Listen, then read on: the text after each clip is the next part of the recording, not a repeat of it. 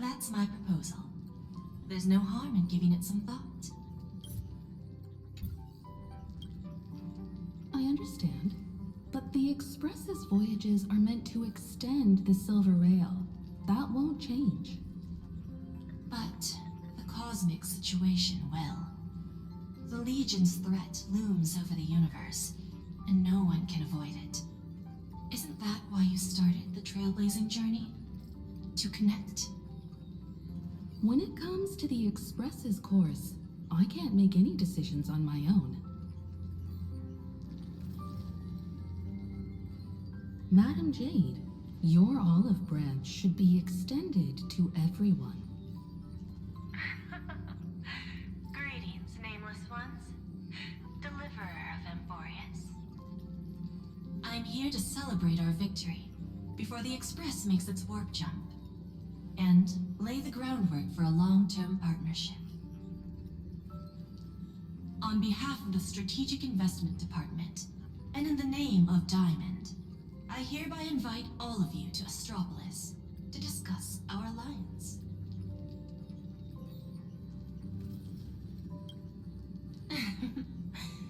Might as well think of it as a gift. A celebration feast for allies, and a well-deserved vacation. It's the crown jewel of Epsilon, headquarters of Interastral Peace Entertainment. It might not quite match Penacony in terms of glitz and glamour, but in the eyes of IPC folks, it's the ultimate vacation spot. Defeating Iron Tomb is, of course, a feat worthy of being recorded in the history books. It's something that belongs to the cosmos, and even more so to the Nameless. But you and I both know this is just the beginning. To eliminate the threat of the destruction, all forces must still unite as one.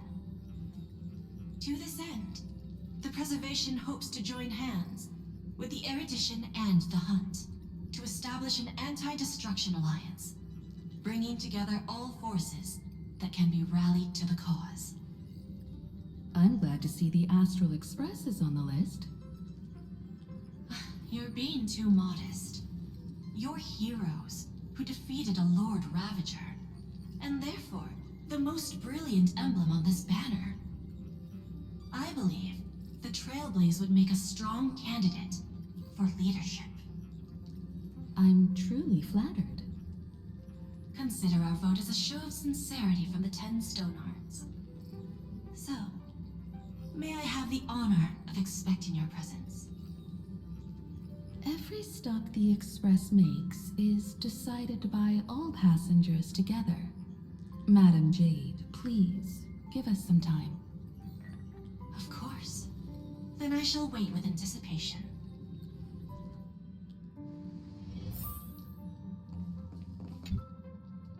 Getting to visit the Interastral Peace Entertainment headquarters and become the leaders of the Anti-Destruction Alliance? Come on, when has anything that good ever just fallen into someone's lap? Jade is a shrewd businesswoman. Her idea of a leader might not align with what we have in mind. What do you think? See? I told you she wouldn't agree either. This responsibility is too heavy to bear. Even if it makes sense, we must proceed with caution. Besides, it goes against our identity as free people of the Express. Once we accept, the nature of the Trailblaze would completely change. Anyway, we should politely decline for now.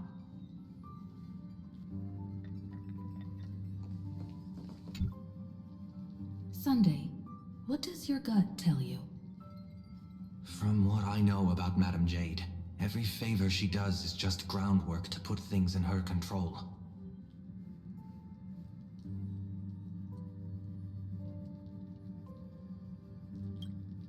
According to her, the IPC sees the Trailblaze as something to rally behind.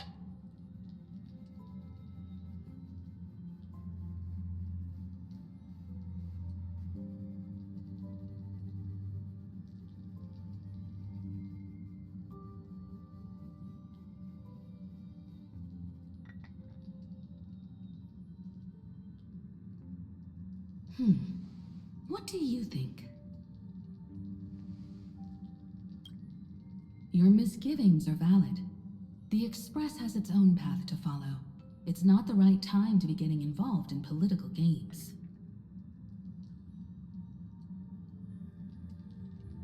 The discussion's over, so let's take a vote. I reserve my judgment on this. I second that. Me too.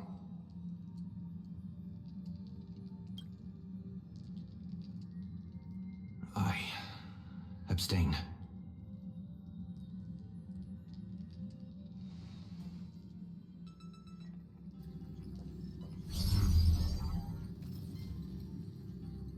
After careful consideration, we regret to inform you that we cannot accept your proposal for the moment. I don't suppose Mr. Sunday put in a good word for me, did he? As you can see, the Astral Express has made its choice. But somehow, you don't seem surprised. Change takes time. I understand. As Miss Himiko said, it's just for the moment. There's no need to give me an immediate answer. Patience is one of my strengths. After leaving Amphorius, the Express will seek out a developed world to restock our supplies. When that time comes, our allies from the Strategic Investment Department are welcome to visit us aboard the Express. In that case, I have another proposal. One that might be more familiar to Miss Himiko. I hear the moon of Plain Arcadia is full again. I bet Miss Himiko would love to go home and see it, wouldn't you?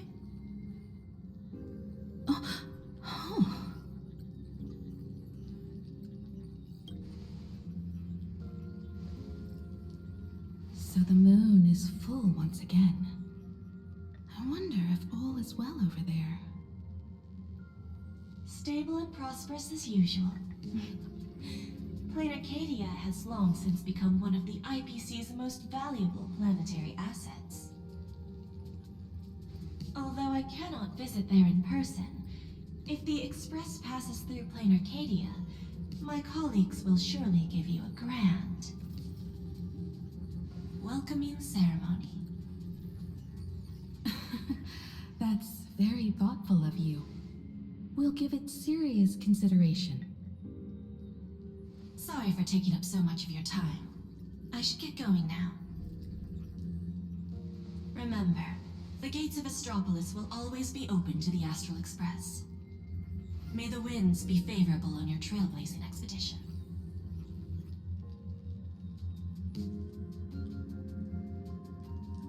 Plain Arcadia? It's been 15 years since I last heard that name. It's clear she came prepared. Astropolis was probably just a cover. Jade's real objective was to let us know about the IPC's movements in my homeland. Are you planning to go back and check it out? Why don't we first explain things to these confused kids? The civilization of Plain Arcadia on Ahatopia is my homeland. And it's also where the Astral Express once crashed and set off again. Well, I've been away for so long. To be honest, I'm also not quite sure about this. Dan Heng, March 7th, and you've all grown so much during your time in Amphorius. Each of you has become a truly capable Nameless. So you must understand that Jade was right. The Trailblaze no longer means what it once did for the cosmos. Do we keep wandering through space? Or, as she suggested, do we become a core force against the destruction? We should give this question some serious thought before we depart. Going back to where the Trailblaze began again could be a way to reconnect with our original purpose. More importantly, our last stop was really exhausting, so we need to take a proper break. Aha-topia is an Arcadian world steeped in the elation, making it the perfect vacation spot. So, what do you think? That's my suggestion. Give it some thought. Oh, right. Black Swan wasn't part of our discussion earlier. Would you mind passing the message on to her?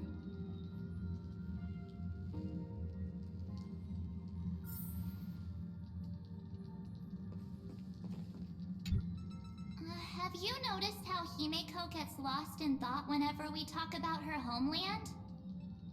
I'm like the Express's gossip queen, but when it comes to Himeko's past, I'm totally in the dark.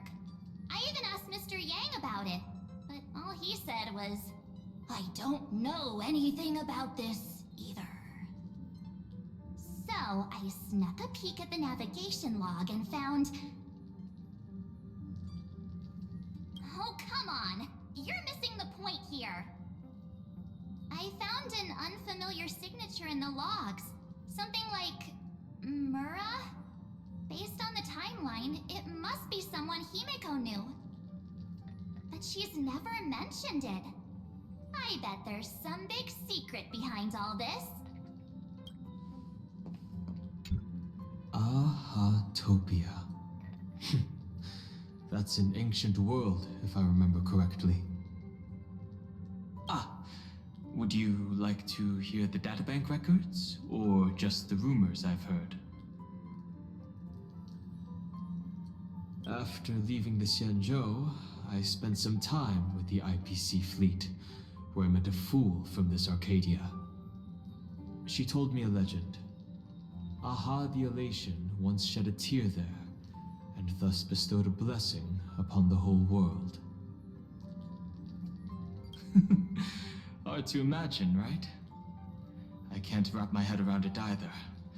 But the fool's tales have always been absurd.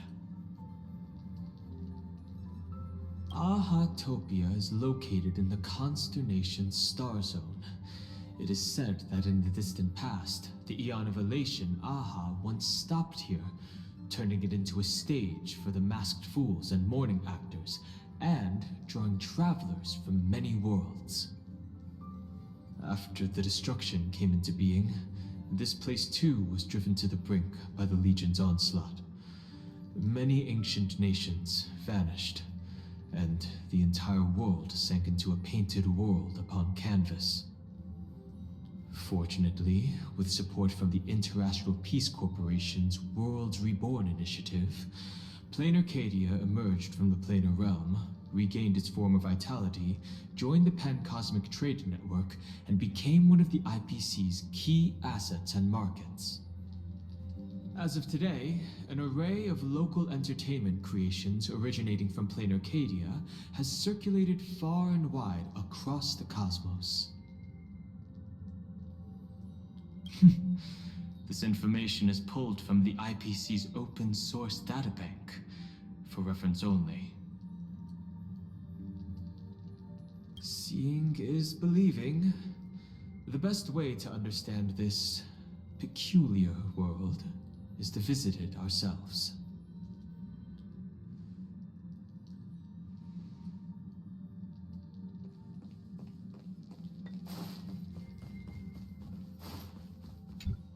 When discussing the Alliance, Madame Jade only mentioned the Strategic Investment Department. Perhaps the Anti-Destruction Alliance is just the 10 Stonehearts one-sided initiative. The IPC is full of competing camps. If I'm not mistaken, all the factions on that list are forces that Diamond is trying to win over. The Strategic Investment Department needs enough leverage to silence their opposition within the IPC.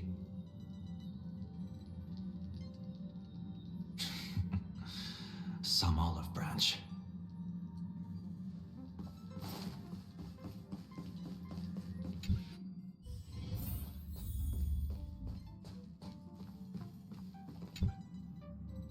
I heard you have some ideas about the next stop.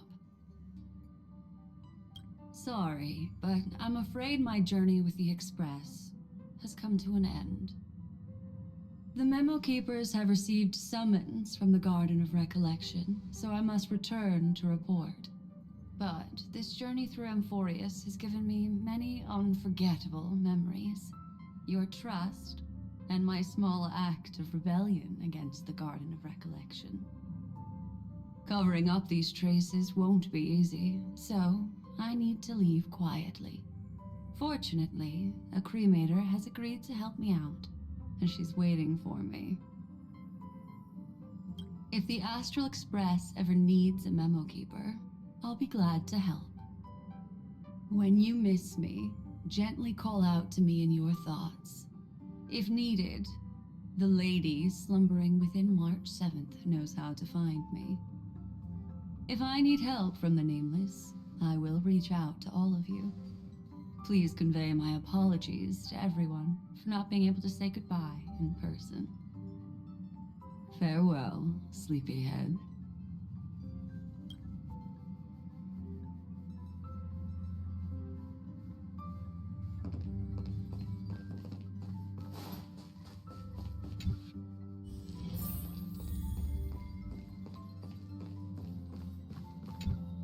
Plain Arcadia. Another land known as an Arcadia. Clearly, the fall of Iron Tomb has sent shockwaves across the universe. Even the usually scattered memo keepers have received a call to gather. Trust the lady. She's no stranger to dancing on a knife's edge, and she's always made it out in one piece.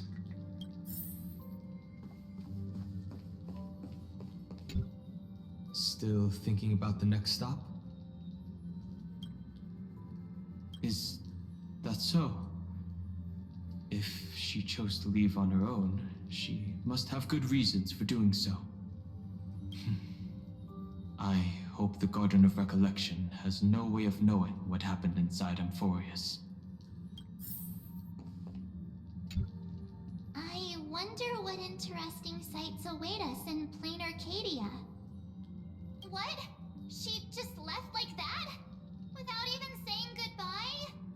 Oh, I was thinking of throwing her a proper farewell party. Black Swan went against the laws of the Garden of Recollection to help us. I wonder if the Memo Keepers will give her a hard time at this gathering. Yeah, Pathstriders of Remembrance are all really resourceful. I hope her path ahead is smooth.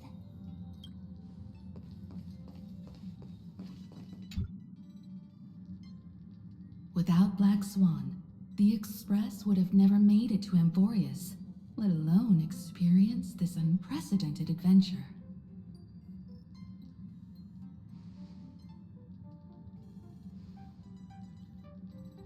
Let the conductor sound a whistle for her, and wish her smooth sailing ahead. So, what have you all decided? I'm on board. Let's head to Plain Arcadia. After such a tough battle, we all deserve a good rest.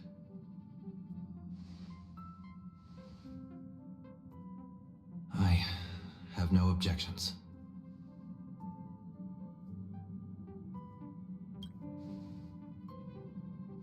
Since we're all in agreement, Conductor, prepare for the warp jump.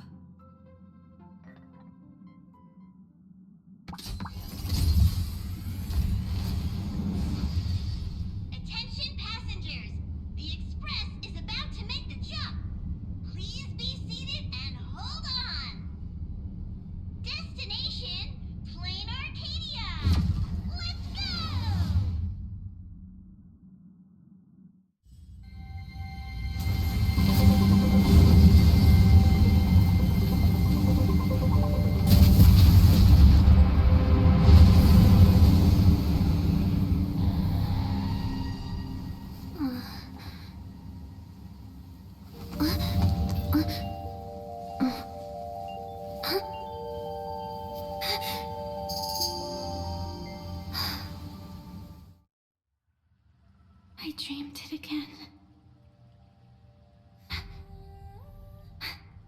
What a ridiculous dream.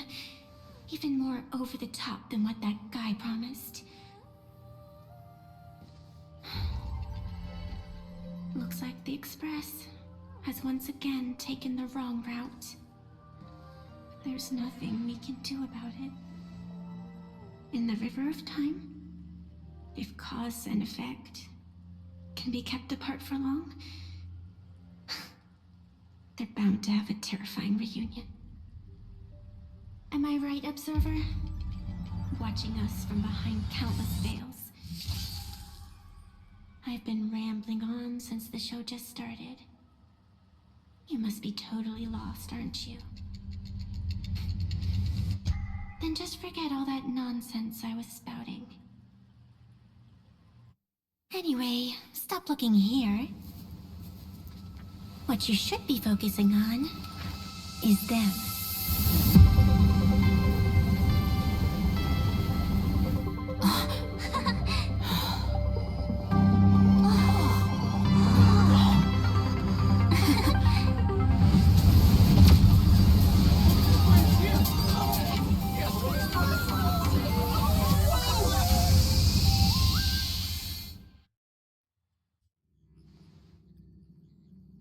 So we're not just stopping in low orbit this time, but making a direct landing?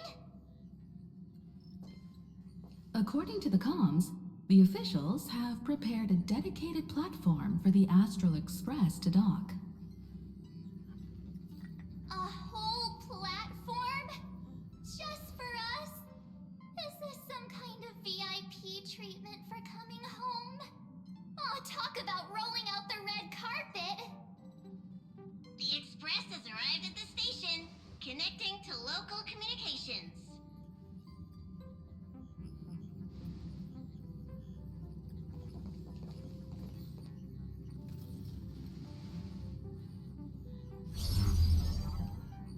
From what I see, the Astral Express is considered a legend across the cosmos. So, preparing a fitting gift would be more than appropriate. Allow me to introduce myself. I'm Pearl, from the IPC Strategic Investment Department. Now, in my capacity as the legal representative and CEO of this Arcadia, I welcome the Express Navigator, Miss Himiko, back home. Hello, Miss Pearl. This is news to me. I wasn't aware that the Strategic Investment Department had taken over administration of Plain Arcadia. As its governing official, I am still in the process of learning. If I can help this planet grow more prosperous, it would be a profound honor. We would be even more honored to have a face-to-face conversation with you. That's exactly what I wanted to say. While the Express is stationed here, the IPC will reasonably accommodate all your requests, including the one you just mentioned. Pardon my choice of words, but I sincerely hope that you enjoy your time in Plain Arcadia so much you never want to leave. In that case, I'd like to know about recent events in this world. I heard from Madame Jade that it's once again the time of the full moon. Indeed. I believe it's also welcoming the Express. After 15 years, now that the Phantas Moon of Elation is full again, the Phantas Moon Games will begin as scheduled. The more lively, the better. During these divine games, distinguished guests from across the cosmos will be stopping by. This time, along with the Express, a delegate from the Cienjo Alliance has also arrived. Don't be surprised if you happen to run into them. A Xianzhou envoy? That's right. A big shot from the Yuchui.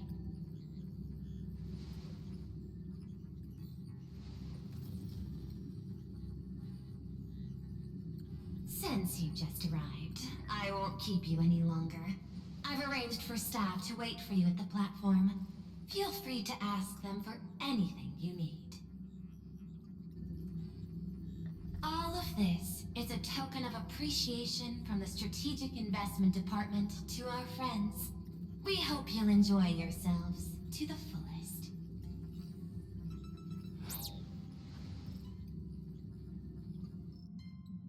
Madame Pearl's style is different from Aventurine's, but her methods are cut from the same cloth.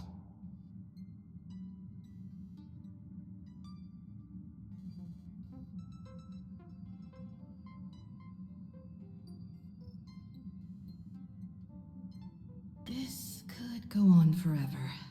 They're really pulling out all the stops to form this anti-destruction alliance. Looks like we need to pay them a visit. Whether to understand the CEO's intentions, or to firmly reject their proposal. At least in my homeland, we have more room to maneuver. Well, care to join me?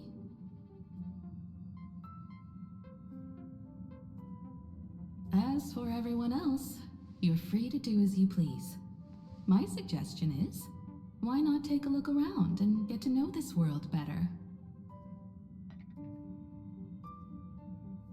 In that case, Sunday and I will go gather some intel about the Xianzhou envoy. Huh? Why you two? I asked Don Hung to bring me along. I can't appear in public given my identity, but I have a feeling that the Express might need to make some tough decisions in these complicated circumstances. Understanding the Xianzhou Alliance's stance might help us on our journey. Hey, you had the toughest time in Amphorius. Since we're splitting up, why not make your mission take a break with March? I'm saying this from the bottom of my heart. I'm counting on you. Same goes for you, March. Aw, now we'll look like two immature kids just loafing around. Pretty proud of yourself, huh? Don't worry, you two. Just make sure to come see me in the parlor car before you leave. I have a favor to ask of you both.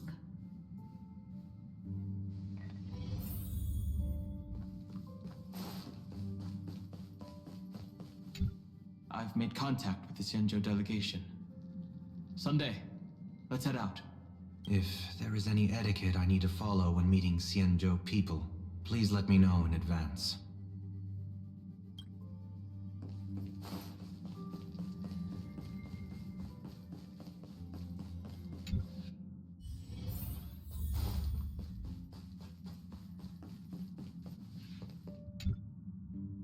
Oh, Marge, you're here.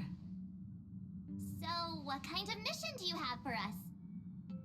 It's a long story, but what if I told you there was a game being played in a corner of the cosmos? And the winner might become a neon. Would that pique your interest? You two saw that special moon in the sky, didn't you? That's a piece of artwork. Here, a ceremony called the Phantom Moon Games is held every full moon. And that's what I was talking about. The game where the winner becomes an Eon. Pearl mentioned that name too. Just what kind of ceremony could be so mystical? Historically, the origin of the Phantom Moon Games is tied to a group of mourning actors. Legend has it that they offered heartfelt stories to the moon, hoping for a chance to have an audience with an Eon.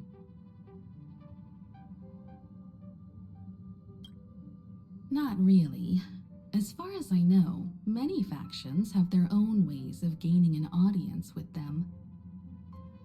Like the IPC's tourist package, one-day glory tour of the Amber Lord. Pay 1.8 billion credits and you can get a close-up view of Klapoth from an orbital ship at Pier Point. But the Phantom Moon games are different.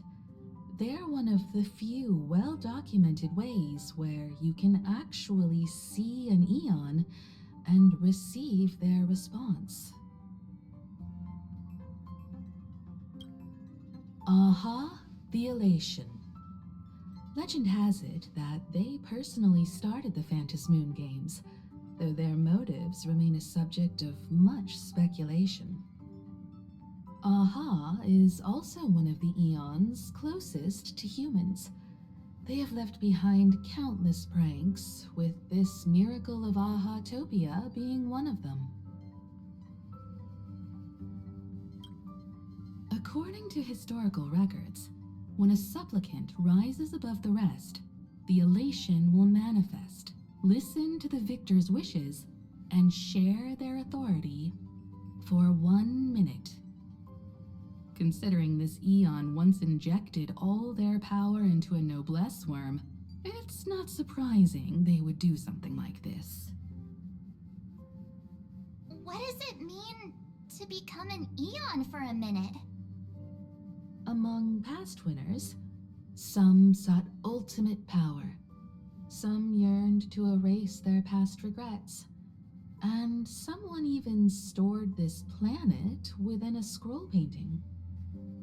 But how their wishes were granted and what became of them, only rumors remain, and no one knows the truth. The first signs of the war among the Eons are beginning to show. I believe this is why the IPC has been positioning itself here for years. When I saw the Phantom Moon at its fullest, I became even more certain. This ceremony to commune with the Eon, whether genuine or not, could be the turning point that determines the destiny of the cosmos. With all eyes on these games, the IPC won't be the only ones with ulterior motives. The road ahead will likely be fraught with hidden dangers. But what's important is that you make your own decisions, such as whether you'll take part in these grand games, and if so, how. I have only one mission for you both. Explore and understand this world in your own way, as the place where the Trailblaze began anew, and my homeland. You might hear completely different versions of what I just said from others. Trust what you see with your own eyes, and believe in what you choose to believe.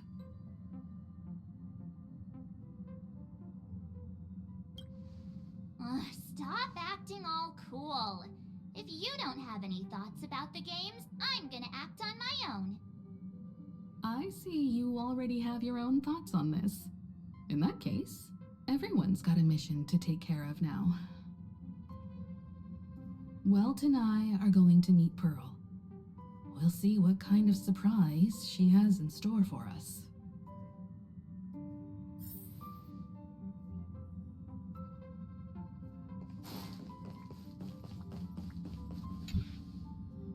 The Astral Express has arrived. Welcome.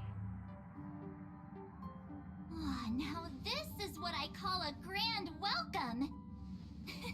Let's get off the train. Oh, right. After a few trailblazing expeditions, I've totally figured it out. The first person we meet at every stop is somehow involved in some earth-shattering secret.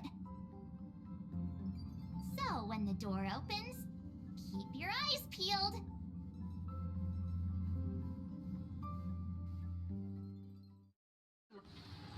Originates at Perdido Station and is bound for the terminal station. In the name of vision, traverse the cosmos.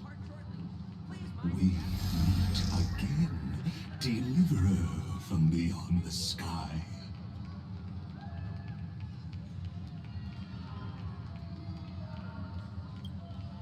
I am not the Theoros you know, but the masked fool, Xandar II Kuwabara. This time, I choose to walk the path of elation. and I shall defeat Noose with my sense of humor.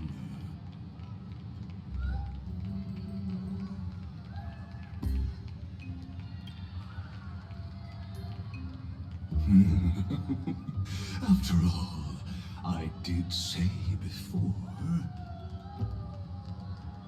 My latest dream is to join the Genius Society and play the role of a genius. Hey there, gray hair and darling March. Sparkle?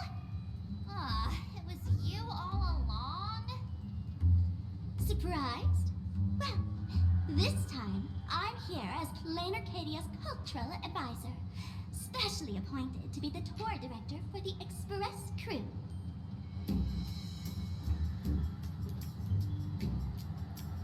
Bingo! Miss Sparkle is planning to toy with both your destinies as if they're just her playthings. Scared yet? I know we had some minor entanglements in Paniconi, but you all had fun there, didn't you? Now, the Astral Express has become quite the hero. Her Excellency, the CEO, wanted to find someone who got along with you to show you around this place. So I took on that job. What kind of misunderstanding does she have about the phrase got along? Time's ticking away. Thankfully, there's no bomb here. So are you coming with me or what?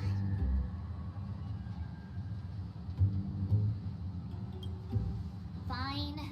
But from now on, no more pretending to be someone else. Lame. Anyway, shall we get going?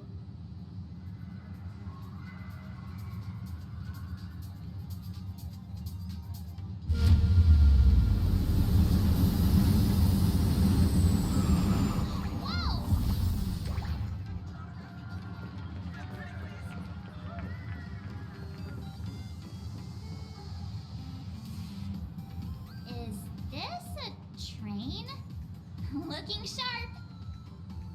Thanks for the compliment. Ugh! The train just spoke. Before us stands not just a train, but a strangeling. The term strangeling is so outdated. Look, times have changed, dear guests. Please refer to the Fake-Eye Protection Act. We prefer to be called imaginary. Ugh. So by the book. You really love those fancy scientific names from the IPC textbooks, huh? Fine. Have it your way. This here is a species unique to Plain Arcadia. An imagine, or a being born from paintings. Pretty sharp, aren't you?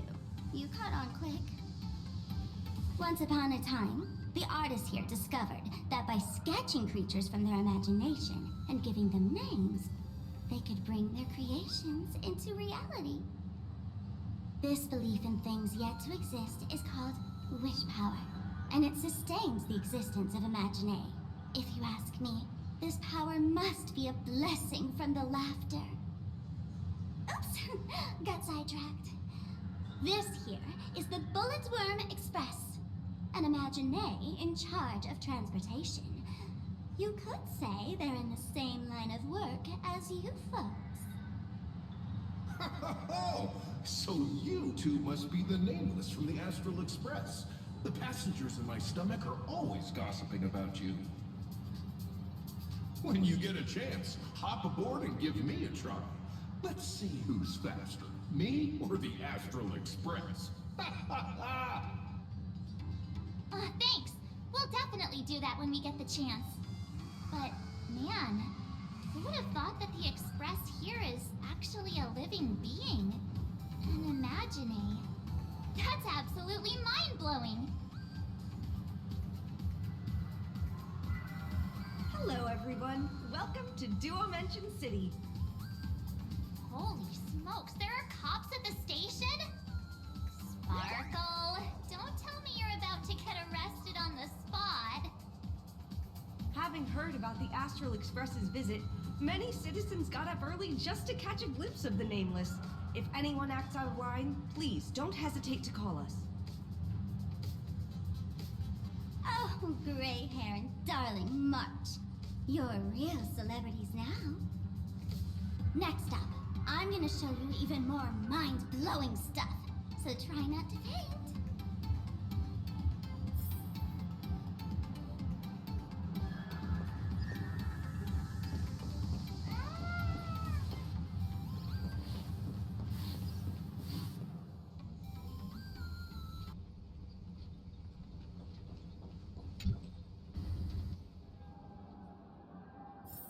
Holy cow, it's packed in here. What do we have here? Don't worry, just some local specialties.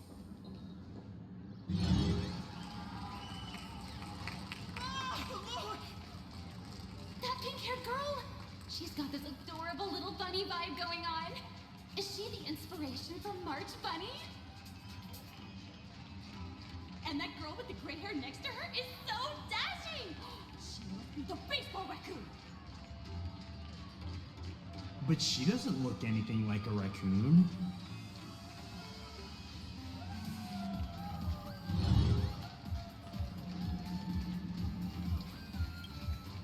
Drill this into your head. It's the Galactic Baseballer. That's some baseball raccoon. And what's this March Bunny thing about? She spoke to us! Laughter, this is the most amazing moment of my life!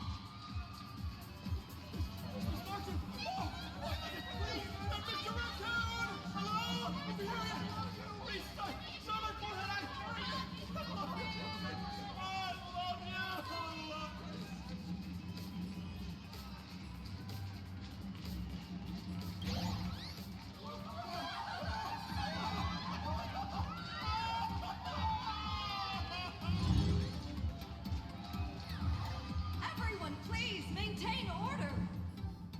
The people here are way too passionate. I've never experienced anything like this before. So, this is what having rabid fans feels like? Feels intoxicating to be the center of attention, doesn't it? Just don't get too caught up in it. You might not find your way out. Excuse me, bosses! Stop getting caught up in fan interactions. Today's schedule is really packed. Hey, you up there, Mr. Noodle-looking cat! Could you tell me how to get these two out of here? Excuse me, that's quite hurtful. I am Station Master Meowton, responsible for overseeing Perdido Station. Whoa, cats really are liquid. Wait a sec. This kitty is the station master? This world is so weird. The station's completely surrounded. If any of our esteemed guests get so much as a scratch or loses a few strands of hair to these rabid fans today, my measly pension will go right down the drain. So I've prepared the staff passage for our Astral Express VIPs. Please hurry and exit the station that way. Perdido Station! Passengers exiting, please use your tickets to pass through the gates in an orderly manner. Please be mindful of your personal belongings. Thank you. Staff passage? To be precise, it's the Imagine Staff Passage. A long time ago, all of this Arcadia was sealed inside a scroll painting. For people inside the painting, they just entered another dimension. It was completely safe. That's because someone brought everything back to reality. Care to guess why the IPC is here? This nation that was once lost in a painting was salvaged by the IPC. That's right. It's Plain Arcadia's must-see attraction. The portal entrance known as the Interplanar Jump. Though civilization has moved beyond the canvas, the world within the painting wasn't abandoned. Instead, it became part of life for both humans and strangelings. Come on, you two. Follow my lead, and let's dive into the... Interplanar!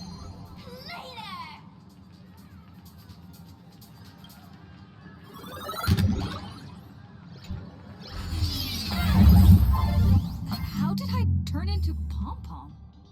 Oh, wait. On closer inspection, you don't look exactly like Pom Pom. Maybe this.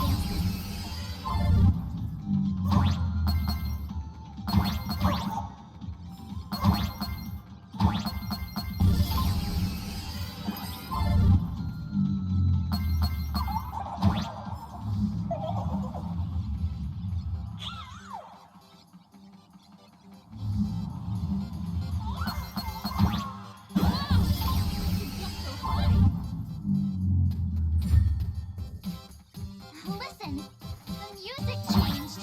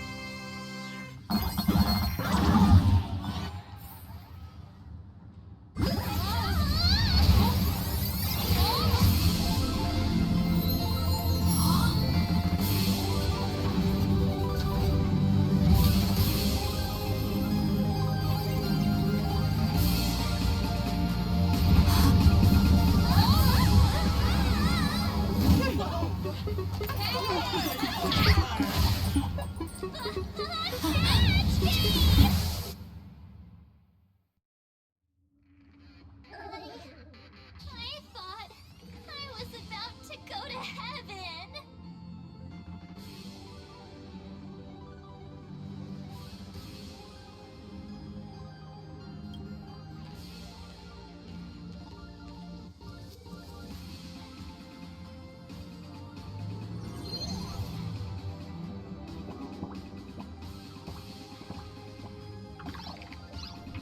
Are all these imaginae?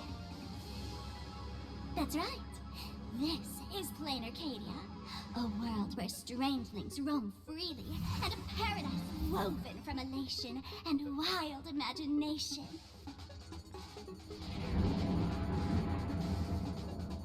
That huge creature perched on the tower is staring right at us. It's giving me the creeps. Oh, it doesn't usually eat people. Unless it spots pink hair. What's the matter with you? Jumping around and scaring people. That big fella is called a thunder coil. Don't worry. To him, we're just tiny ants on the ground. Not even enough to get stuck between his teeth. Thunder coil? With a name like that, shouldn't he be flying around making thunder and rain? Why is he just wrapped around that pillar without moving an inch? Times have changed. The IPC issued a decree requiring Imaginae to integrate into civilized society. Legally, they have the same rights as humans, which means they have to work too. What? Strangelings have to work too? That's life under IPC management. Who dare deny an Imaginary their right to work? Now, the Thunder Coil amplifies TV tower signals, ensuring users worldwide can watch the station's broadcasts without interruption. Boring live streams, lame prank shows, and bleh. Oh, and there's the big news about the Express arriving! Look! What's up with that billboard?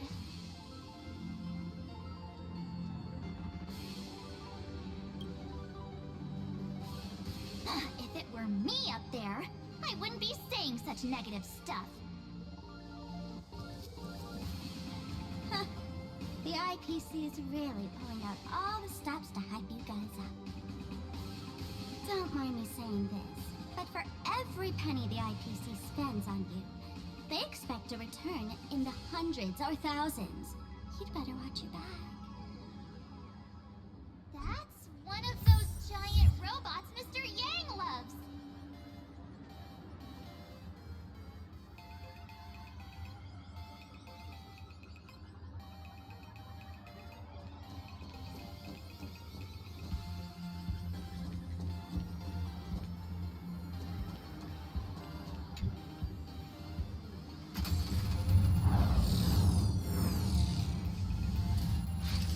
What is that? A decapitated Intellatron? This is a new life form that was born after the last Phantom Moon Games.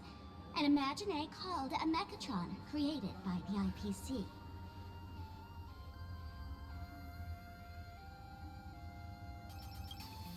This thing is also an Imaginary? Doesn't look that different from a mech to me. Young lady, I must correct your cognitive bias. We are absolutely not the same as Max. The Mechatron spoke! Our creation isn't as complicated as Max, and we're not as fragile as Intellitrons when we're born. That's because we don't need to install an Intellitron's logic center, nor do we require a Mech's power reactor. Pour materials into the mold gems, die-cast the parts, assemble them together. And just like that, we Mechatron are complete. We can fly, run, and jump, second to none among technological marvels. I get it. So you move with wish power, I suppose. Oh, seems someone knows their stuff. Yeah, that was 15 years ago. Wish power reaches its peak during the full moon, and so Imaginary take this chance to multiply and thrive. Just like they say in documentaries, when spring arrives and nature awakens, it's mating season for the strangelings again. The novelty's probably worn off by now. Let's keep moving.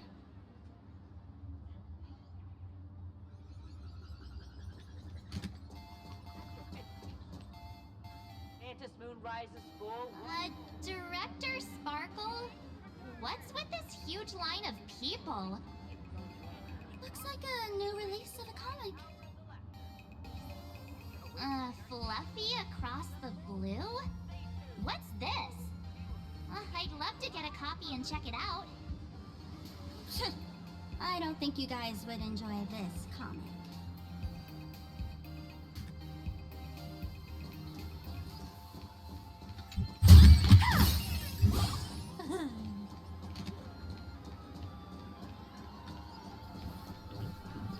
Is that a dessert shop run by cats?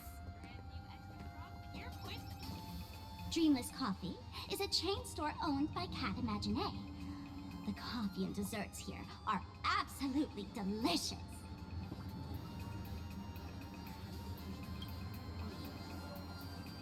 Comparing it to Himeko's handcrafted liquid bombs would be a bit unfair to this place. Let me have a taste. Are you two travelers from outer space? Welcome to Plain Arcadia. How's the situation in the cosmos these days?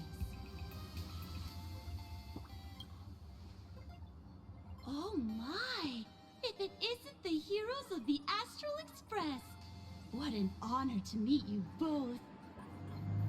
nameless, you must go on life and death adventures all the time, right? Would you like to keep smiling happily forever, no matter what adversity comes your way?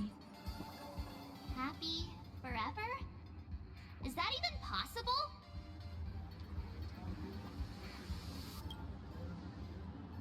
If you're interested in learning more, I'll be around here. Feel free to come find me anytime. Your point coffee. Have a taste. I'm from the Research Society of Happy Smiles. As everyone knows, this place is blessed by the laughter, making it a peaceful paradise. However, even while living a peaceful life, our existence remains entangled in countless worries and suffering. Crushing workloads, measly pay, demanding bosses. Turn on the TV, and all the bad news from across the cosmos hits you in the face. These are all enemies of happiness. Just like how the Astral Express defeated the Lord Ravager, we, the founders of the Research Society of Happy Smiles, have received divine revelation from the laughter and vow to help the residents of Plain Arcadia defeat these enemies of happiness and bring joy to everyone. Every fool in the tavern says stuff like this when they get drunk. Listen, the laughter is talking to me. Hey, you two, interested in joining us? It would be such an honor for all our members if you could become part of our society. Oh, gray hair March, don't tell me you two are buying into her nonsense. This lady seems a bit off her rocker. Let's get out of here quick.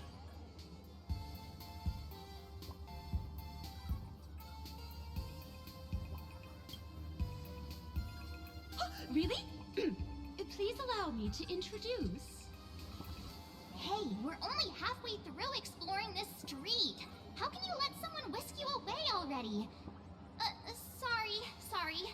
We just arrived here, and there are still so many places to check out. You can introduce us next time. Oh, is that so? That's a shame. But don't worry. Opportunities for happiness will always be waiting for you. I hope we can have another heart-to-heart someday, so that you both can be guided to a life filled with eternal happy smiles.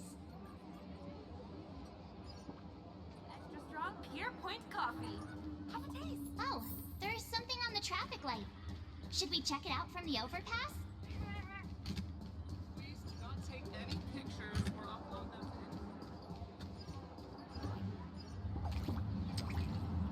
I've been wondering about this since we were at the station. These colorful little dumplings seem to be all over the streets here. Ah, you must be tourists? Don't panic. Those are just little things we call Wispe. The tiny wishes that humans make every moment of the day can condense into Wispe.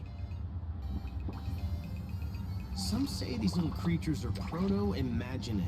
They just never had anyone to give them forms, so they appear in the world in the simplest, most natural state. They do look pretty adorable.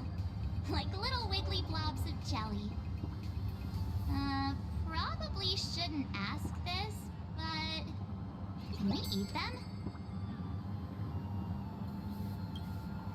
They may be mischievous, but please don't hurt them. Ugh. Eating random things off the street will give you an upset stomach.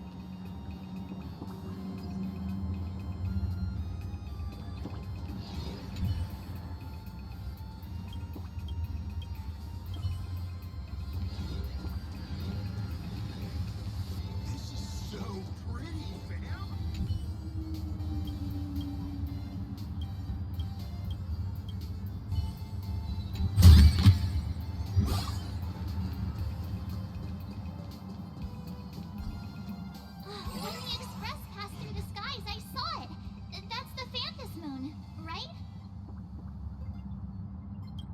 Legend has it the Laughter themselves painted it. But who knows what's true and what's not. So, does Aha really watch over those who attend the Phantom Moon Games through this moon? Well, well. Didn't expect darling March and little gray hair to be interested in this Eonic game too. I knew it! The Laughter once traveled with your Akibilly, and now the Nameless are drawn to their game in this Arcadia. Must be fate. So, what aspect of the Phantom Moon Games would you like to know about? You must have heard the legend of the 8 morning actors who offered their stories to the moon in order to try to move Aha. The masks that were worn by these 8 people are the tickets to joining the games. Under the full Phantom Moon, choose one of the masks and become a supplicant. Then you can compete with the other 7 for the chance to meet the Eon. Looks like we'll need to get a mask first if we want to join the games. In modern terms, it's all about getting views and clicks. Views and clicks? Are you kidding me? They didn't have that kind of stuff in, mythological times. That's how the legend goes. The morning actors offered up their stories, but the Laughter didn't even spare them a glance. And so, to catch the Eon's eye, the Phantom Moon Games ended up leaving behind incredible feats each time. From forging swords that could cleave mountains in half, to transforming snowy peaks into floating jellies of sugary frost. It's still the same today. The supplicants must give it their all to capture the attention of the people of this Arcadia and accumulate wish power. And the Laughter will only reward the most thrilling miracles. Oh? Don't tell me our little drama in Penacony wasn't entertaining enough for you. Gray hair, let's drop it this time. I've been dealing with some minor issues lately. Oh, what kind of issues could possibly be bothering you? Don't tell me you're cooking up another crazy scheme. I'll keep you in suspense for now. So, where do you want to hang out next? Let's head this way. We can turn into the food street. They've got all sorts of goodies there.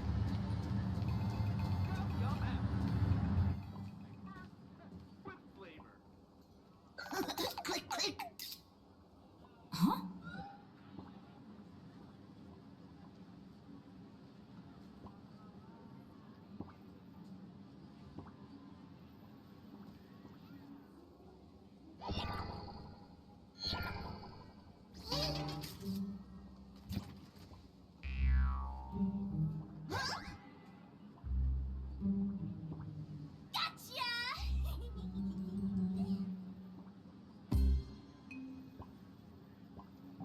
I felt like someone was sneakily following us around for a while now.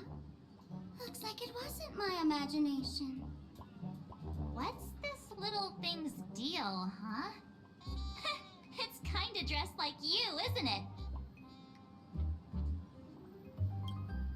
Not surprising at all. The Astral Express is quite the celebrity these days, turning heads wherever they go.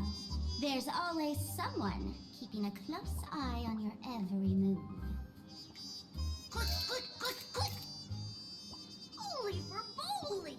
For Bobo Weekly exclusive scoop! Famous raccoon from the Astral Express caught in secret rendezvous with streamer Sparksy, seemingly to join forces for the Phantom Moon Games. Famous raccoon? Secret rendezvous with Sparksy? What is he talking about? Some tabloid journalist trying to stir up a juicy scandal, huh? They might both use cameras.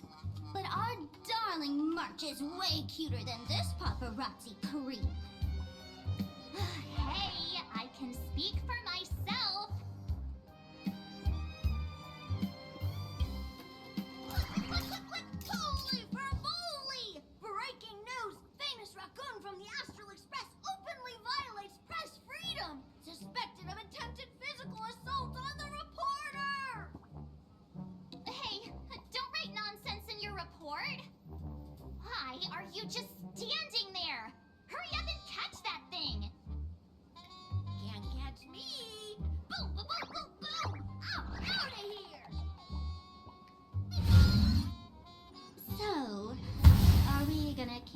turbo to silence it?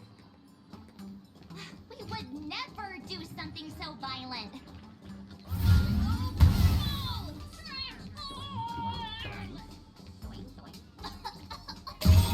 That little fella can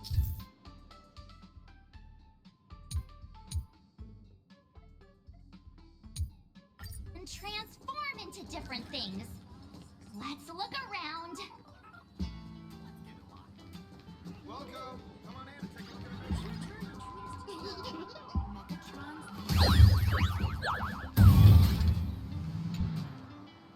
My board! Finally, gotcha! Insert screams! Boom, boom, boom, boom, boom! Out of here!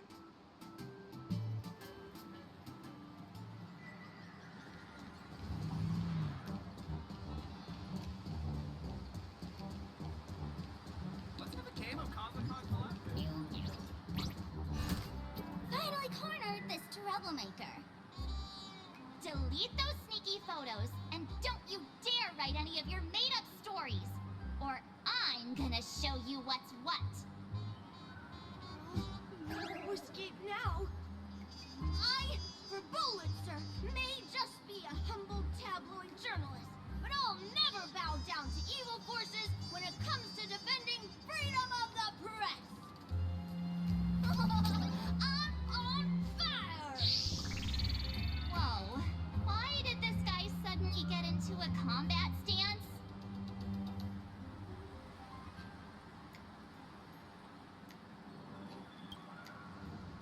Here we go. Now be a good boy and stay down.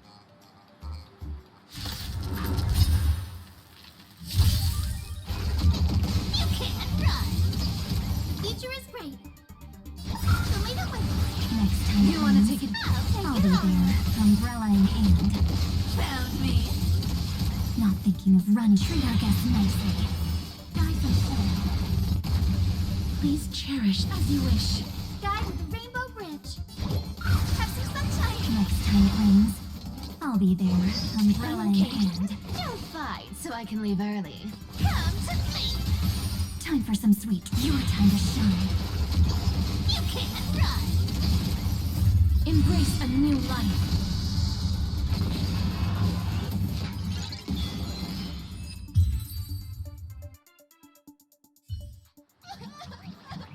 Please, don't hurt this poor working furball. Aren't you acting all tough just now? You've got some nerve, sneaking photos of Miss Sparkle and the Astral Express. I mistook you for someone else. I thought you were that famous streamer. As for the Express's Great Raccoon, we're all huge fans of the Great Raccoon. You see, I've even styled my whole outfit after your look. Now, let's talk about compensation. Adding up emotional distress, lost wages, nutrition fees, and whatnot. 1 million credits per person should do it. A million? President Nihilux has already been behind on behind on everyone's wages for months. For the money, they'll risk their neck being a tabloid journalist, taking photos of the bigwigs on the Astral Express. Right now, I've got no money, and well, no lifeblood to lose either.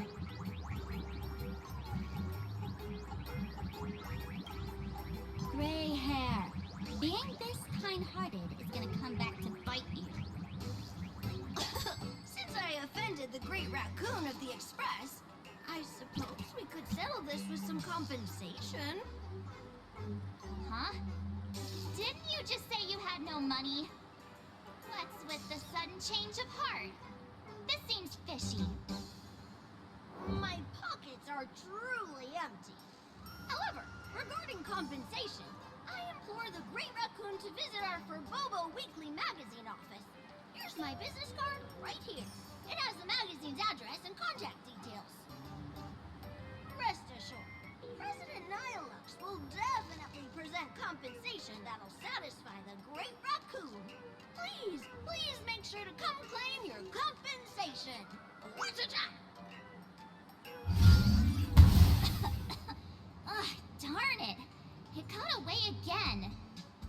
make sure to come claim your compensation? I wonder if I can trust that Furbo's words. Money can't buy entertainment this good. Since that scheming little Furbo's extended an invitation, might as well go check it out. Right now in plain Arcadia, there are eyes following you everywhere, just like that Furbo. So, Sparkle, what's your angle in keeping tabs on us? My darling March, you still doubt me. What about you, gray hair?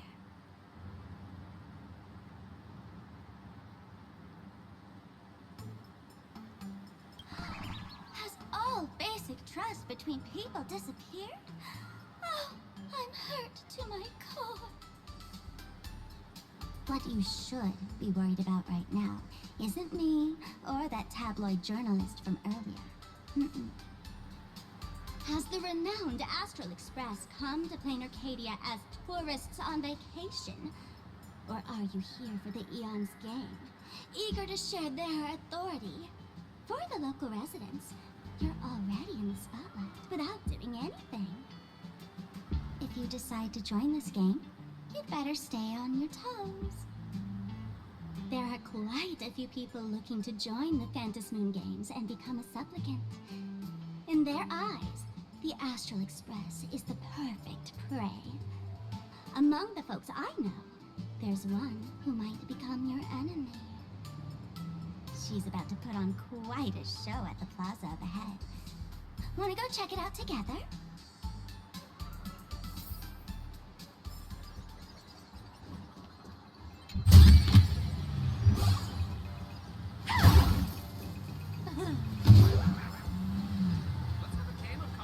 These little wisps are quite mischievous.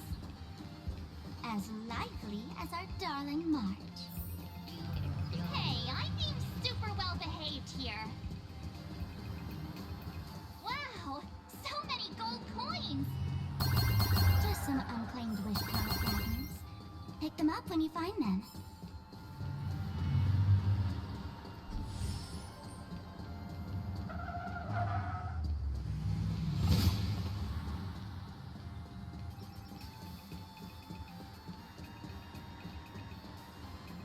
The elation is naturally the most venerated deity here. However, people have their own different ways of practicing elation. You've noticed those massive @ signs floating over there, haven't you? The IPC has built a comprehensive network in plain Arcadia, letting people soak up entertainment around the clock. Word from the tavern is that the IPC wants to control this year's Phantom Moon Games. Though, they've been itching to do that for 15 years already. To us fools, those IPC folks are like a swarm of buzzing worker bees, tirelessly building their dull, mechanical business hives everywhere. The worst part is, these folks actually enjoy it. Their elation is mind-numbingly boring. And even worse, this dull elation has spread like a plague to every corner of plain Arcadia. Come on in and feel it for yourself.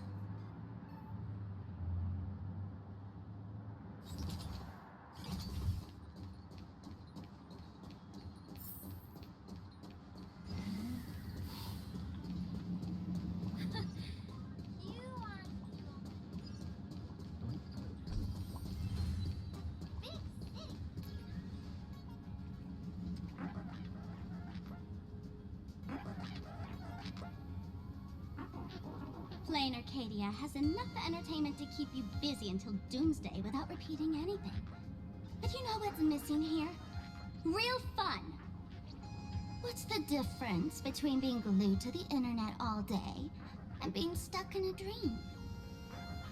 The Phantom Moon Games must not fall into the IPC's hands and be reduced to a business deal decided by internal bidding. It must not become just another bargaining chip in the power struggle between cosmic forces.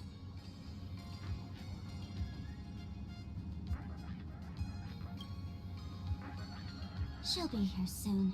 Have some patience, gray hair. I witnessed the potential of the Trailblaze in Penacony. The sparks that fly when paths collide. It's absolutely mesmerizing.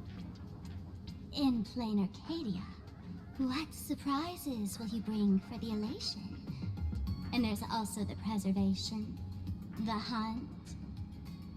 Don't you think that on the eve of the Phantom Moon Games, Plain Arcadia looks just like a card game among eons?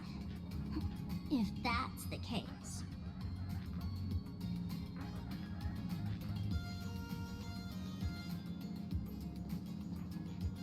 Friends, have you ever heard of Cosmicon Collective?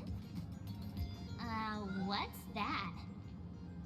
It's the hottest trading card game in the world right now. Tons of people are playing it at the tavern, too. The cards feature legendary figures from across the universe, along with their power levels. Just roll the dice and compare numbers to see who's stronger and who's weaker.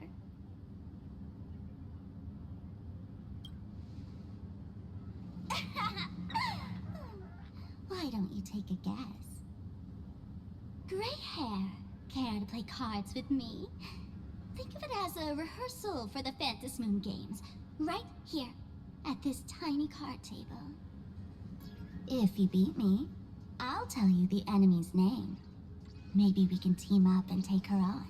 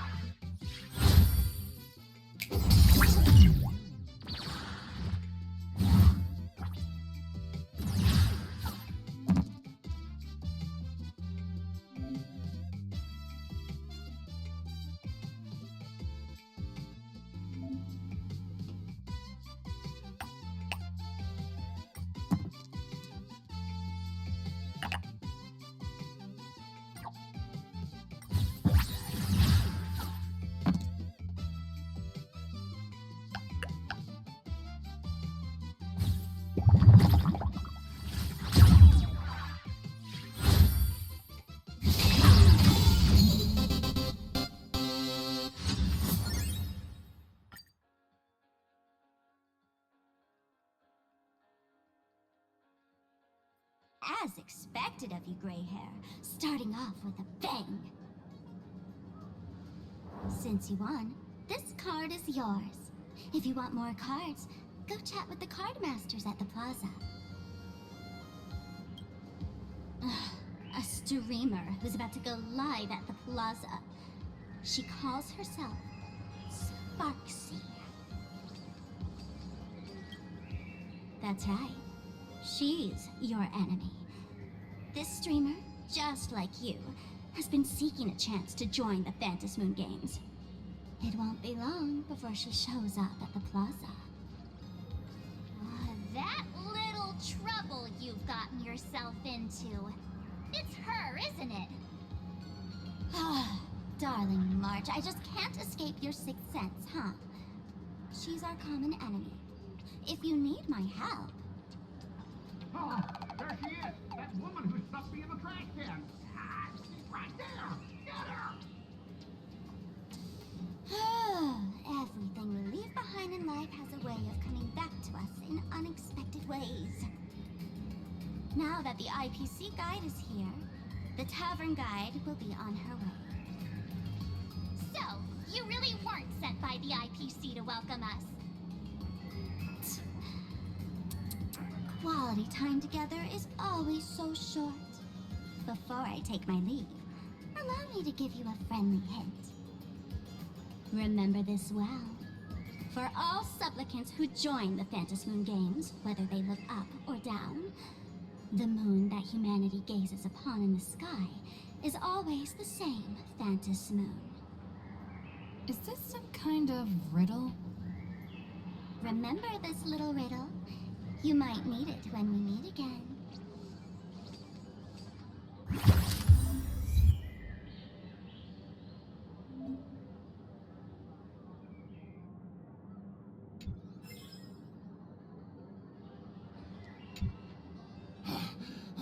Finally! Found you guys.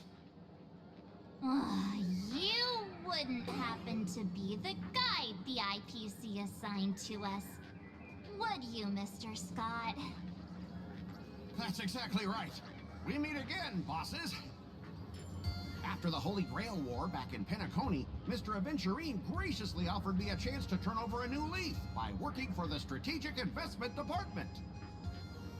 And as it happens, Madame Pearl wanted to find someone who got along with the Express crew to be a guide. So I was assigned this important task. But just before I came to start my job today, someone suddenly knocked me out cold. And when I woke up, I found myself stuffed in a trash can. That's right. It was that woman who kidnapped you just now. When I catch her, I'll make her pay until she's completely broke.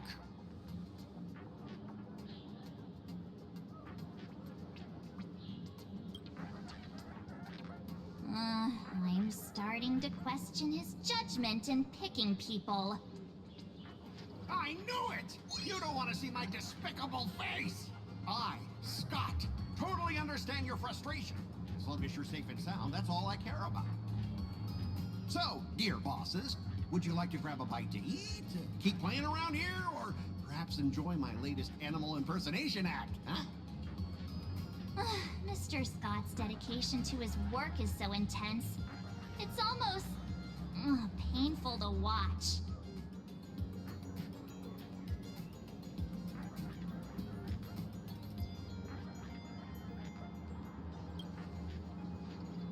Now, that's not really appropriate, is it? Not that I'm refusing your request. I can play too. I mean, I'm quite a card player myself. But I'm on duty right now, and I was assigned to be your guide, not your card buddy. I need to take my work seriously. Can't be splitting my attention like that. Now, you see that card player over there? You can go chat with him instead.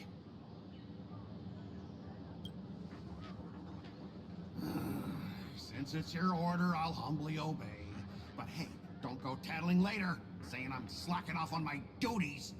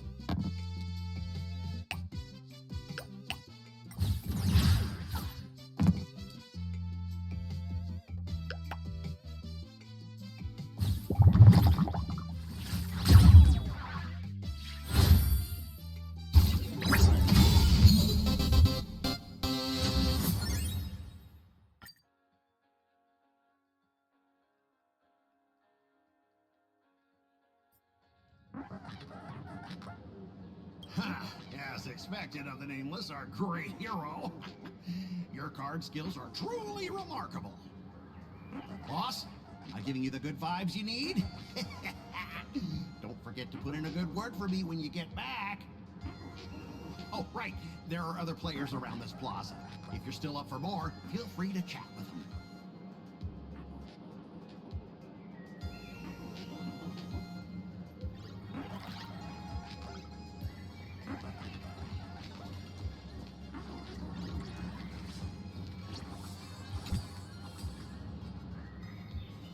Hello, how can I help you? Huh? This one's just passing through. Lady, you got the wrong person. If you want to play cards, I'm your guy. Hit me up anytime you're in the mood for a game, or you want to trade some cards.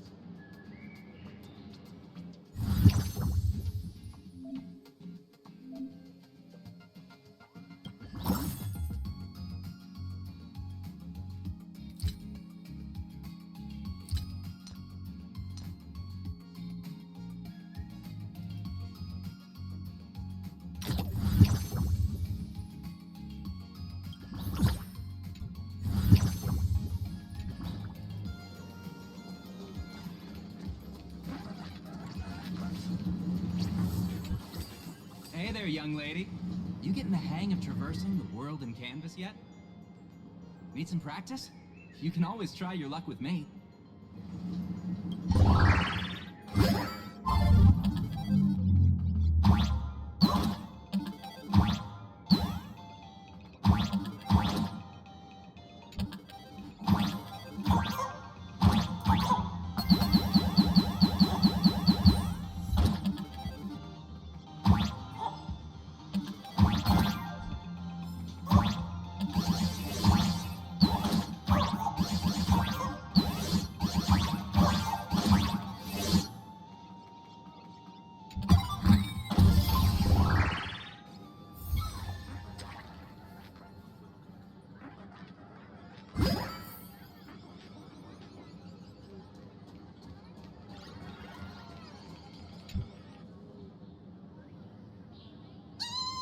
Lady Sparksy's stream should be starting soon. Sparksy? That Furbo from just now mentioned that name too. What's her relationship with Sparkle?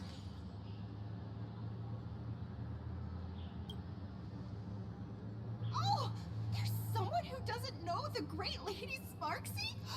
I smell a new fan in the making. Would you mind introducing this Miss Sparksy to us? I am so glad I get to introduce Lady Sparksy to those who don't know her. She's the cutest live streamer in plain Arcadia and our savior. The first thing I do after work every day is wait for her live stream. She's about to start streaming right here in this plaza. Stay with us, and we can all enjoy her performance together.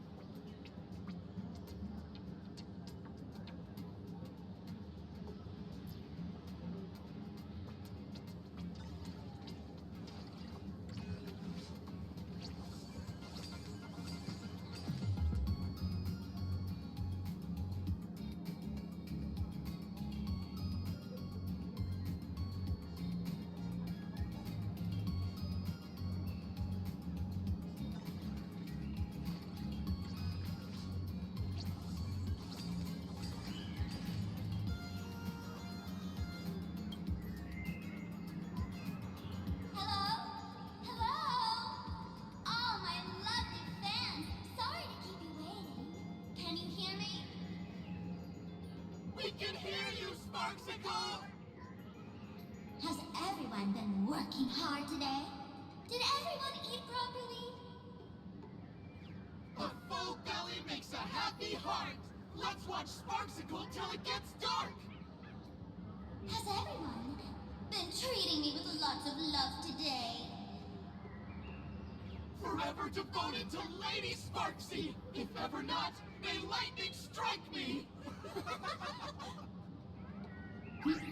Something's off.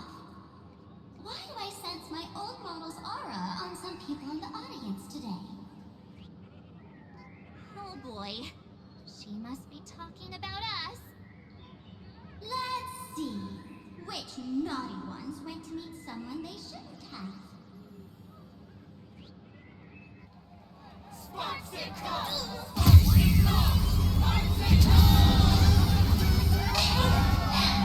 Isn't this the gray hair my old model always talks about? Teaming up with her to deal with me? What a jerk! Her favorite toy is mine now.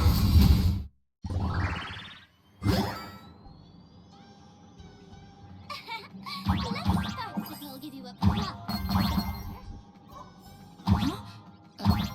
My outfit changed? Are you the enemy that Sparkle mentioned? What exactly is your relationship with Sparkle?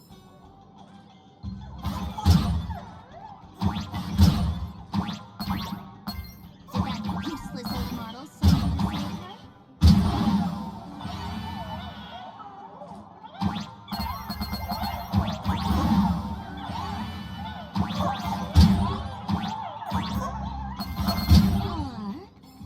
Or is she hoping that you Fantasy Moon Games?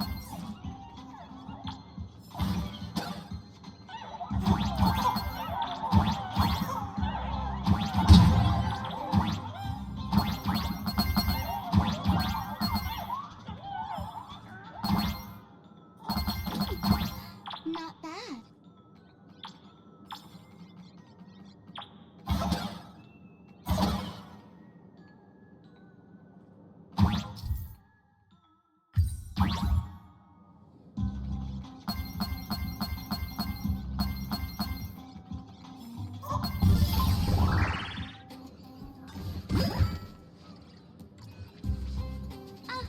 So my little pets managed to escape from their electronic cage.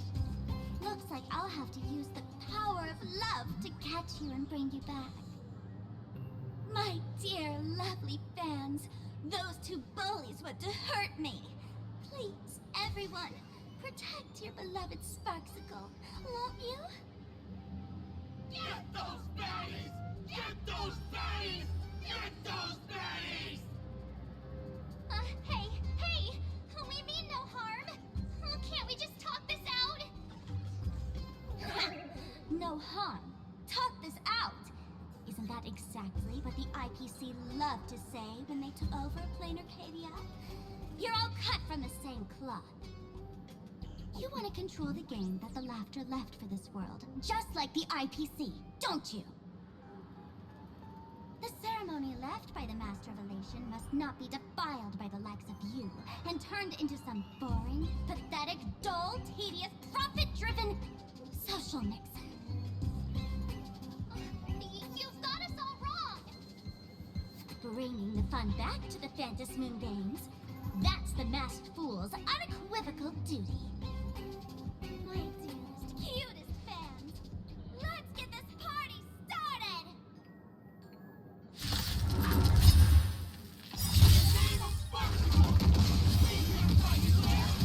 You are guilty!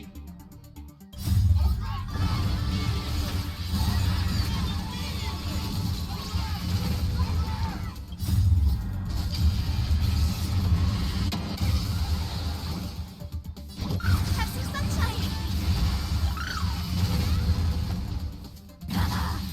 Do your thing, Sparksicle!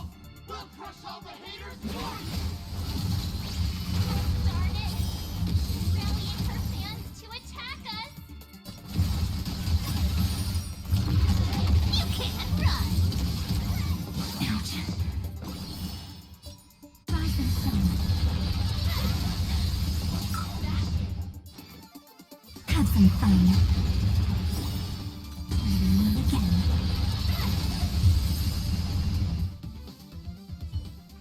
Stand down!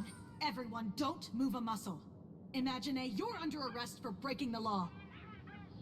Passengers of the Astral Express. I'm an officer from the Department of Aberration Defense. Don't worry. She won't be able to harm you as long as I'm here. You meddlesome fool. Officials have no right to interfere with the supplicants' actions during the Phantasmoon Games, do they? Only those who possess a mask can be called supplicants. You're just one of thousands of troublemakers in this land who claim to be joining the Phantasmoon Games while actually causing chaos. Plain Arcadia is a society governed by law. Any act that violates the law, even if done in the name of the Phantasmoon Games, will be severely punished by the Department of Aberration Defense. Severely punished? You are just a lapdog of the IPC, yet you're still so full of pride. That's very funny. That's exactly what I'm saying. Plain Arcadia under the IPC's rule is boring as hell. Even the Phantasmoon Games have turned into some kiddie playdate for all the goody two-shoes. Nameless, you're free to go for now. But I'll be keeping my eyes on you. Next time we meet, I'll turn you into devoted fans. I'll make you mine. Escaped, huh? Excuse me. I'd like to have a word with you two. Thank goodness we made it in time. Otherwise, things could have turned out pretty badly. Don't worry. March and I don't get hurt that easily. By saying things could have turned out pretty badly, I meant you and Miss March knocking out all of her fans.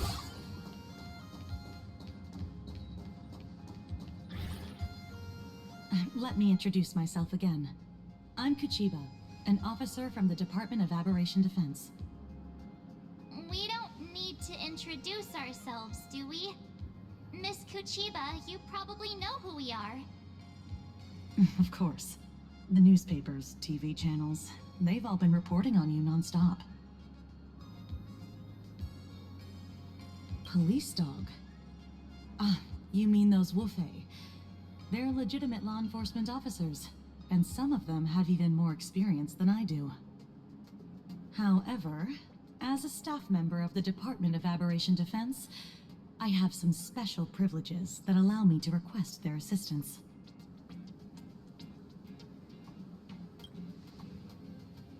If I'm not mistaken, was it Mr. Scott who sent you here? So that's the name of that high and mighty IPC specialist. This Mr. Scott believed he wasn't dealing with ordinary criminals, but with masked fools, which required decisive action. So, a phone call was immediately made to the Department of Aberration Defense. Well, it's not surprising. But what do we do now? Our guide ran off, and we got into a fight with Sparksy's fans. I guess our shopping plans for today are down the drain. Should we give Himeko a call and fill her in on what's going on? I guess you're right. No need to rush, you two. I bet you haven't tried the local delicacies yet, have you? How about this? I'll take you both to grab a bite nearby. That way, you can kill some time while waiting for your friend. Oh, yay! My stomach's been growling like crazy!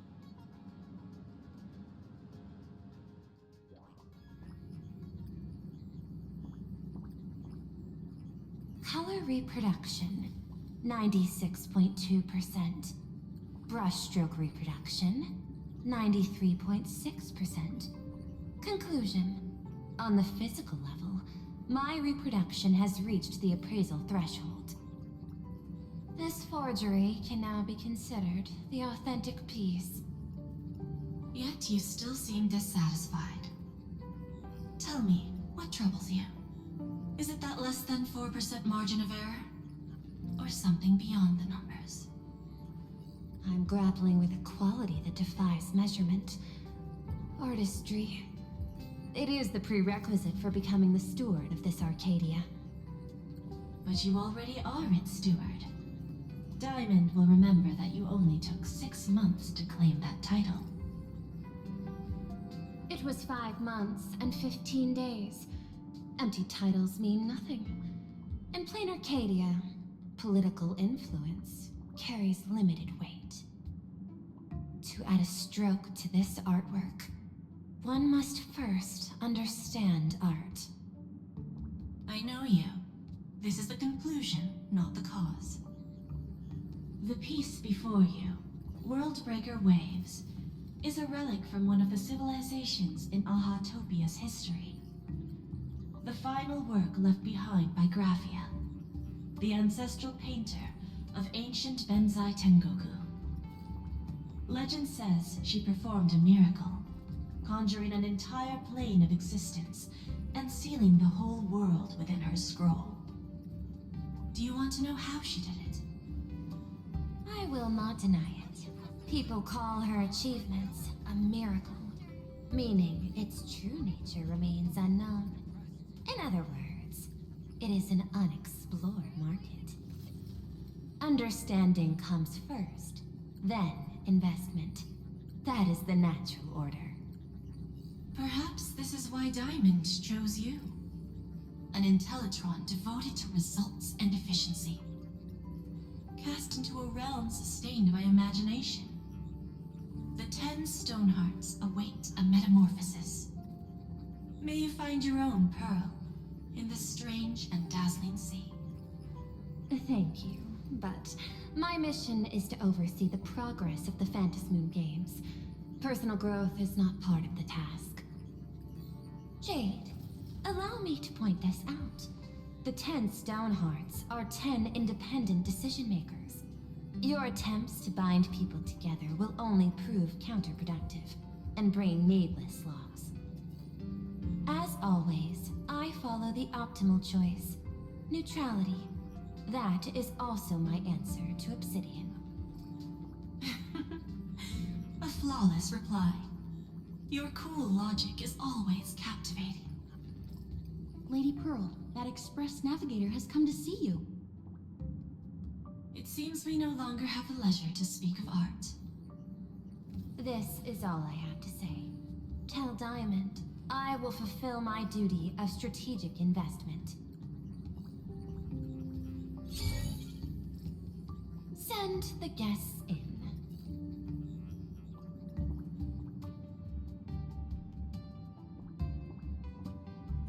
Both of you, please, come in. Forgive the sudden visit, and thank you for receiving us. It is not sudden. In my deductions, a visit from the Express crew was an optimal choice for achieving effective communication. I am glad. Everything is proceeding smoothly. To skip the formalities would be best. I imagine that, at your core, you're already well aware of our purposes.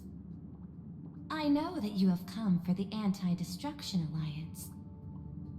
The probability of refusing the proposal stands at 91.2%. Can you tell me why?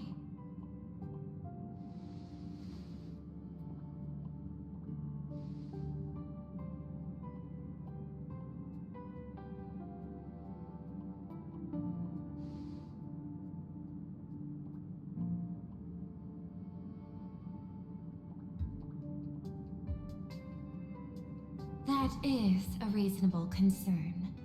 Allow me to present data that is often overlooked. In the past 2 eras, 1,263 planets have joined the Pan-Cosmic Trade System, and 63% of them have preserved their native civilizations. This is the result of the Strategic Investment Department's work. Plain Arcadia is one such world. On this land, the preservation and the elation coexist in harmony. That remains open to debate. I recognize that throughout this war against the destruction, every participant may experience moments of doubt or retreat. But based on extrapolations, we believe by following the route of the Trailblaze and building upon the framework of the preservation, we shall gather the manpower of the Harmony, the computational strength of the erudition, and the military might of the Hunt. The threat of the destruction will ultimately be eliminated. Hesitation breeds instability, and instability makes us vulnerable. And our enemies will exploit every crack to break us apart. Your point is valid, but allow me to note one error. That number, 91.2%, is inaccurate. Then, is the probability of rejection 100% in your eyes? No, it is 0%. Interestingly, the difference between 0 and 1 is also only a matter of perspective. We did not come to refuse the notion. On the contrary, the Astral Express seeks to work with you. This outcome exceeds my extrapolations. Tell me, was it a change in your emotion that led you both to shift your decision? No. Actually, your earlier perspective inspired me. The IPC deals with powers that command billions of lives in this cosmic game of cards. The Express had always been insignificant compared to them. We've simply been earnestly trailblazing and exploring all this time, trying to help worlds in crisis. Now it is this earnestness that has drawn many to journey with the Express, while the Nameless's simplicity assures our friends that they will not be consumed and lose their sense of self.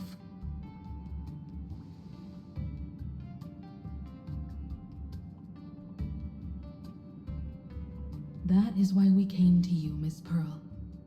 Please set aside your role as one of the 10 Stonehearts and imagine this possibility. To fight against the destruction, there is no need for an alliance. What we need is to stand by each other. The IPC may not stand as an ally of the Express, nor might the Strategic Investment Department. But you can. Work with the Harmony, calculate alongside the erudition, help aim the arrows of the Hunt, and build the steadfast shield of the preservation. Then, what part does the Trailblaze wish to play in all this? We shall become the sail. The ship's sail? That sounds no different from my former proposal.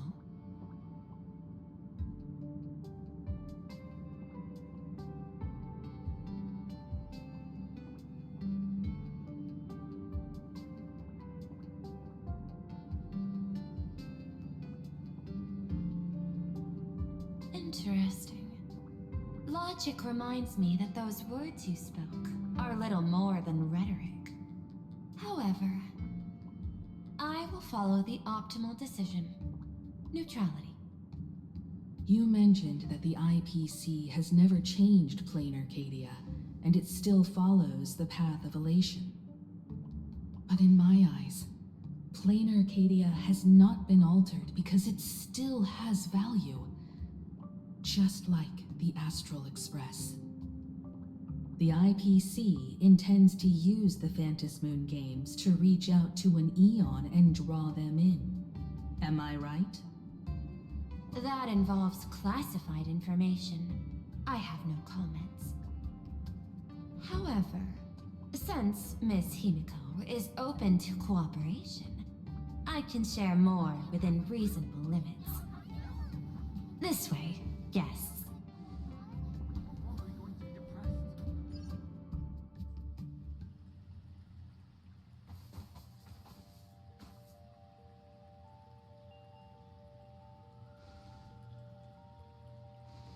A place in the world in canvas, called the Phantom Moon Courtyard.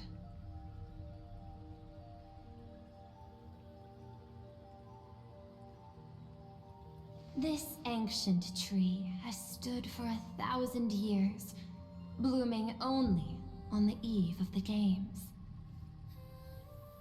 According to ancient texts, this is the heart of the Phantasmoon Games ceremony. 8 masks, 8 supplicants. When people don the ancient masks in the near future, the altar will also reveal the masks' forms. Then, the games shall begin. I've been told, Miss Himiko, that Graphia's blood courses through your veins. The messenger of the hunt is here as well at this moment. This ceremony, to compete for the elation, is but a reflection of cosmic politics. In that case, why not use the result of the Phantasmoon Games to decide whether the Express will become a sail or a banner? We'll consider your proposal. However, to take part in the games, one must have a mask of elation. I assume the IPC has prepared for that. As of now, the number of masks I possess is 3. With more time, I could obtain even more.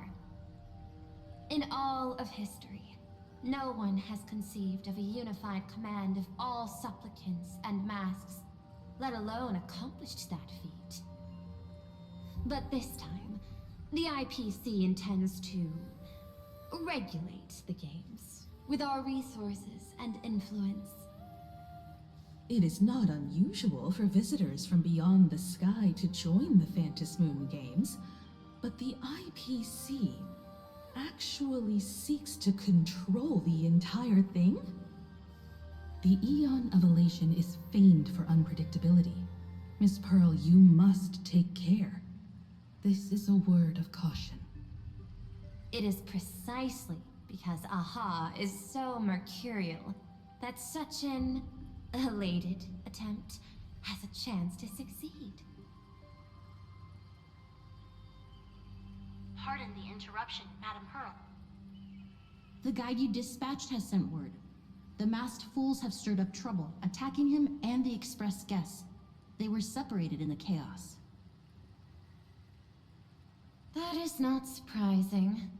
Those masked fools have long kept the IPC in their sights.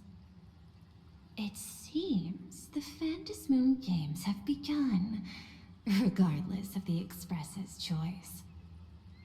I'll get in touch with those 2 kids.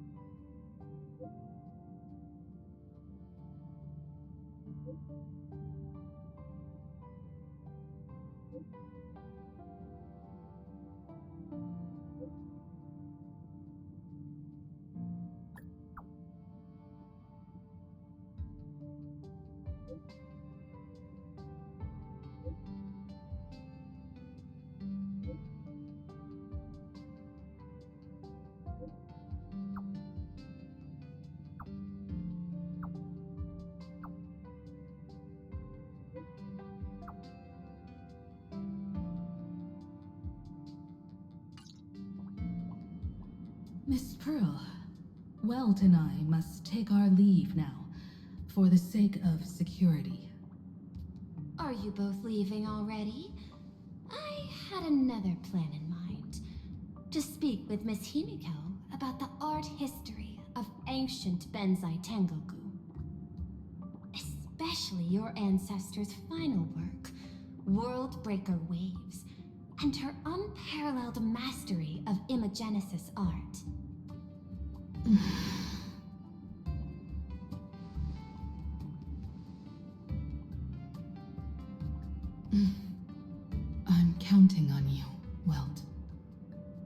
Mr. Yang, please accept this gift before you leave.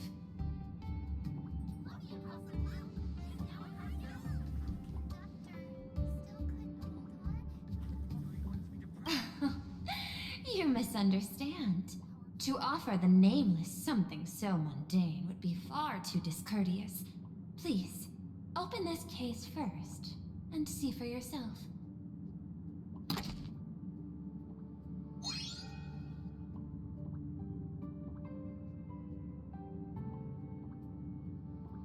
I am aware.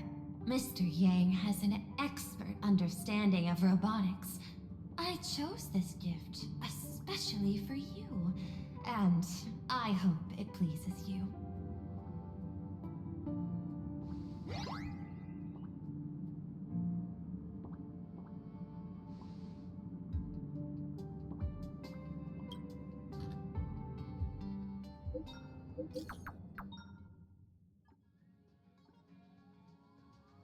Graphia Academy? What kind of place is that? It is a school that trains artists, and it's quite well known in this world. We need to wait for someone there? Do you know the way, Miss Kuchiba? Allow me to guide you both and ensure your safety along the way.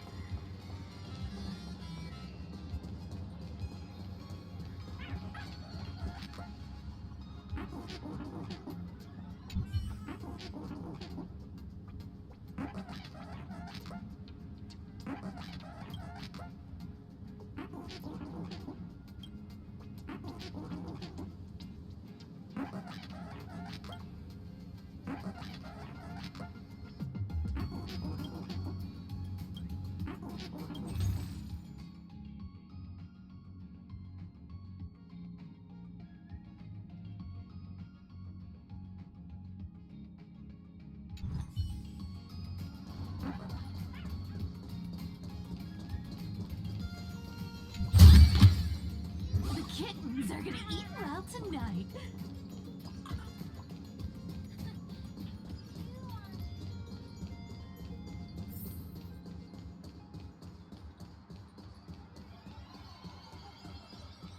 Wow. This path to school, lined with falling blossoms? It's such a youthful feeling. Definitely worth a photo. Yes, quite a few TV dramas have been filmed here. I imagine it is perfect for those classic series where couples part ways or lovers miss their chance, right? Exactly. Follow this road straight ahead for a while, and you will arrive at Graphia Academy.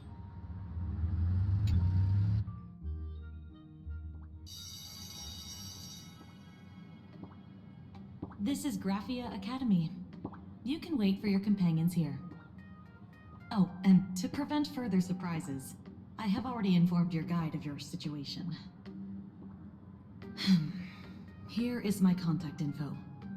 If you encounter any problems during the Phantom Moon Games, you may reach me at any time. Thank you so much, Miss Kuchiba. Sorry for the trouble. We're here. Let's check in with Mr. Yang first and see where he is.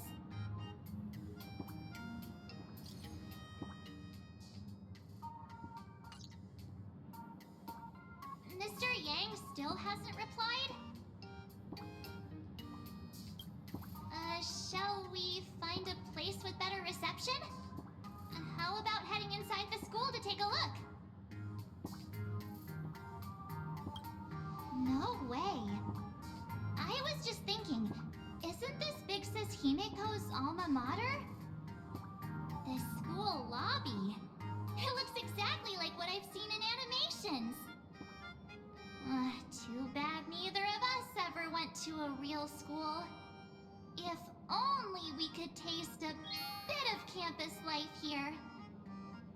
Hey, how about we sneak in and pretend to be students?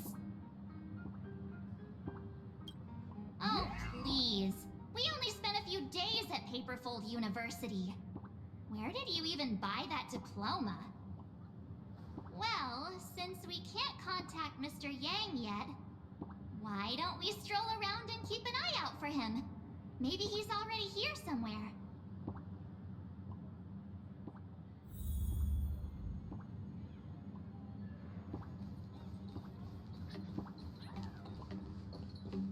I heard Sparky has some big news to announce.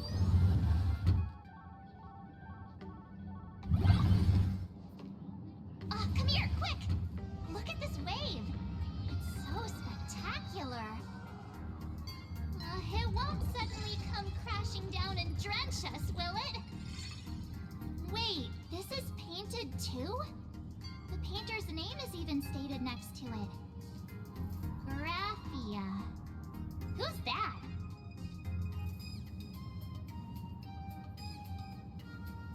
March 7th and Company. Your transfer procedures have been completed. Please proceed to the Dean's office immediately. Transfer procedures? What's going on here? Let's go take a look, shall we?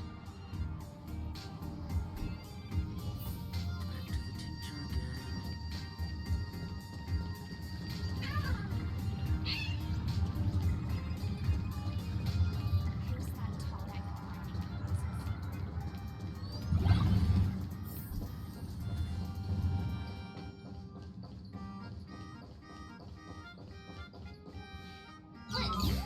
What the heck? Why is Scott here?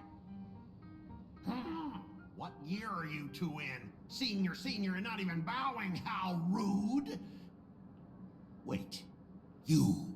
Why do you two look so familiar? It feels like someone sent me here to find you. Now I know it's definitely the real Scott. Where did we get teleported to?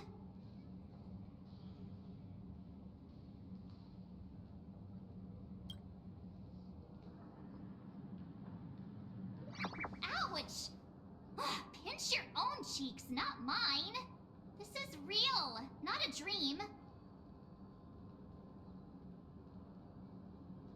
Mr. Yang, you're here.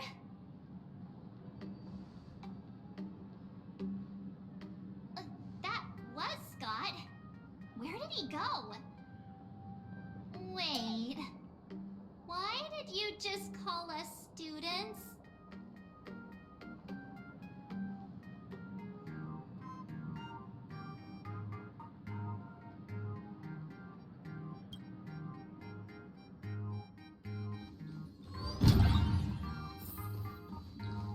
What's this transfer business all about? Well, starting from today, you two are officially transferring to this academy to begin your brand new school life. Sparksy! Yoo-hoo! My good classmates, we meet again. What are you doing here? What news on the net could possibly escape the all-knowing digital fairy Sparksicle?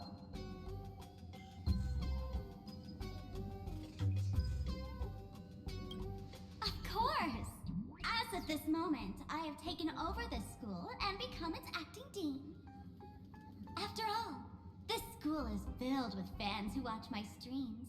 A little cognitive adjustment is all it takes to make plenty of them do whatever I want. Huh? Why the hostile stares?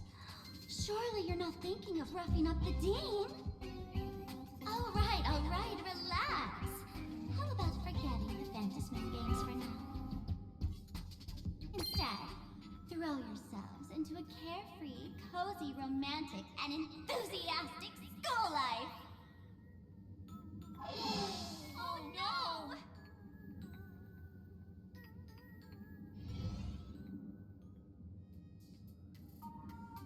Wake up! Wake up! The teacher's here!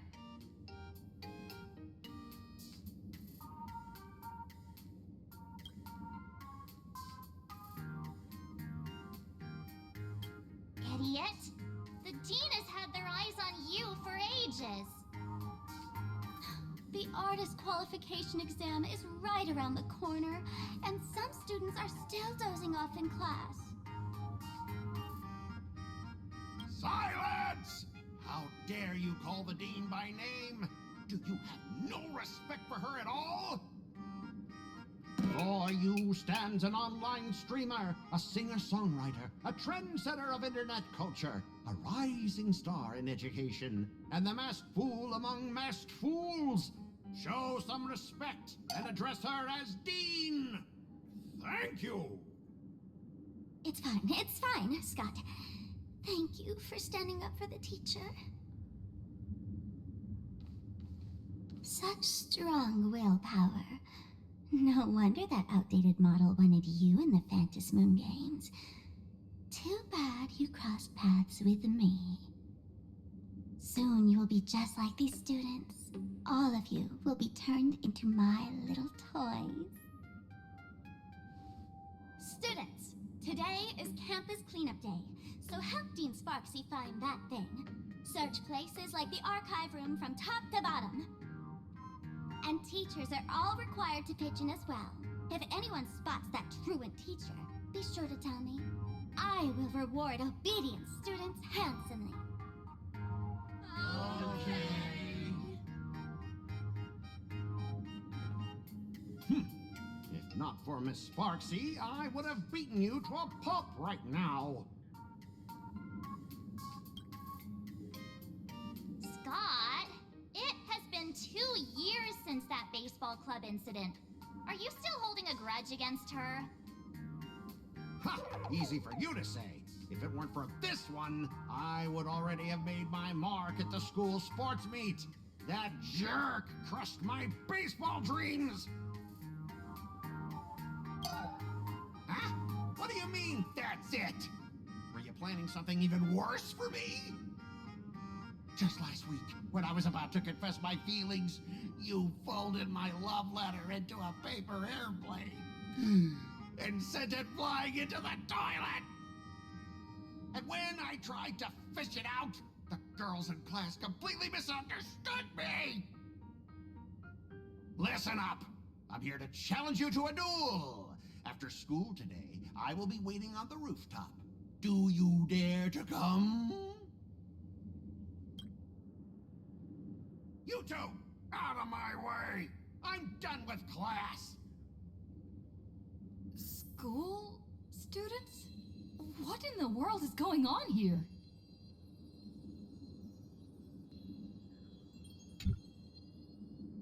My dear classmate, you're acting kinda strange today. Is it because graduation's near? She has always been our dean, hasn't she?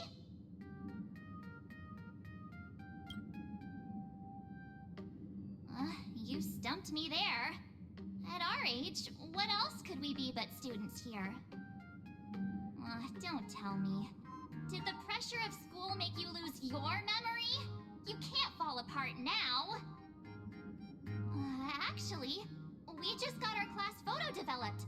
Let's use it to jog your memory. Look, this is our class photo. Does it bring anything back to you? That's me! I mean the other one. That girl with pink hair and long ears? Who was that again? Is she really someone in our class?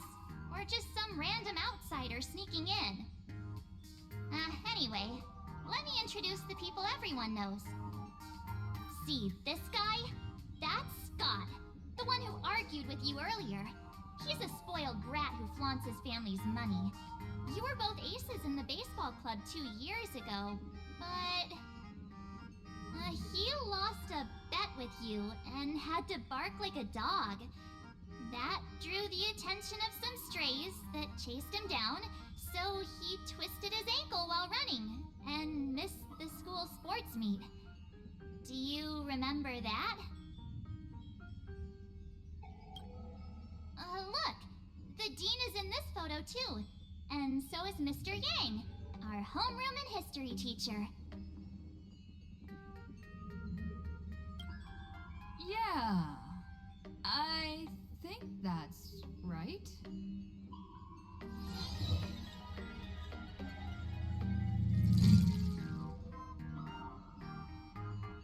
Remember that night we snuck into the archive room to retrieve the camera we left behind?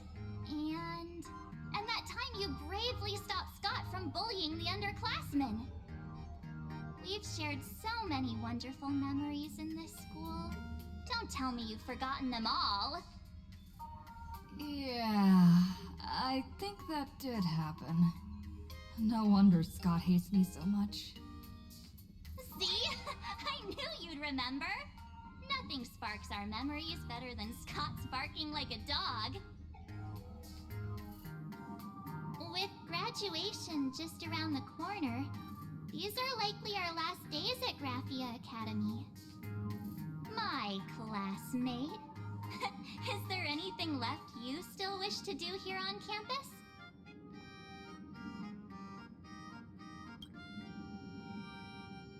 Better not.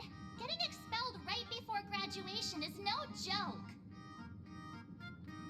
Anyway, even though our time at school is running out, we still have the chance to do something now, don't we?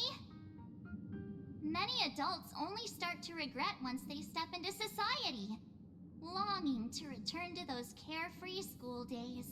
But time does not go backwards, and life gives no second chances. How does the saying go? Youth is fleeting, and time waits for no one. So, let's seize the fleeting moments of elation before they slip away. Let's spend these last days of youth together.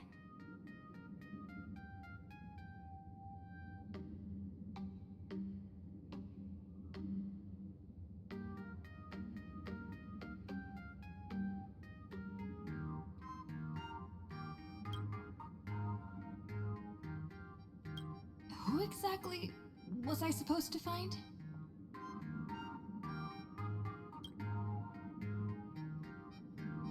Yeah! Waste your youth with me. If we don't waste it now, it'll be too late. I have so many things I want to do. Where should I start? Should I head to class, deal with Scott, or just wander around?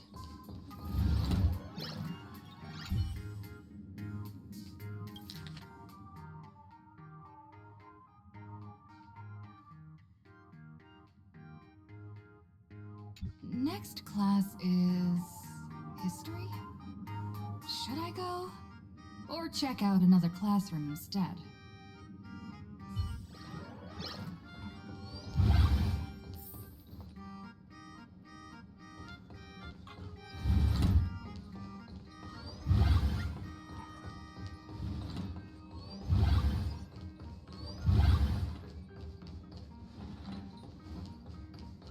No one's eavesdropping.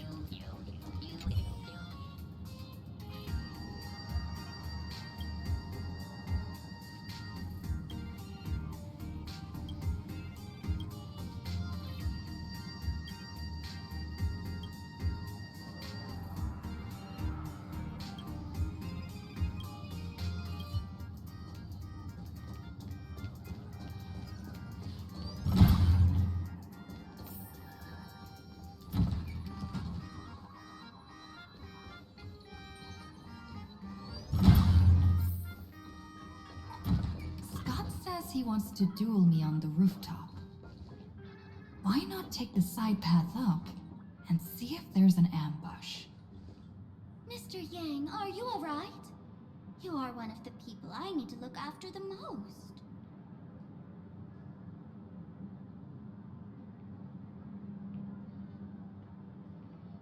It was only a dream. You are a teacher at this academy now, and you must remember that.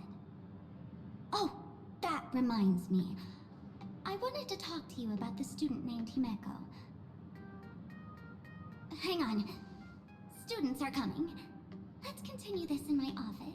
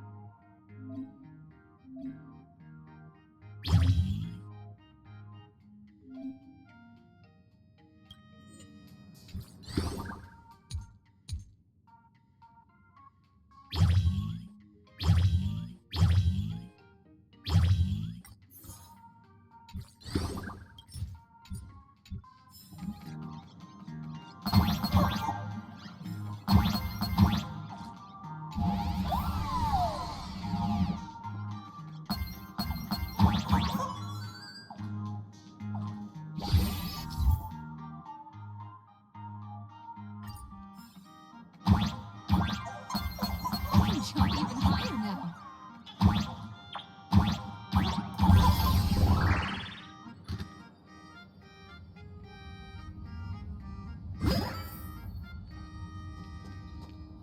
I've explained it to you so many times already. They're jealous of me, jealous of my passion for you, blazing as bright as the sun. So she set me up on purpose, making me into what you girls call the maniac of the swirling waters. You have to believe me, Lakshmi. I'm innocent.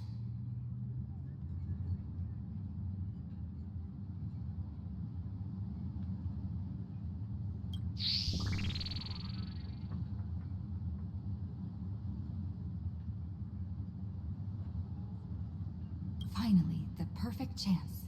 Come on, hurry and confess! Oh, Lakshmi, stop tormenting me like this. Say something. Scott, did it ever occur to you that the gray-haired human you say is so jealous of you might actually want to possess you? After all, we girls know these little schemes best.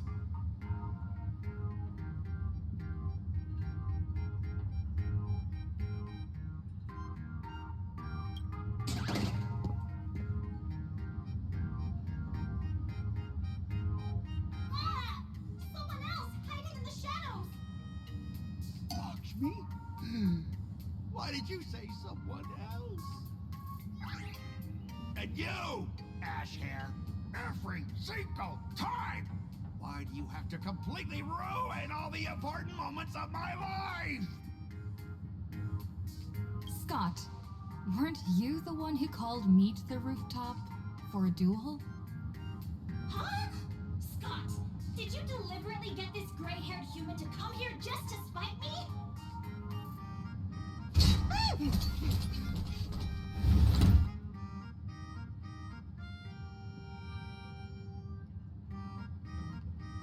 No!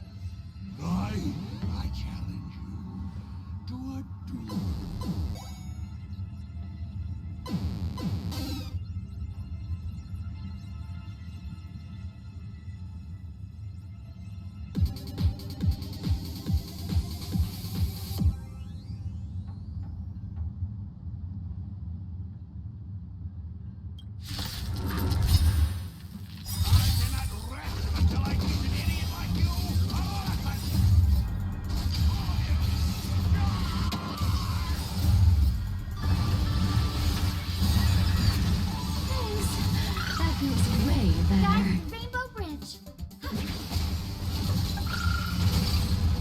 Is to come to me.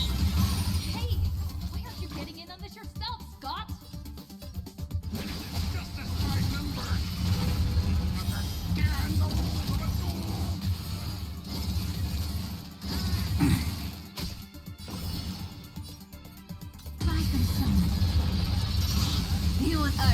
play session is over. With enough believers, lies become reality! Yes! I'll take it on. Again, again, and again.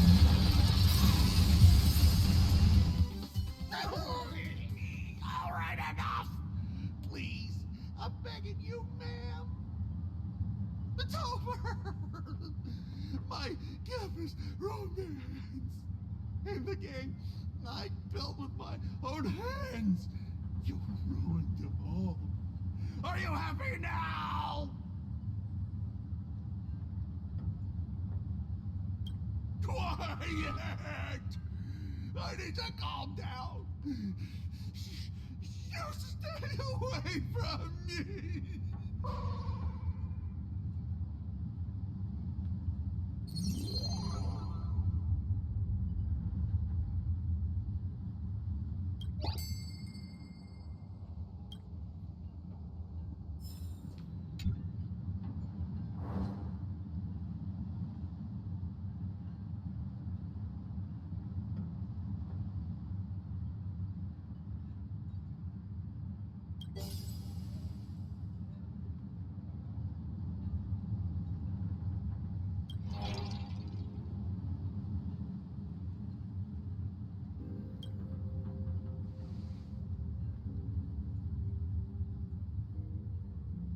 That's Scott.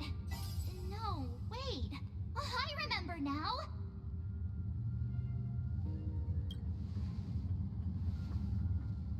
We found Mr. Yang in the dean's office, but Sparksy suddenly popped out. We were actually here to find Miss Dolly. But why did we come to see Miss Dolly in the first place? Yeah. What exactly did we come here for? Remember how Sparksy kept ordering students to rummage through every corner of the school? Students, today is campus cleanup day, so help Dean Sparksy find that thing. Search places like the archive room from top to bottom. Maybe we should check out the archive room she mentioned.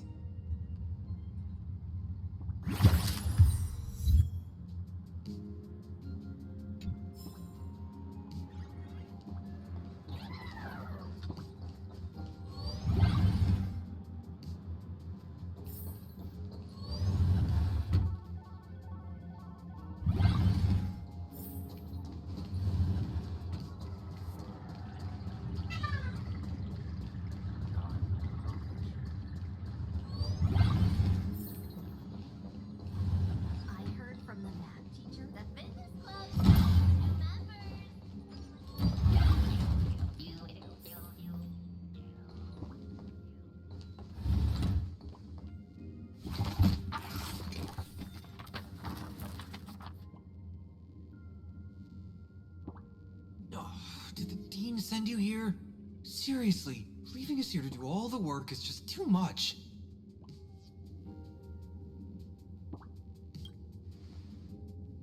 What's going on? Not paying attention in class is bad enough, but you don't even listen to the teacher's instructions? Have you seen a mask with a smile on it? The teacher told us to find it. A mask? Now I remember. We came here to look for a mask. What a coincidence! I'm here for the same thing. Get to work already.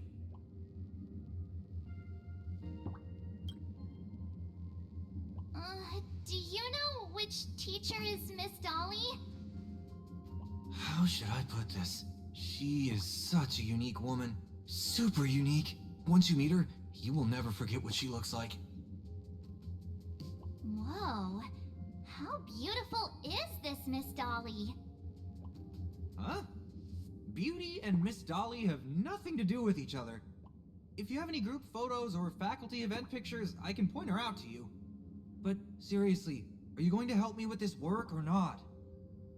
March, didn't you show me a group photo earlier? I have a class photo right here. But it only shows 2 teachers. Seriously? There are 3 teachers in this photo. Isn't Miss Dolly right here? Wait, that's Miss Dolly? She's a charm doll? Probably the teacher who's worked the longest out of the entire staff. Wait, don't tell me you've never taken her Imagenesis class. I finally remember it! Himeko told us we must find Miss Dolly and take the mask back from her. Darn it! That wretched Sparksy had us running in circles! 2 years? Wait... Even those 2 years were fake! But all the pain of studying felt so real. That just makes Sparksy even more annoying. 2 years of studying were nothing but an illusion. At most, we've only been trapped here for 2 hours. It's not too late to act now. Now that we know what Miss Dolly looks like, it's time for me to step up.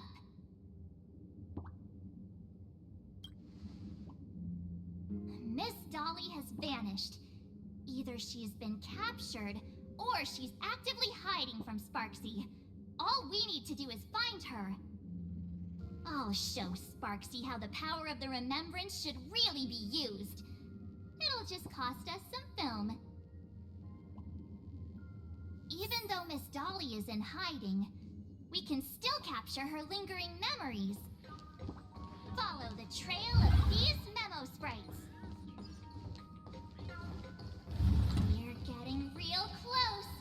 There's a fragment of Miss Dolly's memory here.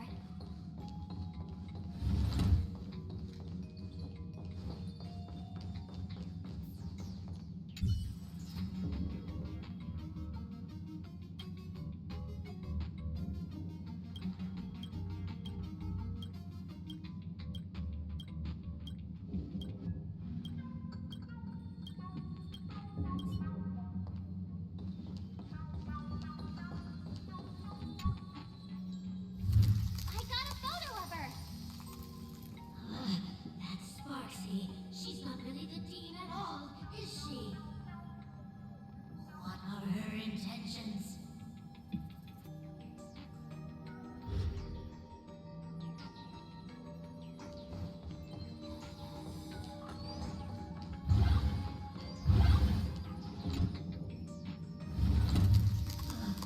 He is searching for me. I must stay hidden. Seal off the Imagenesis classroom. Can't let her find me. Found it. Let's go. We have to get the mask before Sparksy does. The door to this classroom... It's locked. Just as I thought. Better look for another way in.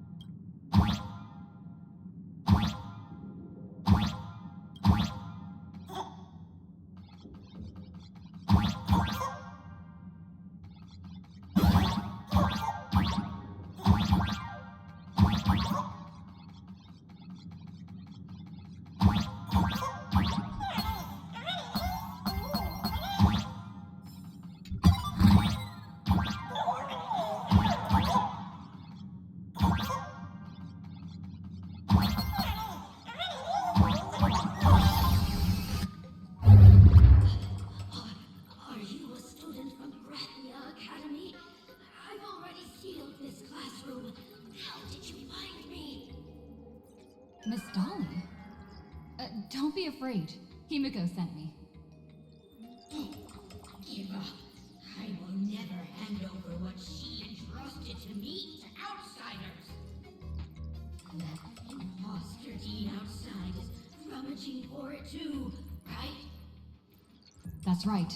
The masked fool Sparksy pulled off a takeover of the Academy. It took me so much work to find you.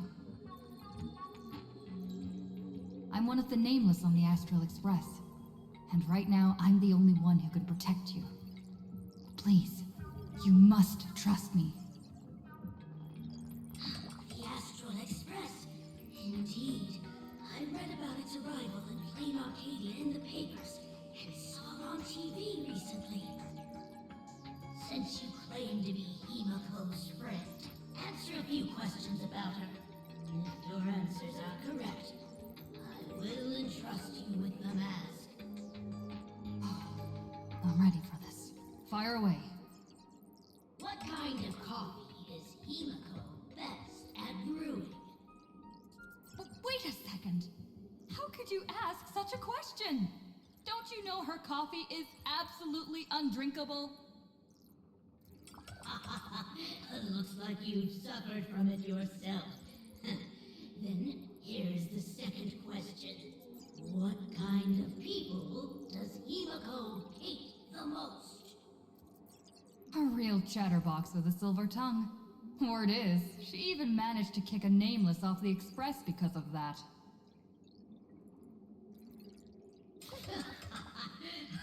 I may not know much about her time on the Express, but that does sound just like the bossy vibe she had back in school. Very well, I can almost trust you. The final question. Himiko experienced the greatest regret of her life during her time at this school. What was that? Who knows? Could it be about that time she got a stylish short haircut to keep up with the trends? She actually told you that story. It seems you really are her friend. But that's not the answer. Huh? Did I really get played by that guy? It isn't that you were wrong. Perhaps Himiko never told you. Now that I think about it, she might never bring herself to share such a burden. The thing she regretted most must be what happened 15 years ago. No, better not bring that up. I believe you. You truly are Himiko's friend. Then, since you've proved that you're Himiko's friend, I will give it to you.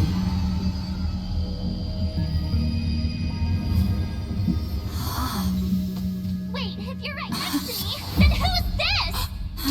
Thank you, Miss Dolly.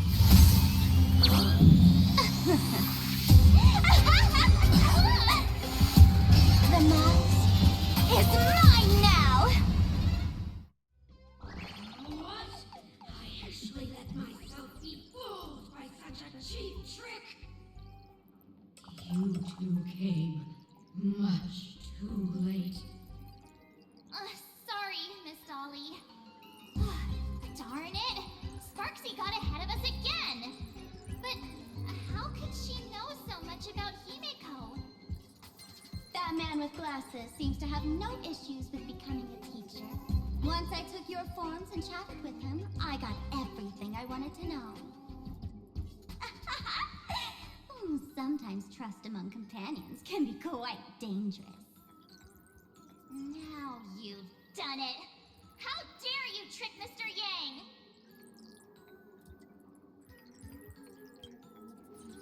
Swapping avatars is as easy as slipping on a shirt for a streamer. Most people only care about appearances anyways. Isn't that right, Nameless? You have really made me angry. She can't run away anyway. So, why don't we take the mask from her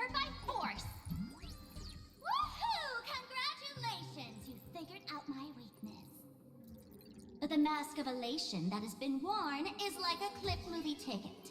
It only belongs to the one who used it first during the Fantasmoon Games. Seems you're completely unaware of such simple common sense. How sad. What? Astral Express out! The only one worthy of joining the games is the adorable Sparksicle. Now then, it is time to treat my fans. You two will stay and witness my Sparksicon that I've carefully prepared, right? Oh my, how defiant. No wonder you are the toy favored by my old model. It's okay. I will erase the last residues of resistance and hostility in your hearts and turn you into my loyal fans! My dear fans, time to prepare! Carry out these two noisy haters for now. I have more important work to attend to.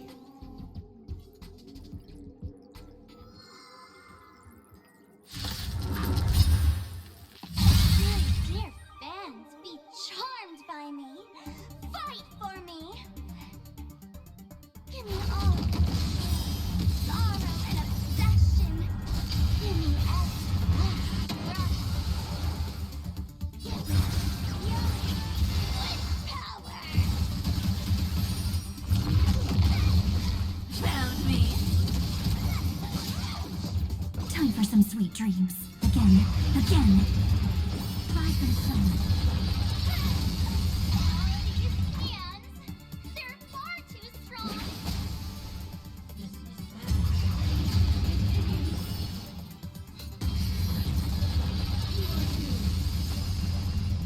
Come to me.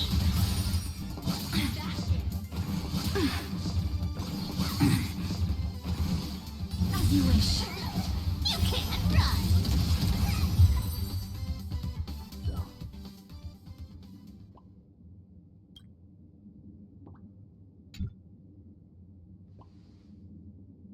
Is this the archive room?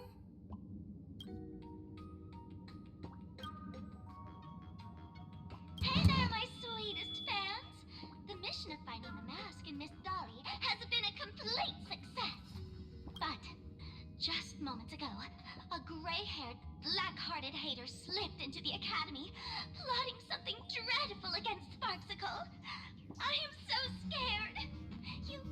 You won't stand by and let the adorable Sparksicle be hurt, right? Where could she be hiding in the school? Please? Let's root out this villain together. Everyone, let us drag that intruder out.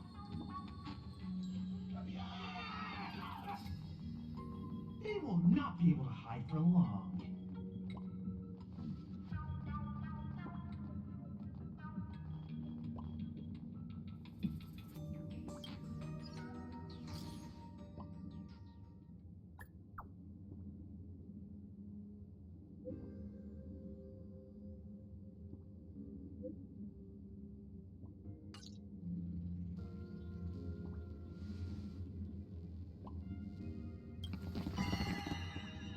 Hiding won't save you. We will drag you out soon enough. Have you reached the end of your rope?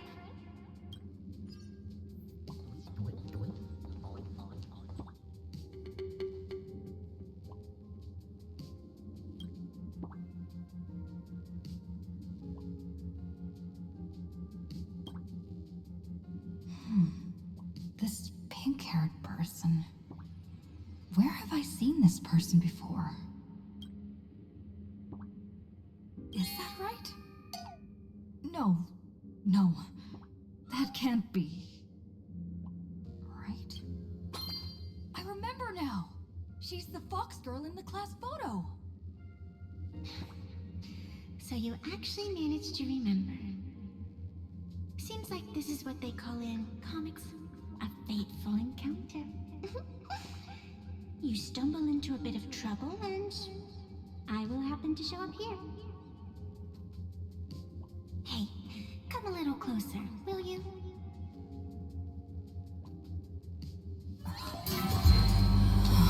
Come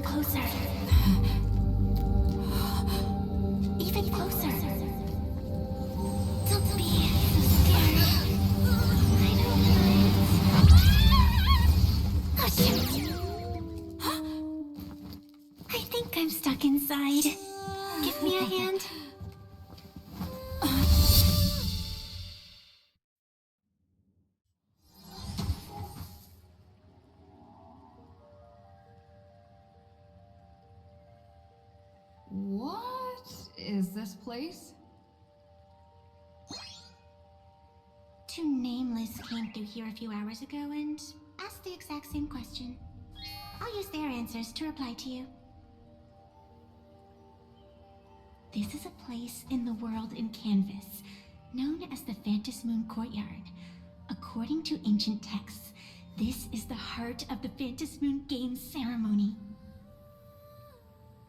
Oh, and one of those nameless is playing the part of a teacher at the school. Oh dear, was that a spoiler? That's not good. Greetings, protagonist.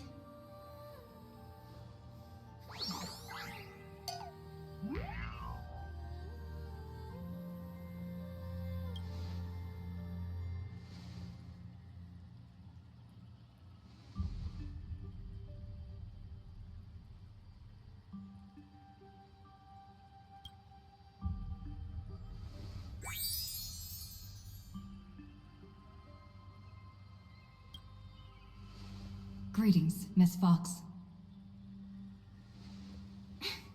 Technically, everyone is the protagonist of their own story. But you are different. You are the protagonist of the Fluffy Across the Blue, aren't you? Galactic baseball raccoon? You do not really look like a raccoon. I forgot to introduce myself. You can call me Evanessia. Great seeing you.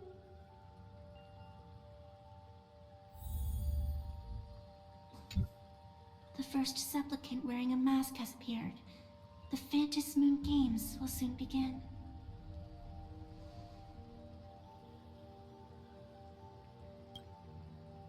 Do not be afraid. Just think of me as part of the audience. Like a reader following comics and cartoons. A bit of experience. Just like someone who has read enough comics can get superpowered battles and schoolyard romances without any instructions.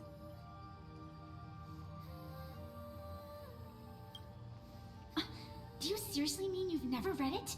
The comic that has taken this world by storm? It is inspired by the adventures of the Astral Express, telling the tale of cute little animals riding a train across the cosmos. Fluffy Across the Blue.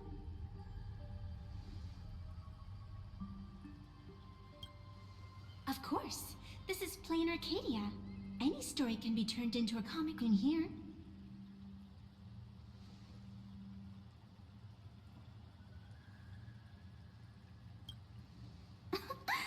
You are such a curious one. You were fleeing for your life a moment ago, yet now you can talk so casually about such nonsense. Is that really what matters right now? Still, that sense of ease, it is entertaining. Since you managed to amuse me for a moment, I will grant you a little aid. So, what would you like?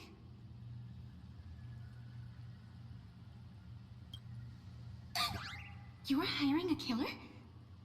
That will not do. The story is meant to stay wholesome. I can see it in your eyes, Miss Raccoon. He will not accept defeat. That resolve is interesting. There will always be foolhardy supplicants donning the mask in these ancient Phantom Moon games, laying before the Phantom Moon their madness, fancies, and humor. They would weave schemes to slay monsters descending upon this planet from beyond the sky, steal the laughter of the gods to forge blades that could split mountains, or descend into depths of the world in canvas to swindle the souls of the departed. Such entertaining individuals have not appeared for ages. Perhaps you have a chance to become one of them? After all, you are the protagonist. I can lend you a little power, but an equal price is required. Otherwise, it would violate the rules. You must defeat the enemy who pursued you here within the next day and night. If you fail, Your soul will be enslaved by her for all eternity. Do you accept? Then it is done. Phantos Moon above, and sacred tree below, witness this oath at this moment. As constant as the vault of heaven, as certain as the moon's rise, let it be never forsworn. Now come, let me make you more of a protagonist. Yes, that's it.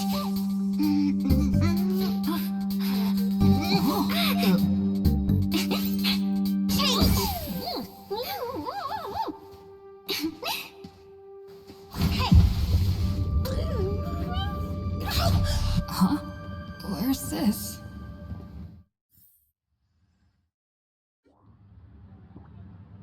Gray hair, are you alright?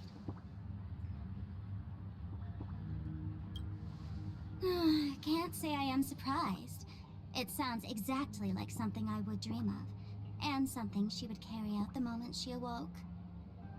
Still, it ain't too bad compared to the horrors that unfolded in previous Phantos Moon games. At least you still have friends willing to stand by you, right?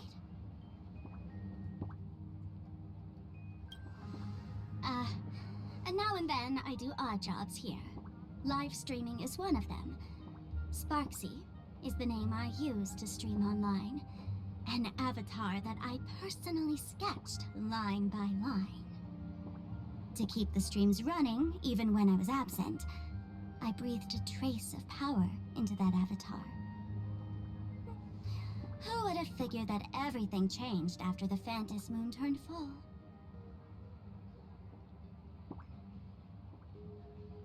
She's nothing more than a basic skin that's desperate for online attention. Don't compare her with me. People offload their wishes and desires to her, and in the end, she too got consumed by these emotions. Once a creation gains a will of its own from the attention of the masses, even its creator can no longer restrain it. I've been watching you from the start, waiting for the right moment to step in and help. Sadly, you were either with the IPC's people, or with the Department of Aberration Defense. Then you and Darling March wandered right into that school of bad omens. That was when I realized things had slipped out of my hands. So tell me, what happened in that school?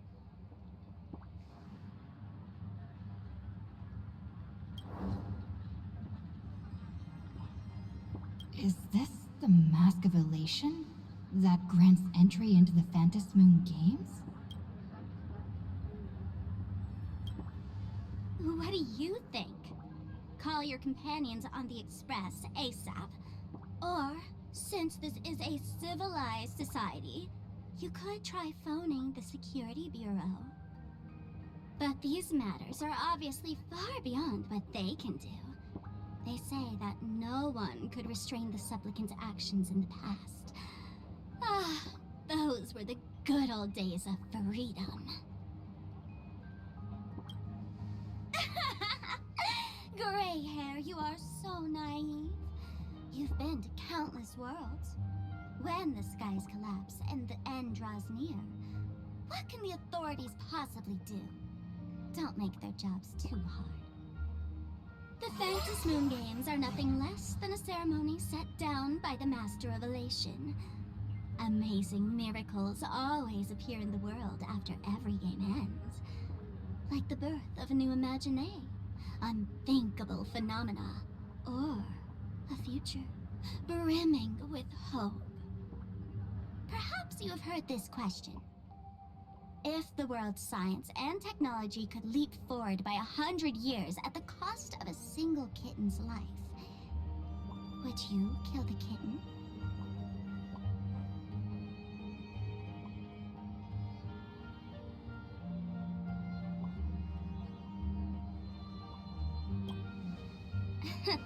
But clearly, plain Arcadia would. Whatever. This is not the time to debate over ethics. Gray hair, are you gonna save Darling March and Mr. Yang or not?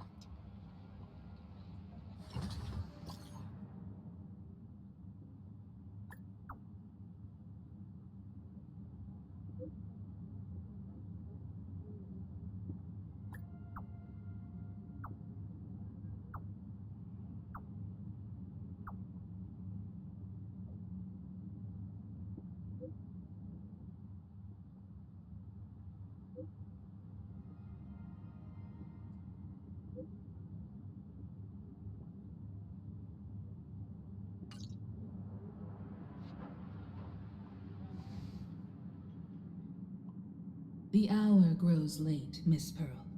Matters regarding the Express demand our attention. Be it the Alliance or the Phantasmoon Games, if you seek deeper cooperation, my doors remain open. Then, I shall take my leave.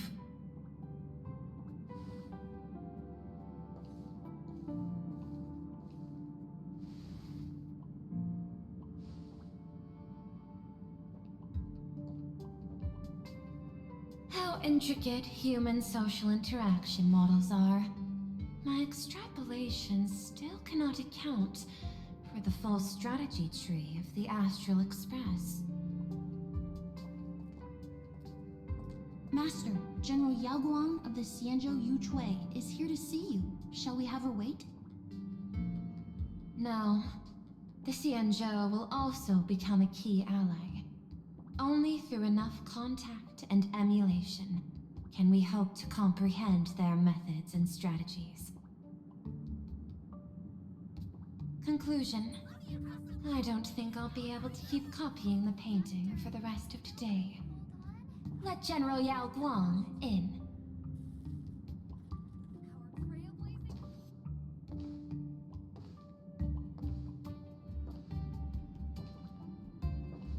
I am the Honorary Dean of the Omniscience Sapientia Academe, Master of the Decalite Reflection Barrier, bearer of the Xianzhou's intangible cultural heritage, the Sparrow-Shaped Fist, and the Seer Strategist, General Yao Guang.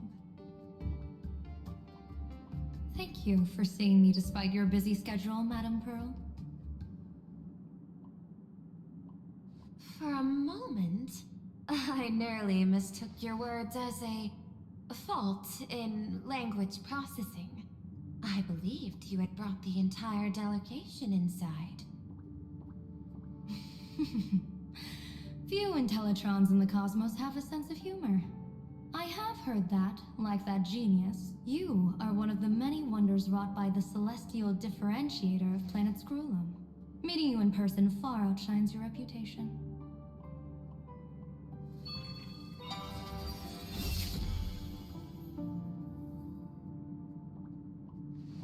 Madame Pearl, seeing how you have a calculating look, and with your heart pristine and your outer form so dazzling, I could not help but cast a divination for you.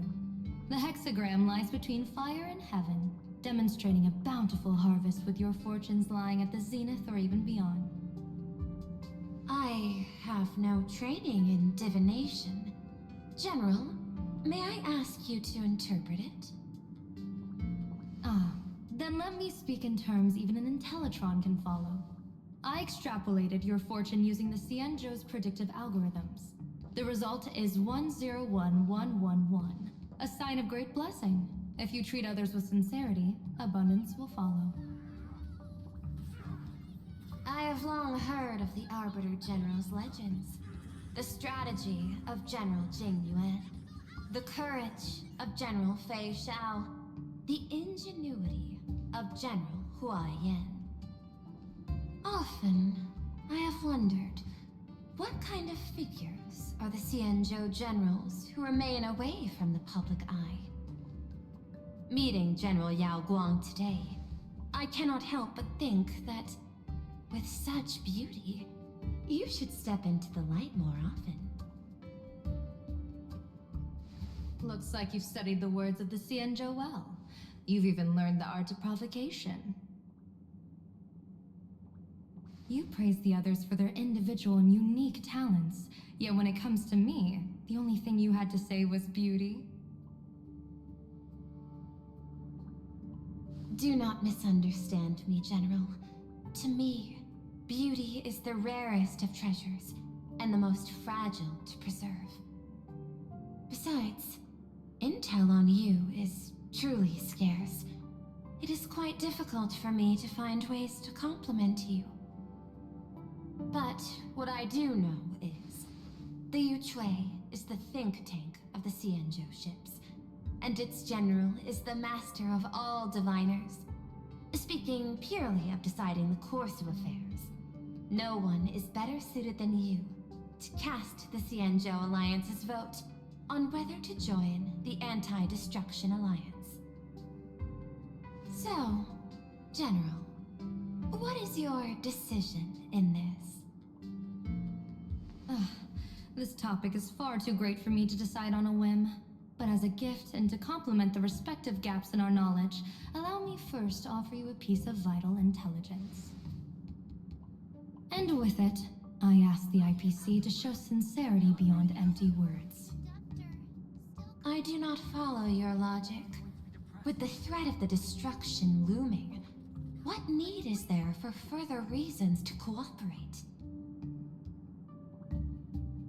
Set a mighty foe as a common goal. Convince former enemies to turn allies, then devour them in turn. Such feats are hardly rare in the IPC's annals of glory. I understand. The Xianzhou questions the IPC's sincerity. It would be better to say we ask the IPC to demonstrate its sincerity.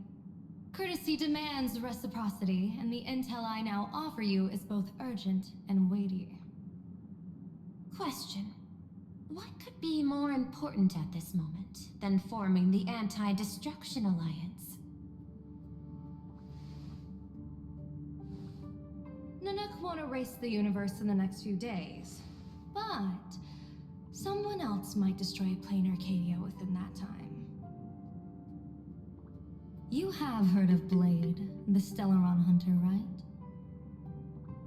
The IPC has long placed a great bounty on his head, though I have never laid eyes on him. The Yuchue recently intercepted a report. Styling himself as Xianzhou's #1 assassin, this man accepted a contract from the Sinwish Syndicate, a local organized violence group. I do not know his exact aim here, but he is a major criminal of the Xianzhou. He is guilty of the 10 unpardonable sins and is a formidable fighter, with few able to match him. As General of the Yuchue, I will take it upon myself to bring him in before he can cause disaster here. This planet, Ahatopia, is part of the pan-cosmic trade system, and Blade is a wanted criminal of the IPC.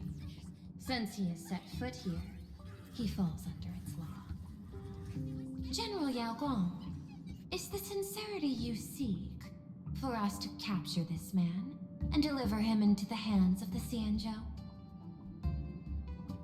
I hear the Phantom Moon Games are about to begin, with the entire nation awaiting it with bated breath. I imagine you will also find it hard to extract yourself from the festivities. If this cursed man were to quietly depart on his own at this time, would that not be a perfect outcome for all? This is my understanding. You wish for the right to act freely within plain Arcadia. Apart from this cooperation, what better proof of sincerity could there be before we join forces against the destruction?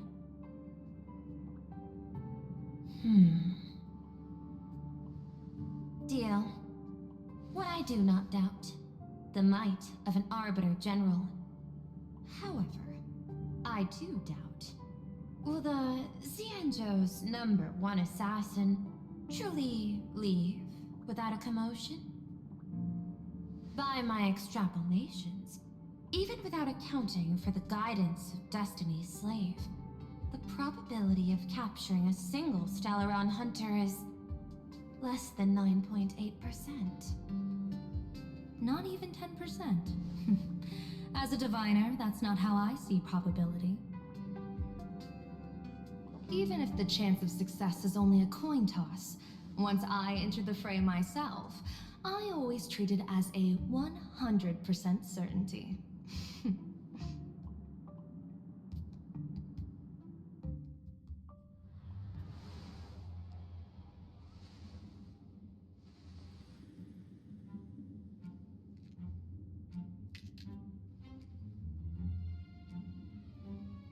Is that even a question? 100%. Of course. In other words, there will be no survivors. Anyone who recognizes my face, I will not let them off even if they hide at the ends of the world. I was willing to make an exception when I was hired by your gang's leader, but I see you folks are not interested in accepting my goodwill. Not that I don't trust you, but you know the rules of the trade. When you hire someone to do a job, you gotta see what they're made of first. People say that the Lords of Hell are easy to deal with, but their underlings are the real trouble. If a group's underlings don't know their place, even their masters may not be safe. So, since the mighty Sinwish Syndicate gang actually had the guts to hire the Xianzhou's #1 assassin, I guess you are also ready for destruction.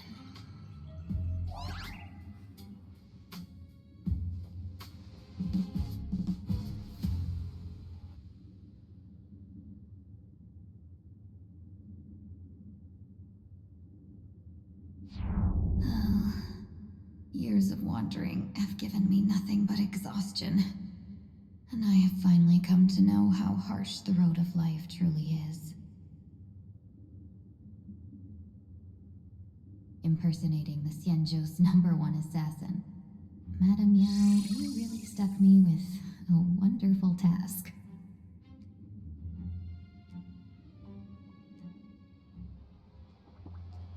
Please take great care during this mission, Miss Tingyu. If any misfortune should befall you, I would have no way to answer to your Helmmaster Yukong. You worry too much, Madame Yao. When I pledged my resolve to Madame Yukong and departed for the Yuchue, I had already steeled myself for the worst. But, may I ask, does this task of misfortune really have to fall upon me? I cast a divination today. This task lacks the fire element. Without the Whistling Flames Ambassador's knack for diplomacy, this task cannot succeed. The place you're heading to is crawling with gang members. If they pick a fight, you can try to drop the name Xianzhou's #1 assassin, and they might step aside. Do not worry, General.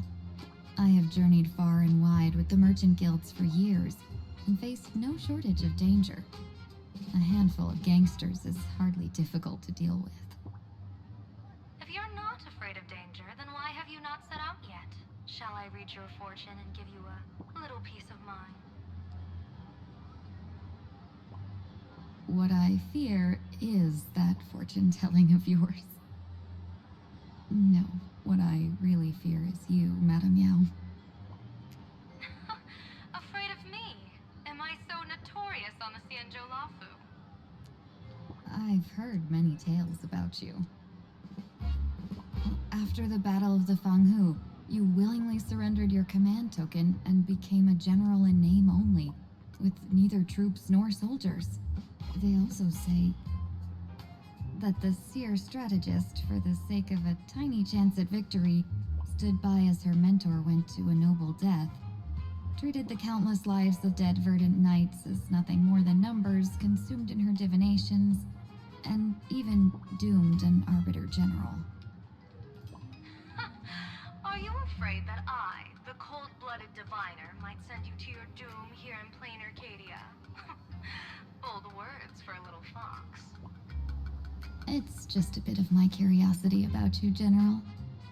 I hoped you could clear up a few of my doubts. Seems like I wasn't wrong about you. Few can face a Cienjo general with such composure and dignity. No wonder you can make such a bold statement. The gods use humans as pawns in their cosmic game, sacrificing countless innocent souls. Have you ever thought about making them pay? They say you survived a Lord Ravager's deadly clutches thanks to luck, but I believe it was your unbreakable resilience that carried you through. You flatter me, Madame Yao. One must glean some wisdom to be worthy of enduring such a life-and-death ordeal. If we surpass the gods only in cruelty and heartlessness, then that would be our complete failure in my eyes. Excellent. I couldn't agree more. Miss Ting-Yun, you've passed the interview. Ever since I escaped death, I swore never again to be a pawn for heartless chess players. And Madame Yao, you've passed my test too. I know you're not interested in empty talk, so let's get down to business. Miss Ting-Yun, our Yuchue business delegations are treated much better than what you get on the Law Fu when they set out on official missions. They get 5 meals a day. General, I really don't have such a large appetite. For the duration of the delegation's mission, you'll receive 6 times the usual allowance, and all expenses will be fully reimbursed. Such a generous offer. To be honest, that makes me even more nervous. Head to Dovebrook District, locate the Sinwish Syndicate contact, use the passphrase you gave me to establish contact, and do not reveal my true name. If there's nothing more to it, is this task really worth 6 times the pay? You're the kind of talent worthy of such a reward. After all, we diviners are no different from you merchants. Even when we hit a dead end, we still have to bargain and carve out the faintest chance. Merchants strive for profitable opportunities, while diviners reach for a sliver of luck. Looks like my mission bears significant weight in Madame Yao's reading of fate. In that case, I shall depart. When in doubt, open the 3 strategy pouches I entrusted to you. Inside are tactics I divined, certain to break any deadlock and aid your journey. Go, Cienjo's #1 assassin. Time to get down to business. Where could the Sinwish Syndicate be hiding? The contact from the Syndicate should stand out. Can you really handle? Please, tell the boss I want to return to the Sinwish Syndicate. Ma'am, maybe it's time to rest in peace. Don't you remember dying during that mission a few weeks ago? The you right now is just a lingering obsession left behind after death.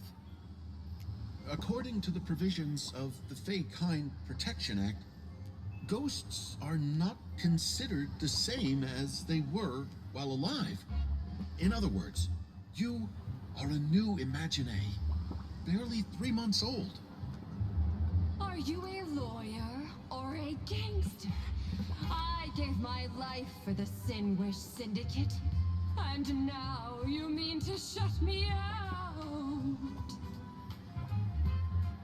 These two are members of the Sinwish Syndicate? Don't you get it? The old you's dead, and even your criminal record got wiped clean. The leader's trying to say that now you've got a chance to keep to the straight and narrow. You shouldn't come back to the gang. How am I supposed to convince you? Hey, Fox Girl, you eavesdropping over there? I'm just a Xianzhou person here to talk business. Could you tell me which way to the Sinwish Syndicate? I come from the Xianzhou to discuss a deal. A deal that wears me down, yet tears my enemies apart. Business? From the Xianzhou? The Sinwish Syndicate office is just across the river. Have a safe journey. He doesn't seem to have understood the passphrase. But the news that the Xianzhou's #1 assassin is coming has already spread through the organization.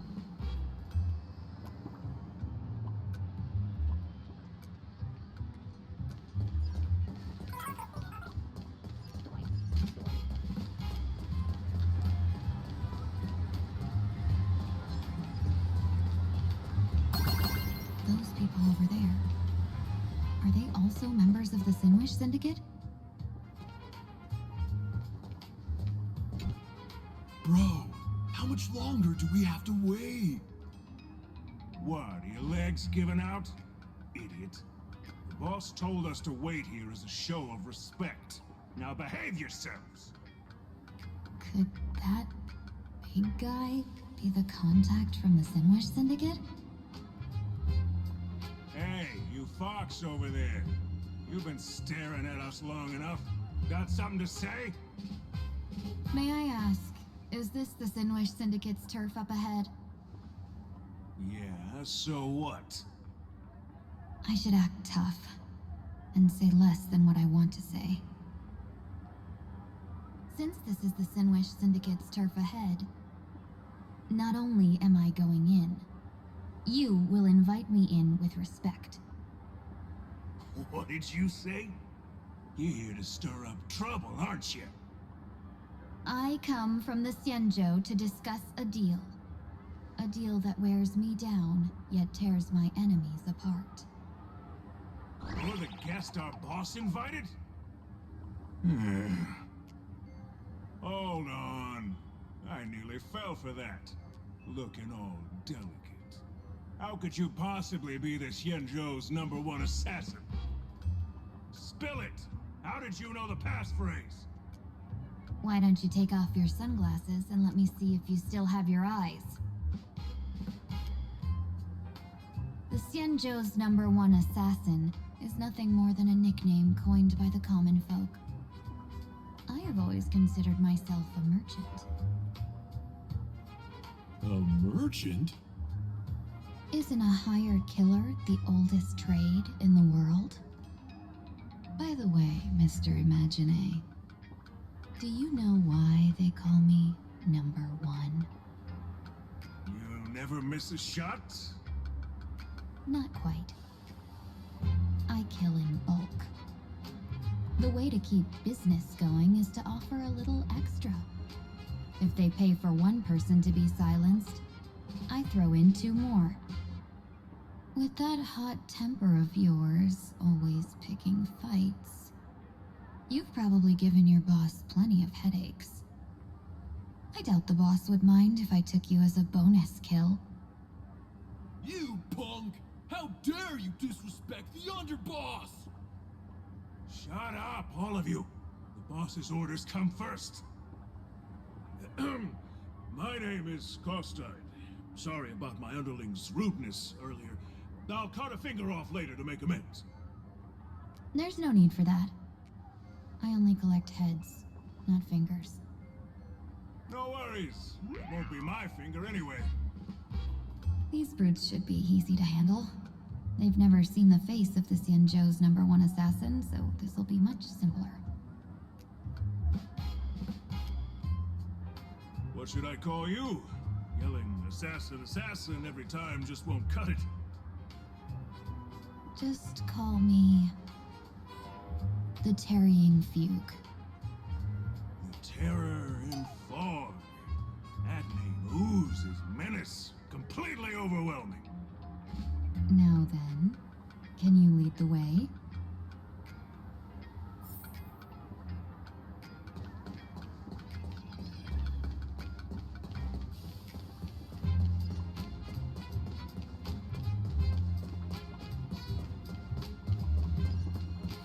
That's the Sin Wish Syndicate headquarters across the river. Quite impressive, don't you think? Please, follow me. Is this the passage in the painting?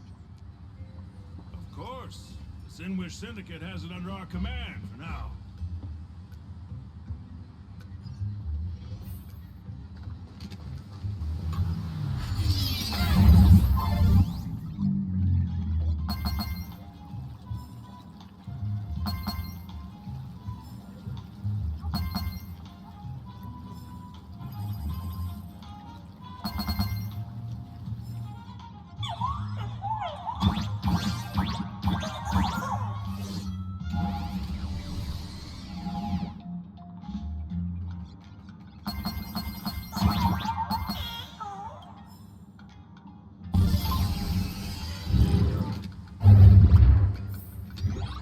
Underboss, you're back!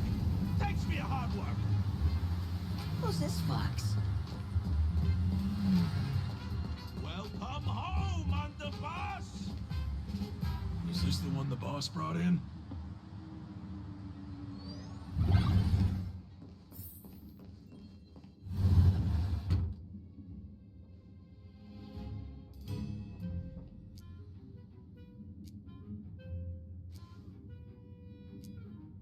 Underboss, I mean no disrespect, but is this frail woman really the one the boss invited? That's right. Her name is the Terror in Fog. Spread the word that the Sin Wish Syndicate has secured the Xianzhou's #1 assassin. Underboss, beat me if you want, but I gotta say, are you serious? Are we really counting on this delicate woman for the Phantasmoon Games?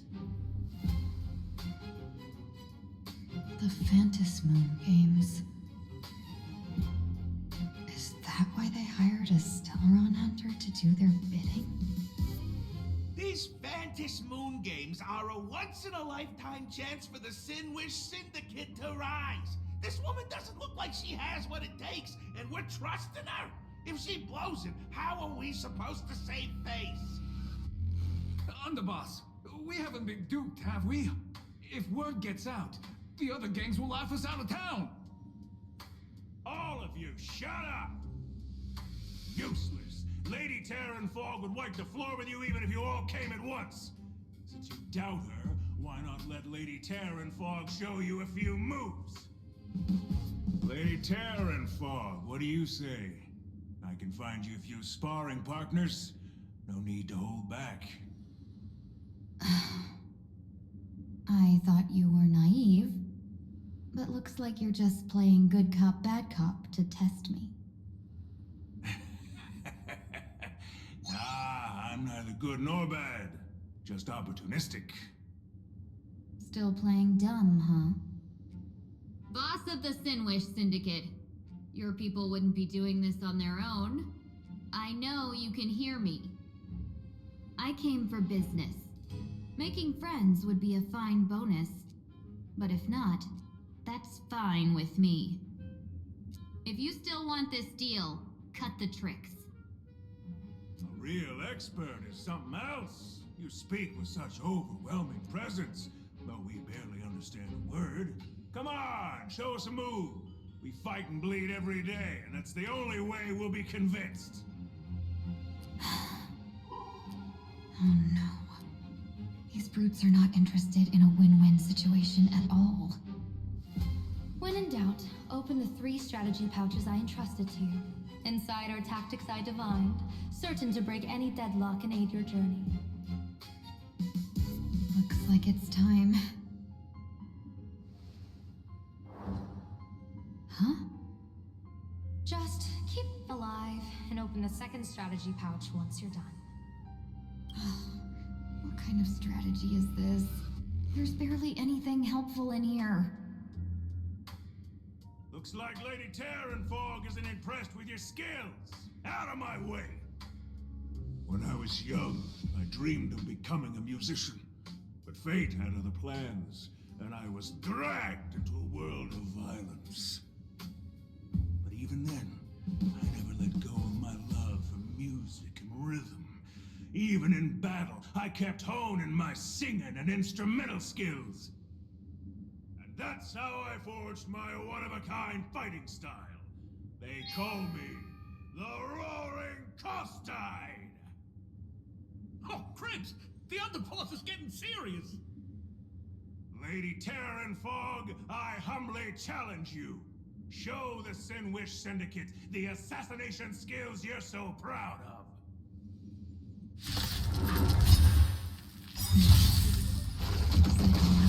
Go back against these reckless brutes.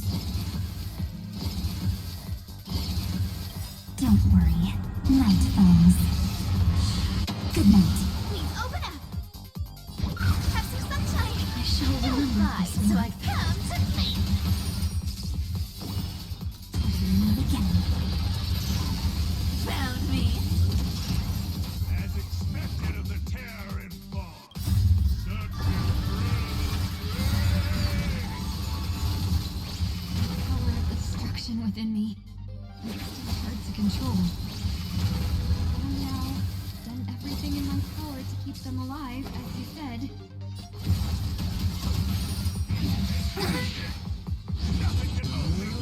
Time for some sweet dreams. Again. Rise and sun. You can't run. Root here. Embrace a new life.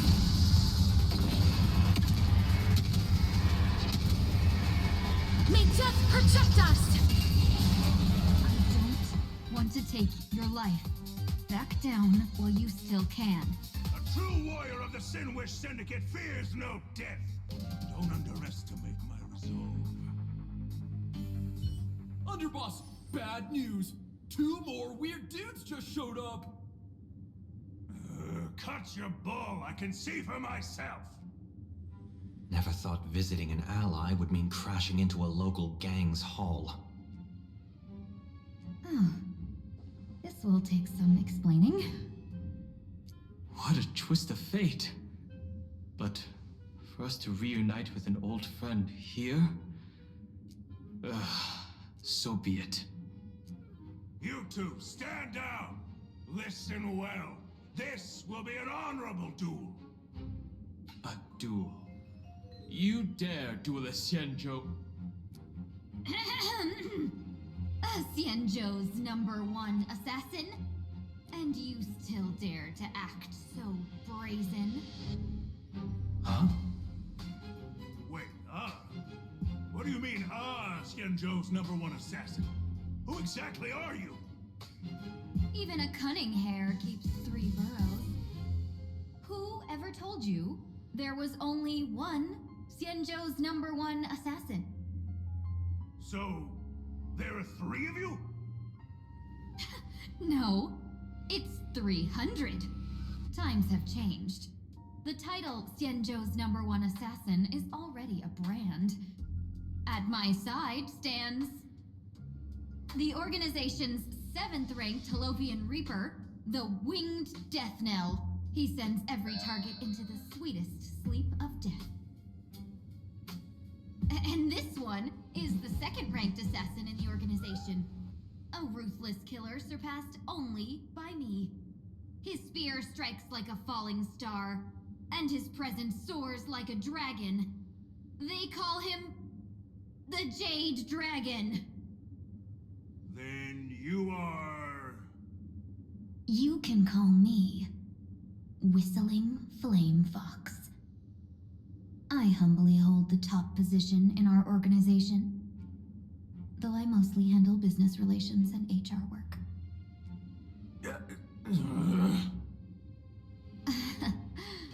Hard to believe, isn't it? Come on, madam. It's pointless to say anything now. If you want this gentleman to know you speak the truth, let our brother show off a bit of his spear work. That will convince them.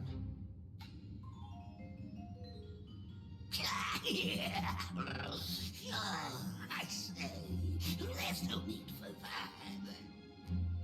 Costine, you insisted on testing him and got nothing out of it, did you? If you had let them meet me sooner, none of this would have happened. Boss! I cannot hand your grand enterprise over to people we know nothing about. You are the one who hired us? The boss of the Sinwish Syndicate? That's me. I am Polwave, current leader of the Sandwich Syndicate.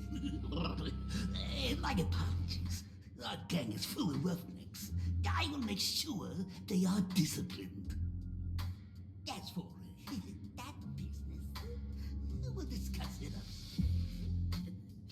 Everyone else, clear out!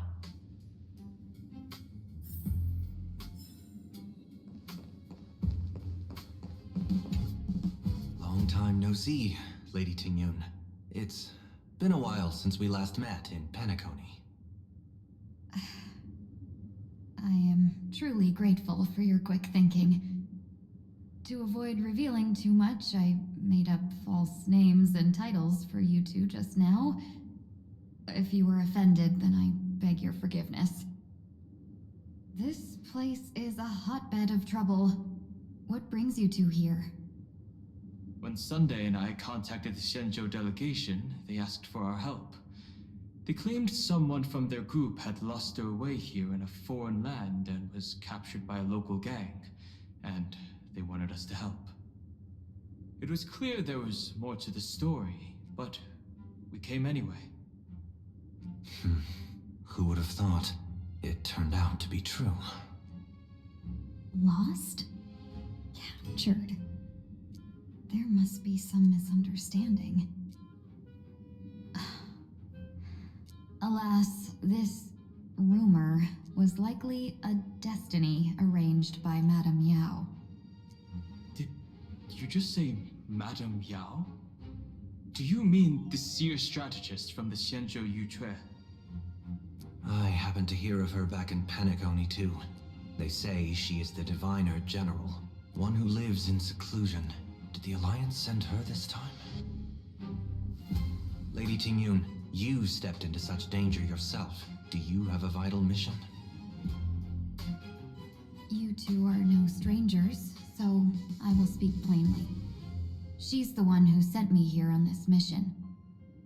The Sinwish Syndicate invited the notorious Xianzhou's #1 assassin with the intention of hiring this person to participate in the Phantasmoon Games.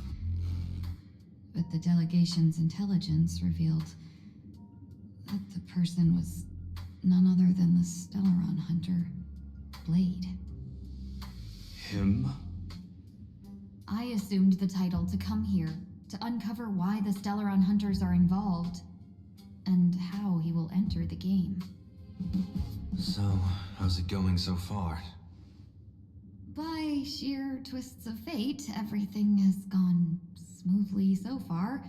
But as for what comes next, I still don't know anything either. Still, Madame Yao entrusted me with 3 pouches before I departed. Each said to hold a stratagem. Well, let us call them stratagems for now. And at this moment, it is time to open the second. A strategy pouch? So you revealed my identity after all. No worries, I've sent you some backup. Use them however you like. Open the third pouch only after you've met the Sinwish Syndicate's boss.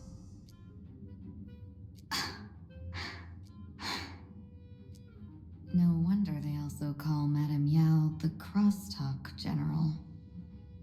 The what, General? It says the two of you will help me clear the way, so I can safely meet the Sinwish Syndicate's boss. What do you say?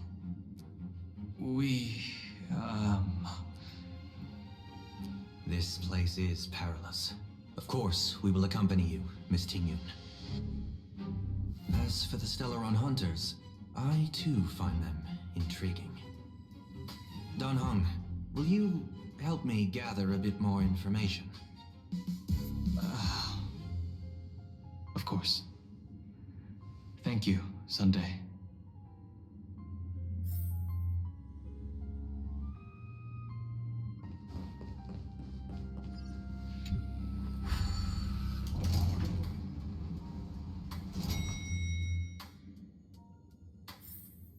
I gotta say, this place is decorated with a touch of style.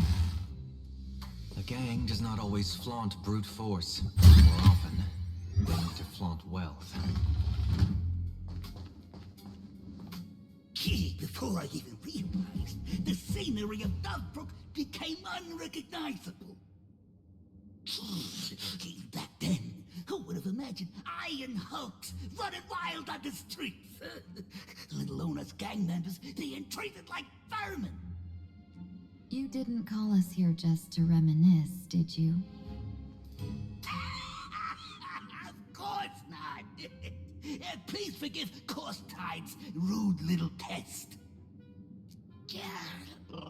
That narrow-minded fella never understands why young people flock to things that come from other planets. Like Megatron, the Masked Heroes, and the Astral Express. What he does not see is that while cosmic novelties are more enticing, big shots of hail from the cosmos are even more fearsome. Wouldn't you agree? You're a clever one, so there's no point in keeping up this charade. We're not Xianzhou's #1 assassins. You knew that already, didn't you? Yeah, I might not live as long as those Xianzhou folks, but I got a decent eye for sizing people up. You might not be the #1 assassins, right? But your skills surpass even such assassins. So I don't care who you are. I pay good money for a sharp blade. But I don't give a fig about its brand. And where do you intend to use this blade? On the Sinwish Syndicate. What? No, don't get me wrong. I'm not looking for bloodshed. Instead, I intend to perform surgery on the Sinwish Syndicate. Look here. Through certain connections, I secured this mass coagulation. The entry pass to the Eonic game. Some covet this treasure, while others fear it as a curse. Now, you claim the name of Xianzhou's #1 assassins, huh? So surely you came for this. You want the god's reward, don't you? You are our employer. Therefore, the festival's prize should rightfully be yours. What do you want from the Eon, Mr. Polwave? The Aeon? I harbor no such an unrealistic desire. I'll leave this prize for you to claim as your reward. I'm happy enough to share in a bit of your glory. Whether you win or lose, all I ask is that when the press comes a-knocking, you say this. You were sponsored by the Sandwich Syndicate of Dovebrook. That is enough for me. So this is a sponsorship deal? The Sinwish Syndicate only wants fame? Since we are not truly in your employ, are you not afraid we might break our promise and ignore your request? If you truly cared nothing for what I asked, why even raise the question, huh? As I said before, I may not have the long life of the Xianzhou people, but I do know how to judge people. One more question from me, please. Why are you so set on chasing fame? In plain Arcadia, Imagination exists due to wish power. And that wish power comes from the attention, curiosity, and demands humans place upon these imaginae. The Sinwish Syndicate was founded to provide for those imaginae who were ignored, had no wish power, and were not needed by humanity. Unfortunately, ever since that seashell woman rose to power, our path of blood and violence had run its course.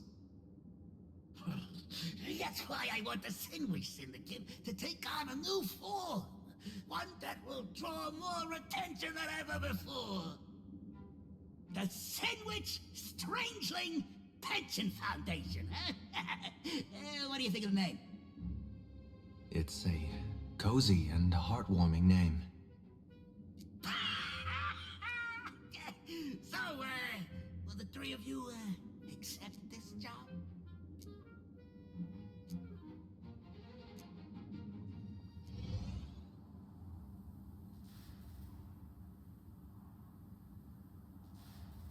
Mr. Polewave's goal is surprisingly grounded.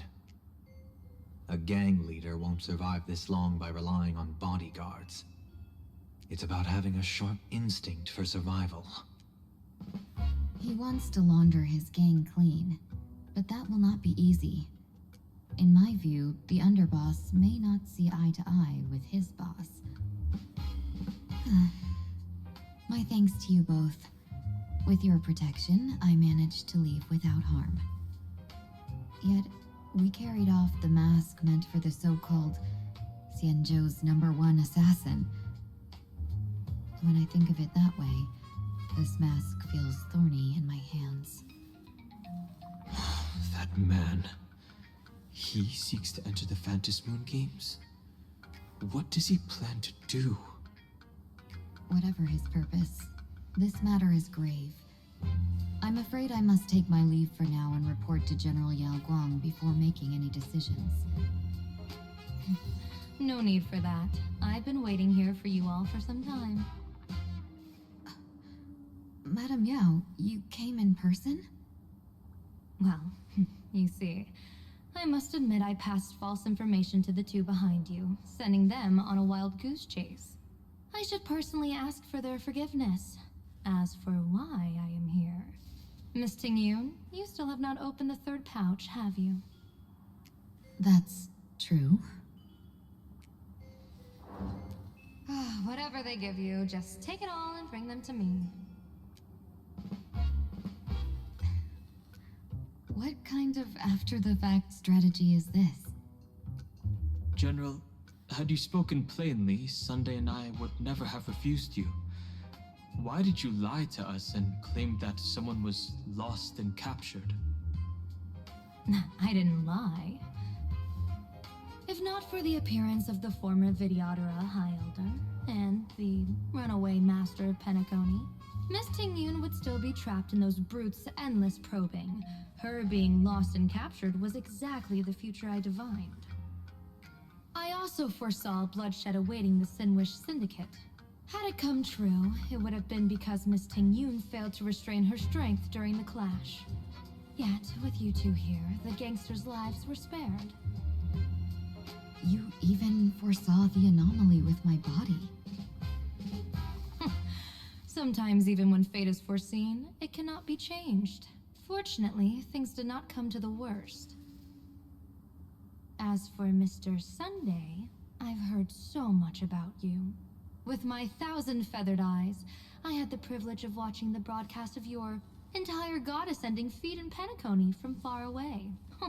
Truly magnificent. Let's not speak of that misstep anymore, General. Rather, we have brought back the mask, as you asked. How do you intend to use it? Surely not just to hold it and block the Stellaron Hunter's entry. That was the plan, but from one cause sprang 100 outcomes. Now that the mask is in my hands, there are many possibilities. What do you say about using it to lure Blade here and strike him down together? Or perhaps I could wear the mask myself and personally compete in the Phantom Moon Games. That'd be interesting, right? Each mask used is gone for good. The Stellaron hunters will be left with a real headache. That'd be truly killing two birds with one stone. Madame Yao, this is deadly business. It's no laughing matter. Deadly? Miss Tingyun, that is exactly why I am here. Not to put Blade in his grave, that is. His ties to the Xianzhou have long since frayed. There was no need for me to snatch someone else's assignment and come here only for his sake. Snatch someone else's assignment?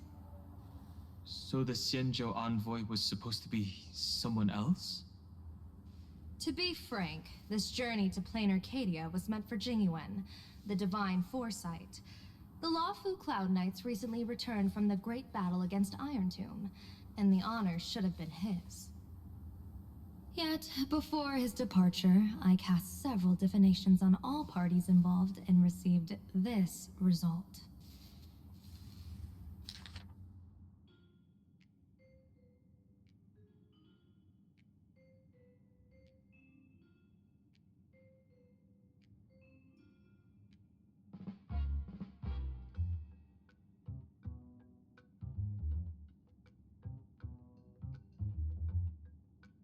Incineration, death, abandonment. I may not know divination, but even I can tell that there is no good omen.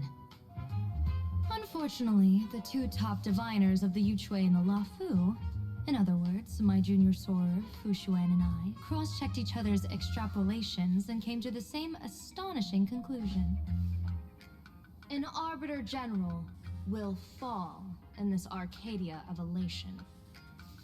Even so, you're still taking the mission meant for Jingyuan? Yes, I contacted the Marshal and took over the task. I've simply never seen such a bizarre fate and wanted to witness it. Even if it means your death? It's only death. If I can die in these Phantasmoon games to achieve a moment of godhood, then my death won't have sullied the Xianzhou's honor. Miss Tingyun, hand me the mask.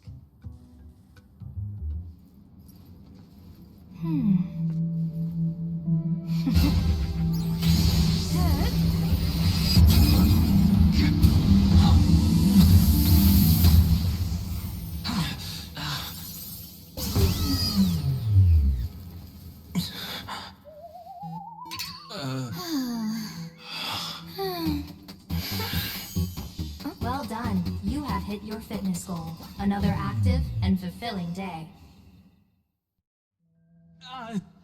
Sorry, Sunday. My body instinctively sensed danger.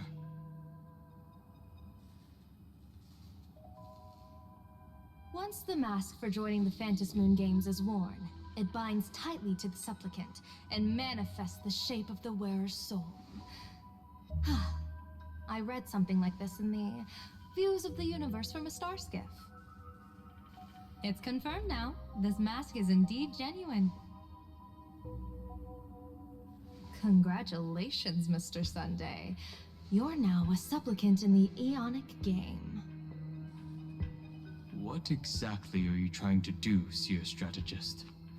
Twice now you've acted without warning. Do you mean to make an enemy out of the Astral Express? Dan Heng, let me take care of this. Sunday, are you planning to fight? Don't worry, I'm no match for this general.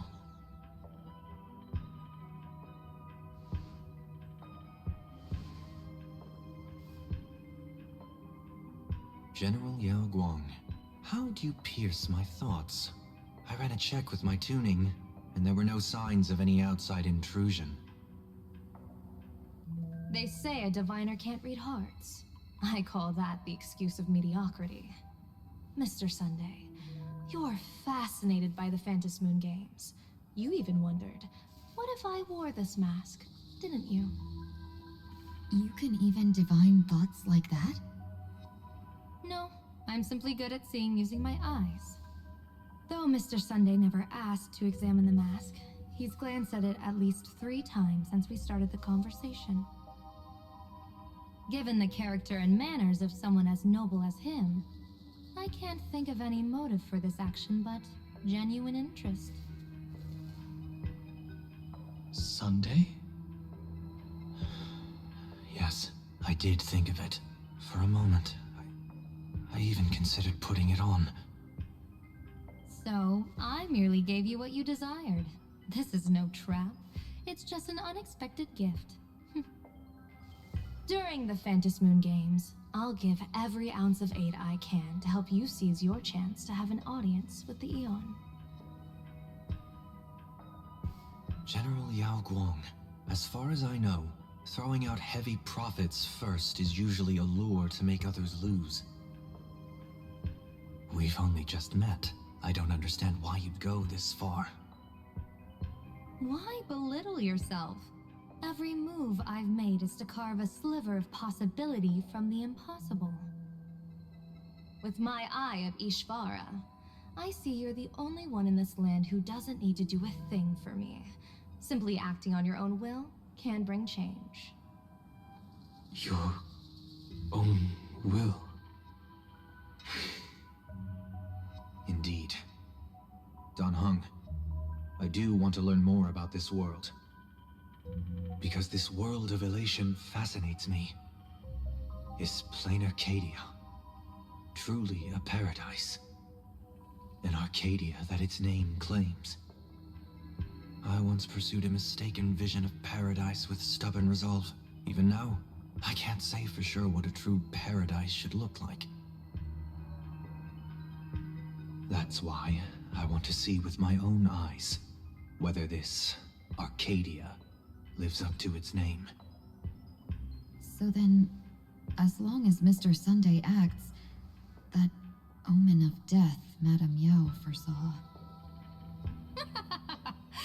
Of course it would still come to pass. Did you think just a lavish gift could let you stroll out of Destiny shackles alive? Pardon me for butting in, but does the Xianzhou know about this? This is such serious business. I'd never make this decision on my own. I've talked it over with the 6 charioteers of the Yuchue. If something happens to me, I'll line up a solid successor.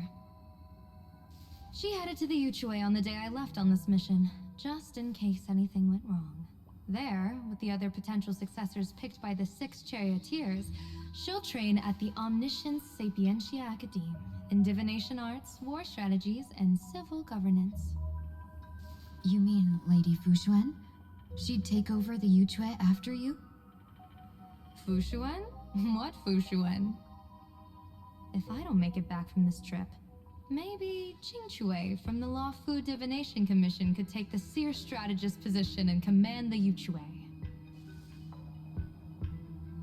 Qingchue and Yuchue. Ooh, what a perfectly rhymed match. As for the details, shall we discuss this somewhere else, you three?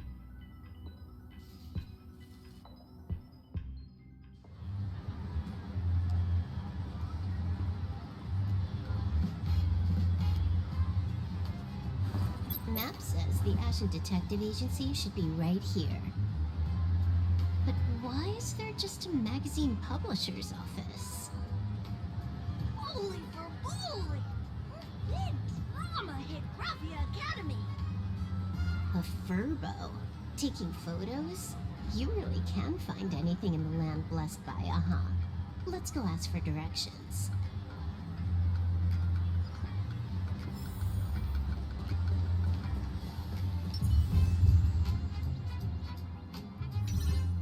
Hey, little furbo. Know if there's an Ashen Detective Agency nearby? Beats me!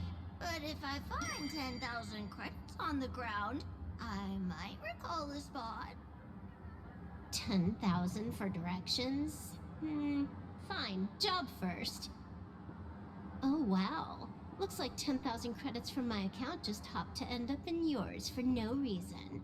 Now, spill. Whoa! Generous, miss! The place you're looking for is upstairs. That detective's renting my boss's space for his agency. But he's zonked out in the day, and his doors are locked at night. No clue how he earns any money. Maybe he's a vampire? So they're closed? Then how do I meet this Ashen Detective? Beats me. But if I find 50,000 credits on the ground, I might recall that too. You stinky furbo! Begging for a smack! Scamming our guest!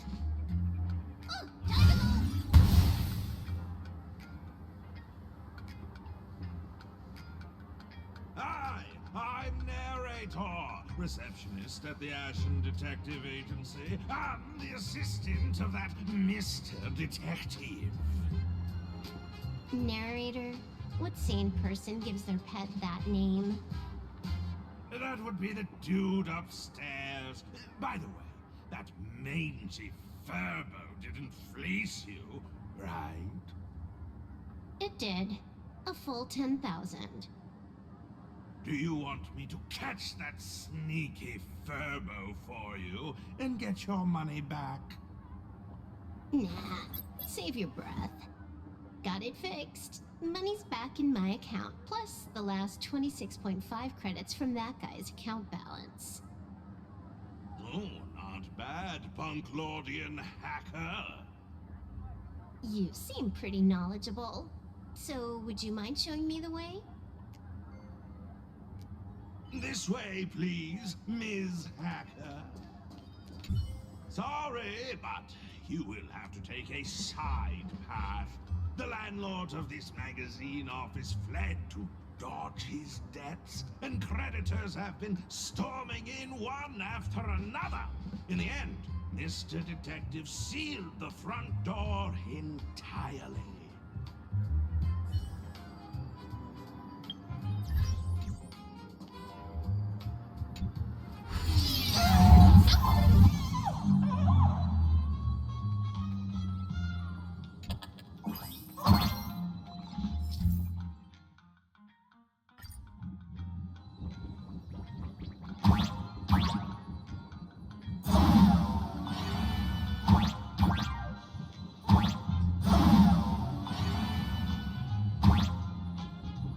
So, there's even a shooting button.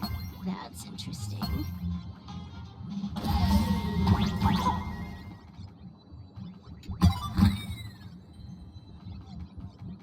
Why are there so many furbos? All employees of this magazine company.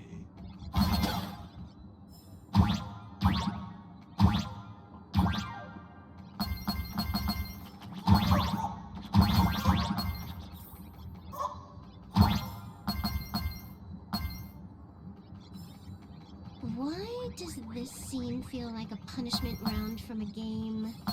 Office survivors wait, brutal and gay.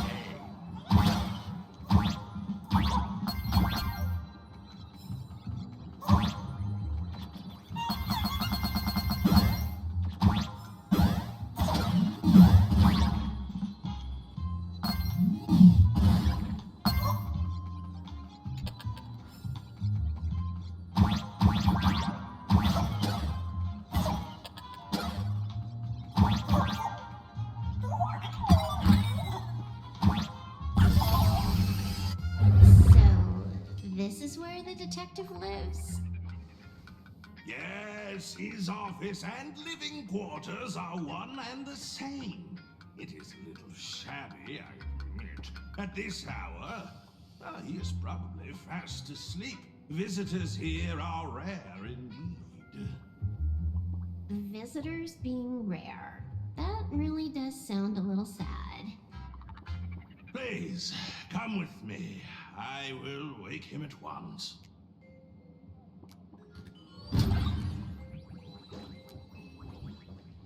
Time to get up, Mr. Ashvale. How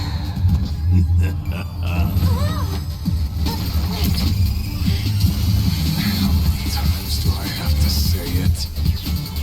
Just leave the delivery at the door. To disturb my sleep? Mr. Ashvale, this lady is not here for food delivery. Oh, then she must be here to kill me. Sadly, not that either. What do you mean, sadly? Not here to deliver food and not here to kill me. How strange. Oh, then you must be a client. You are here to hire me for a case. your order of guesses is a little heartbreaking. Yes, I am here to commission you. Something has been stolen. Oh, what did you lose? A person, along with an ancient mask that should have been mine. Interesting. Are you here to join the Phantasmoon Games? At that moment, a cloud of suspicion rises in the detective's mind. Who exactly is this girl? Mr. N, stop the voiceover when we're talking business. Oh, stop! You pay me 900 credits an hour plus 2 bananas just for this, don't you? Yes, but at least throw me a few clues while you work. Between a detective and their assistant, at least one of them should know a thing or two about deduction, right? A name flashed through the otherwise empty mind of the detective. This unremarkable-looking girl was, in fact, one of the top 10 most wanted terrorists on the IPC's bounty list, a Stellaron hunter. Kafka! It's Silverwolf! She's Silverwolf! Mr. Ashrail, did you get your head caught in the fridge door or something? I feel like I need to wipe my personal data again. One of the Interastral Peace Corporation's most wanted fugitives with the highest bounties comes to commission a broke detective. Oh, I have seen plenty of stories like this. So, the next thing would be me getting dragged into a massive conspiracy and forced to run for my life, right? Drop the paranoia. I came to you because I hacked into the Security Bureau's criminal record system. What I found was shocking. In all those bizarre police cases, you were hired again and again. The curious case of the Harmony Sect Communion, the mystery of the Ghost Bullet Worm Express, the serial ghost resurrection incident, the super non-serial locked room murders at Kooky House, you helped solve them all.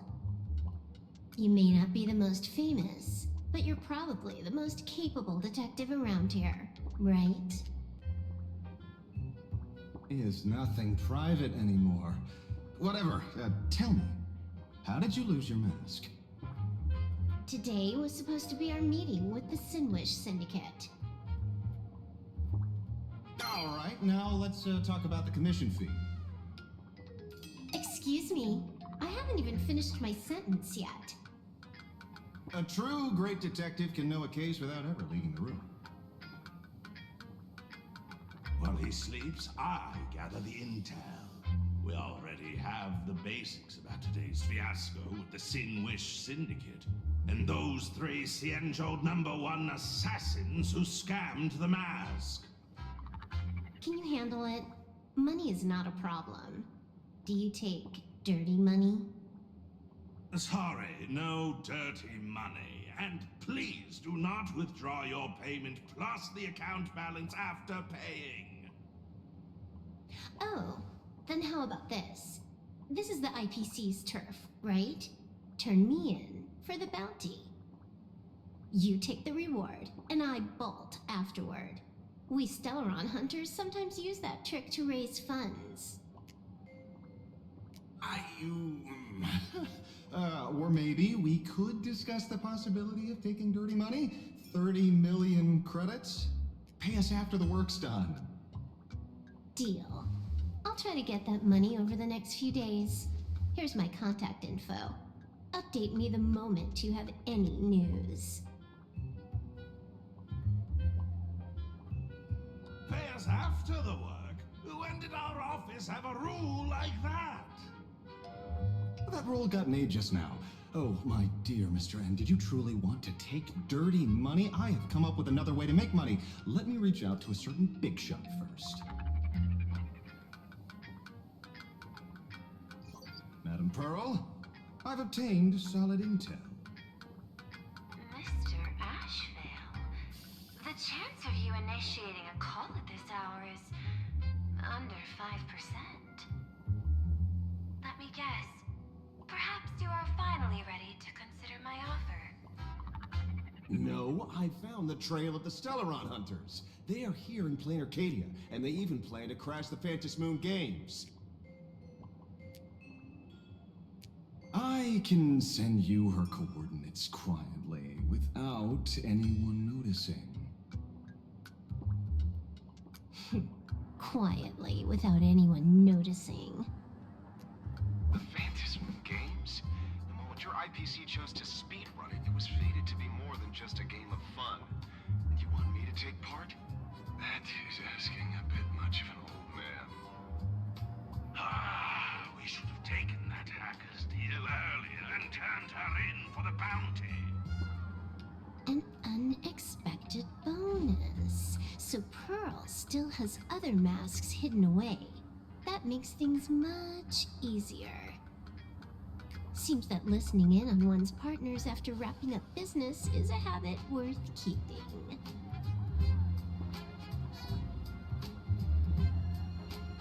Hey, lady, where are you? Did you find the mask? Not yet, but I've got a new lead. We might have lost one mask, so I just need to find another. Fine. Promise me this. Next time, don't take contracts on the dark web using names like Xianzhou's #1 assassin. Okay. By the way, can you tell me what script Elio gave you this time? A completely blank page.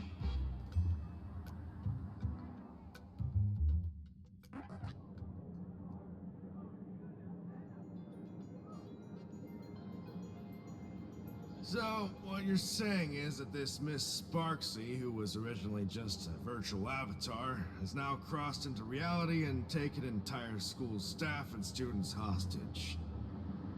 I get it. So it's just a typical case of the idiogenerative imaginae phenomenon.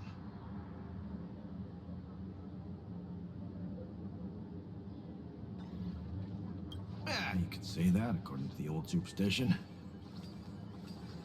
Modern science believes that when something receives excessive attention, it would suddenly gain life and becomes an imaginae due to the accumulation of too much wish power.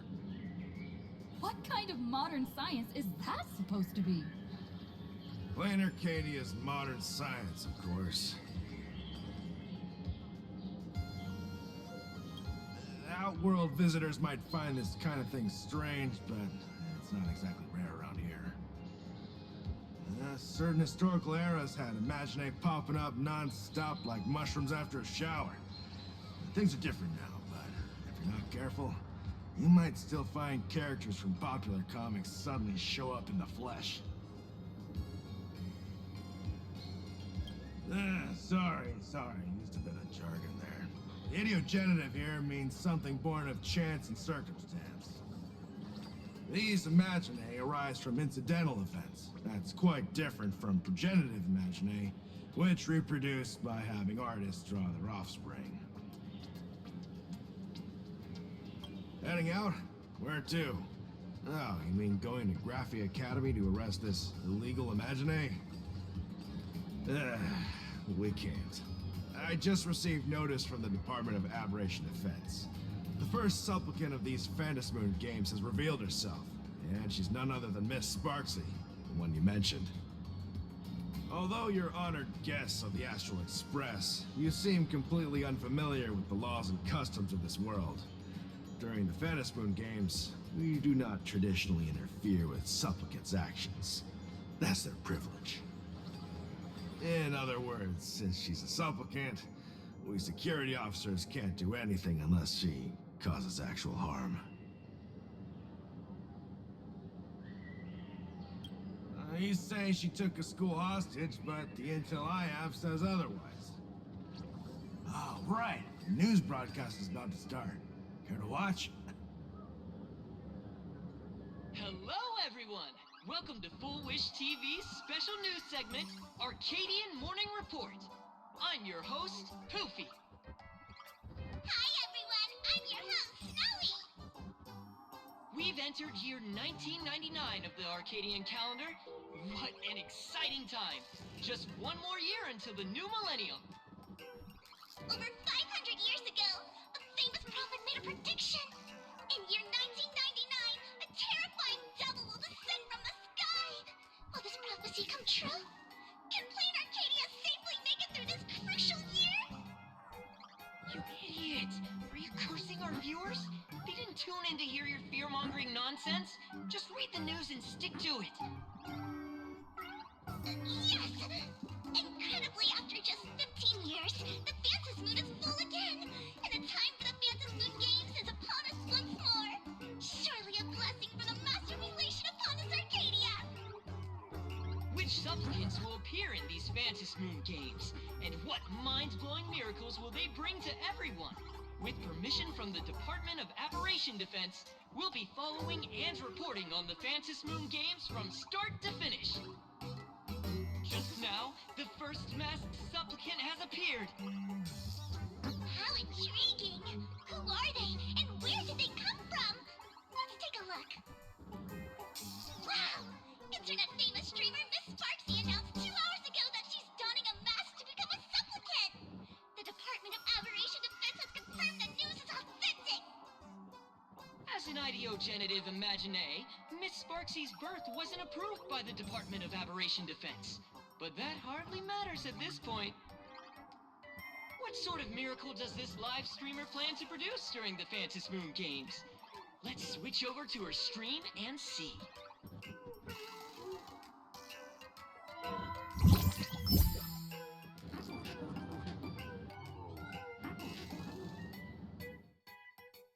Yoo-hoo!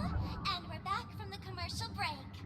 A big thank you to Love Insurance for being the title sponsor of today's Sparkstacular Arcadian Adventures live stream. One person, 1,000 faces. 1,000 faces, one person. Who will Sparksicle become today? Ta-da! Time for the big reveal! Everyone, follow along with Bean Sparksy of Graphia Academy as we check out how our new transfer student is settling in. Marge, say hi to the camera. Sparksy, don't you dare mess with me. I, March, am not someone you can easily push around. I'll have you know I'm the disciple of General Jing Yuan of the Luofu and General Huayan of the Xu Ming. I've undergone rigorous Xianzhou sword training. Others might fear you, but I sure don't. My, March seems quite worked up. Is it because she's a bit nervous about her first live interview? Alright then. Now, let me interview my colleague, Mr. Yang.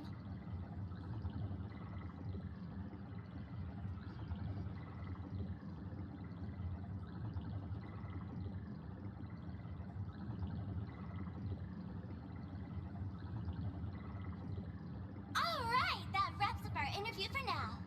Let me give you all a sneak peek at what's coming up in our next live stream. Thank you all for your wholehearted support.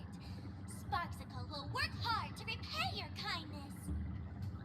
In 3 hours, I'll be hosting a special live stream performance, Sparksicon, alongside our special guests, the legendary Nameless from the Astral Express, who have carved countless legends across the cosmos. Tell your friends, your family, even your enemies.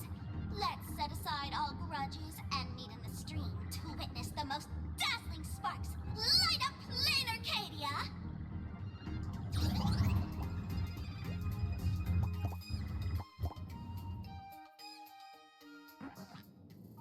Now, see, Miss Sparksy was just doing a program with your friend. It's fine, really.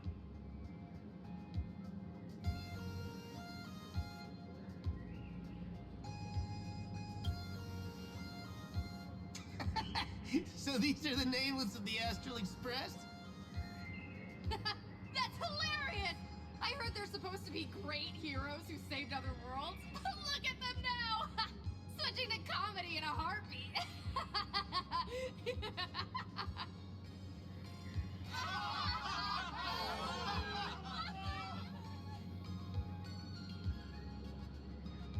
Darn it. Soon the whole of Plain Arcadia will be saying Sparksy caught the Astral Express crew in one go and made us the butt of jokes.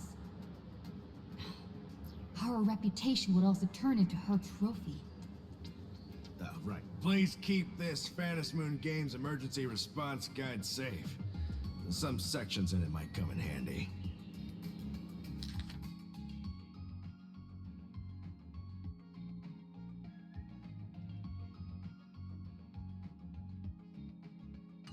If there's nothing else, I'll be going now. See ya. See? I told you so. Even calling the police was useless.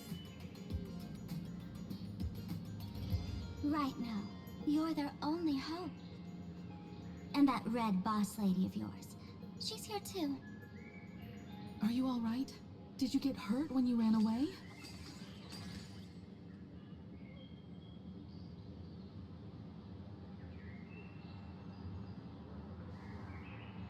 So, March and Welt are both trapped in Graphia Academy now? And that girl called Sparksy took the mask, too. No, it's not your fault. I underestimated the complexity of the situation behind these games. Coming back to my homeland was meant to be a relaxing vacation for everyone. And I also wanted you and March to experience the atmosphere of elation in this world. Throughout the history of the Phantom Moon Games, there have been many instances of cooperation between supplicants. But this time, forces from across the cosmos have turned this into their own high-stakes poker table. Rather than honoring the elation, these players are far more eager to savor victory for themselves, itching to knock everyone else out of the game. Sparksy is one such troublemaker.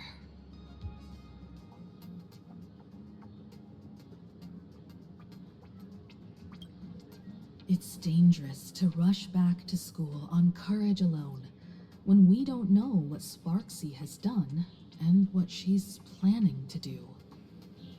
For every supplicant, there are 3 key acts that must be completed once the Phantom Moon Games begin. The roll call, the miracle, and the promotion. Sparksy has completed the roll call. She took the mask and declared her entry into the games, drawing everyone's attention to the news that the first supplicant has appeared. Next, she must strive to make a miracle happen, bear the people's wishes, and answer with a great feat.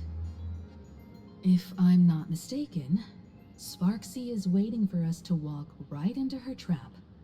For her, there couldn't be a better opponent than the Astral Express for this first battle between supplicants. What could be more earth-shattering than defeating a renowned cosmic hero on a battlefield of her own meticulous design? So here's the question, Sparkle. Based on what you know about this imposter, what's her real agenda for joining the games? Simply toying with and defeating the Express crew alone won't be enough. What kind of world-shaking miracle is she after? Sure, she's a fake. But she's still a fake of Miss Sparkle. Guessing won't get us far. If you ask me, we should check out the tavern. Might find some leads there. The Masked Fool's headquarters. The World's End Tavern. That's right. How could we pull off something this insane without Miss Sparkle's prized collection I've been hoarding all these years? That imposter must have known this well. Before this operation, she definitely went to the tavern, using my name. Most fools can't tell the difference between me and that imposter. Or maybe they just don't care. But if we can find out who I talked to and which treasures I stole from my collection of items, we'll naturally figure out what that imposter is up to. That's a good plan, but I can't let you act alone. Can you take both of us into the tavern? Take this business card. The address of the tavern is printed on it. However, you'll have to find your own way to the tavern. That's been the rule since it was established, and there's nothing I can do about it. Since there's still time, I'll head out first. You two can come over when you're ready.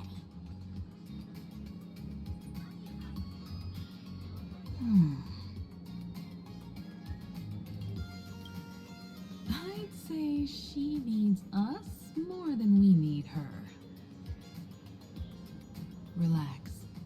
To step into the Elation's right, what you need the most is ease. Don't dance to your enemy's tune. Find your own rhythm. Now it's our turn to set the steps.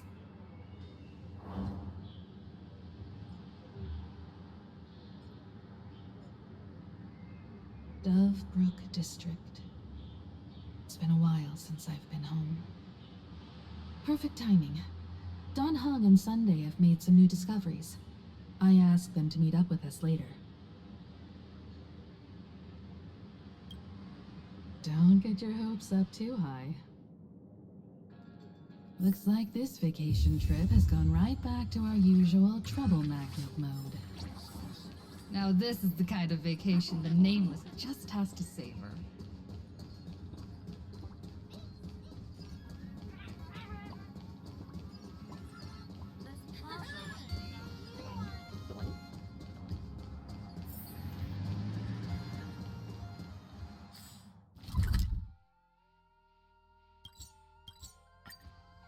Furbo snapped a pic of me on this street without my consent just now. Fame isn't exactly good news for the Nameless.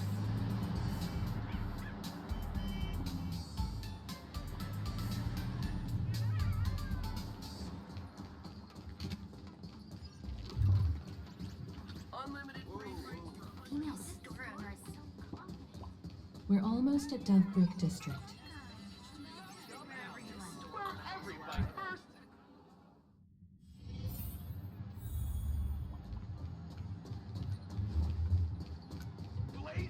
Quite a bustling district. Is this really where Himiko lived back then? It's been 15 years since I've been back. I wonder what's become of these houses now. If they're being rented out, or if they've been sold off already. Perhaps they've become like the Graffia family. Nothing but empty shells of their former glory. Let's go. Stay safe on the road.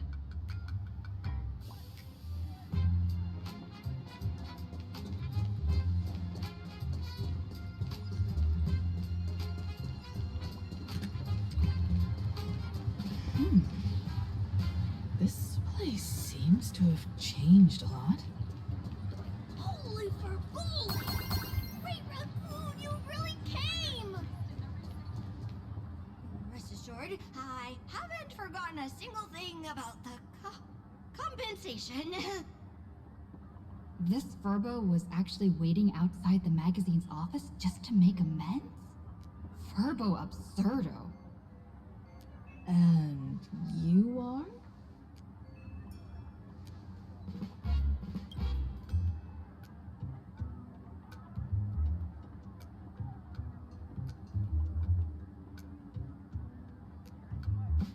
Would you mind coming into our magazine office to talk?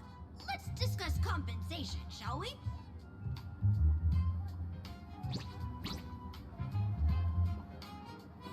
It looks like the magazine publisher has taken over this entire building. Strictly speaking, The entire street where this building stands belongs to my family's estate. It's said that, in their heyday, the Graphia family owned property all across Plain Arcadia. But by my generation, very little was left. When my journey reaches its end, will anyone in this world be able to inherit anything from me? Silly child. What nonsense are you talking about? Come, let's go inside the magazine office and see what this little Furbo is up to.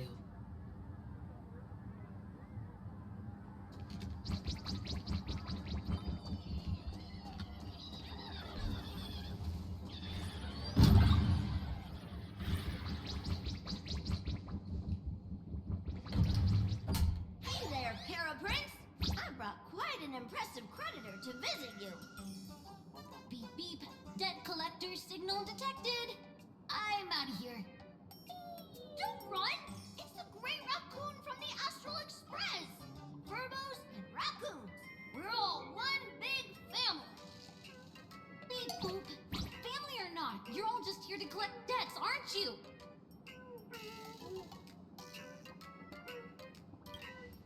Great Raccoon, that jerk of a company president ditched everyone to dodge the debts. We brothers haven't gotten paid in months. As you can see from our sorry state, even if you sold us all for Furbo Hot Pot, you wouldn't get much money back. But I've got a plan.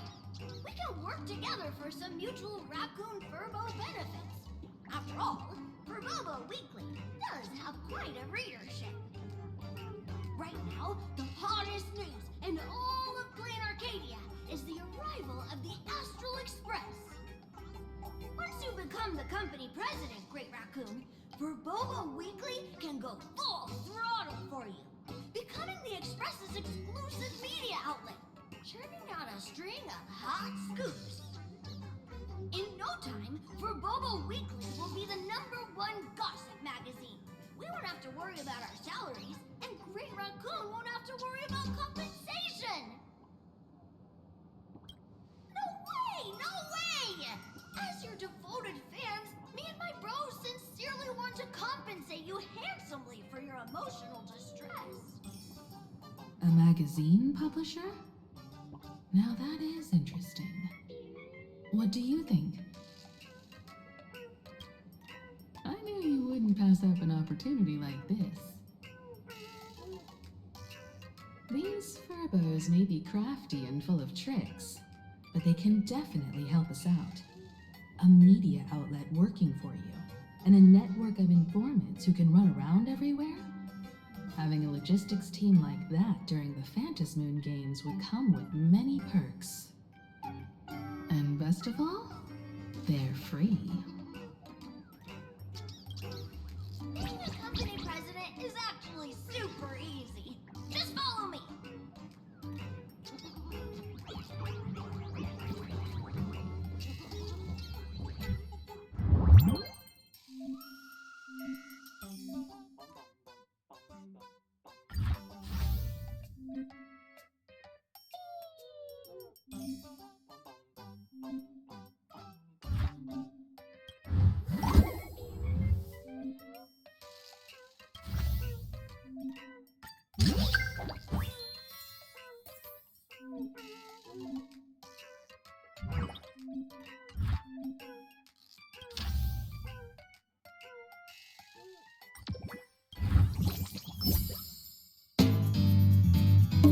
Congrats!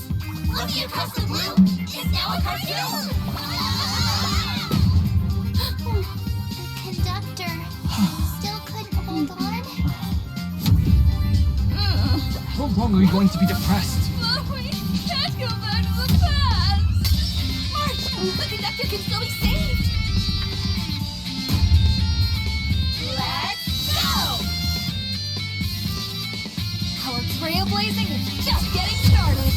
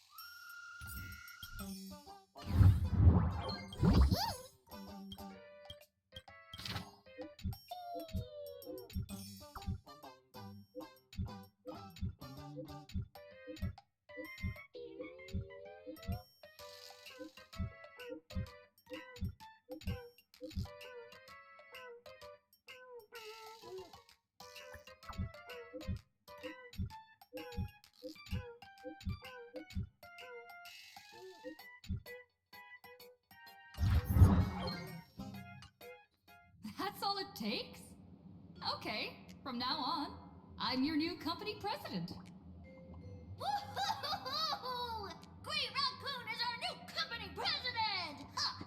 Whatever mission you assign, we brothers will get it done for you. Anything else you'd like us to do?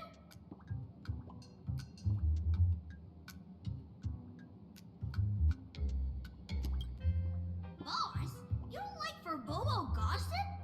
What name would you prefer then?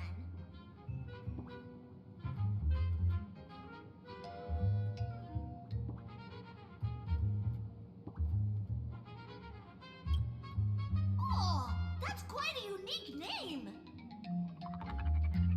Are you sure?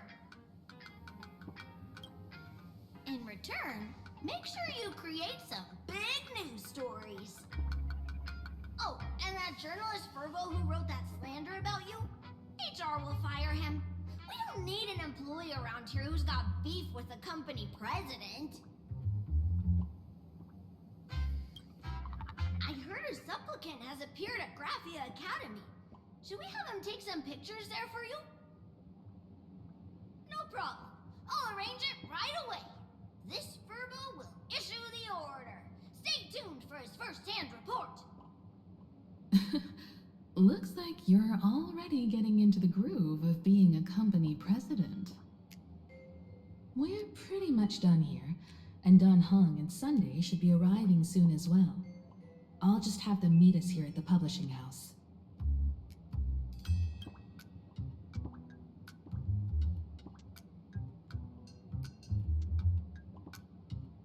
Miss Himiko, we're here.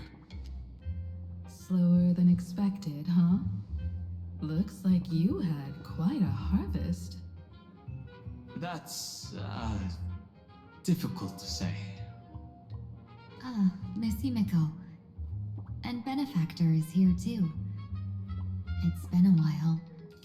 I've missed you all dearly. Miss Timyun, are you representing the Xianzhou on this diplomatic mission to Plain Arcadia? This is a matter of great importance. A humble girl like me doesn't have that kind of standing. I'm just tagging along with General Yao Guang of the Yuchui to help out with odd jobs. I happened to run into these two on the way. The seer strategist. What happened on this journey?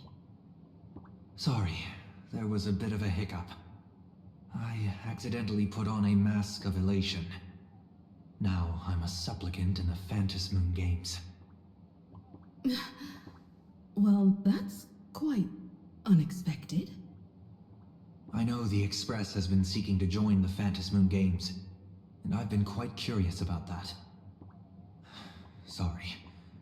Did I make things more complicated than they needed to be? No need to apologize, Sunday. You are a companion of the Trailblaze.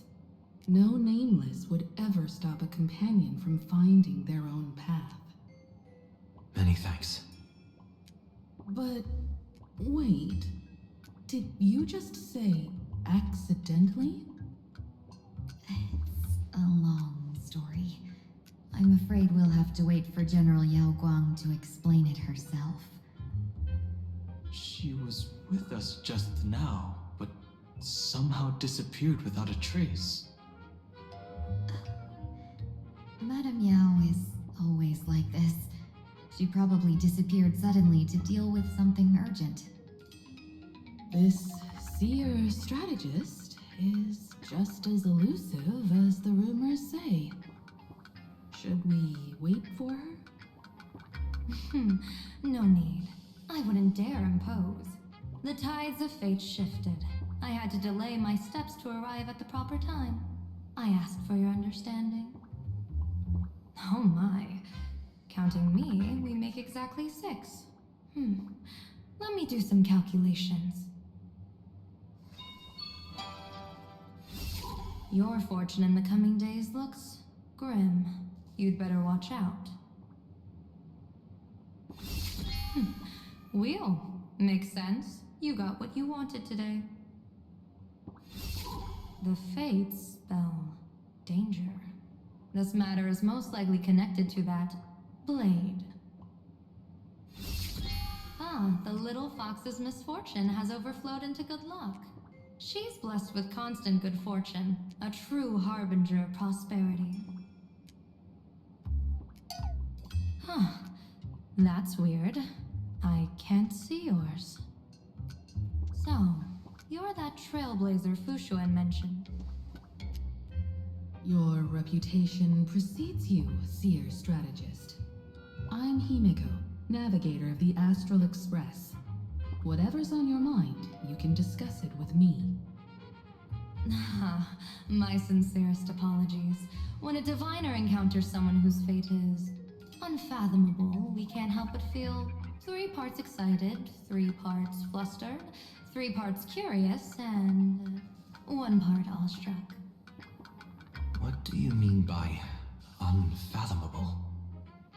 My eye of Ishvara can scan the aura of fortune surrounding each of you, manifesting as weal or woe signs above your foreheads.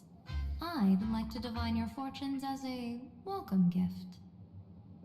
However, this person really surprised me. I can't see anything from her at all. Are you really free to try any choice? To do anything you want? Does an Ishvara like you actually exist in this world?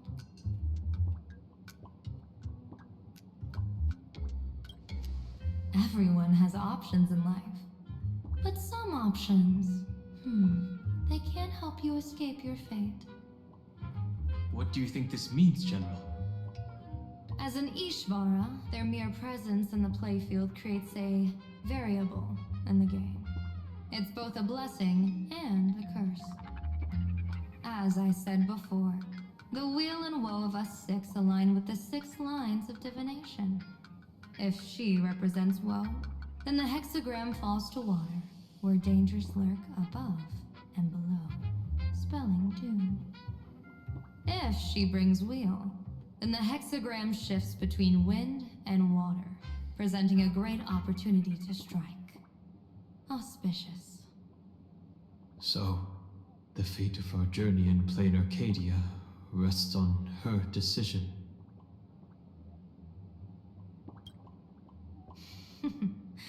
It's not as mystical as it sounds. While an Ishvara has far greater freedom of choice than ordinary people, they're still caught in the currents of fate.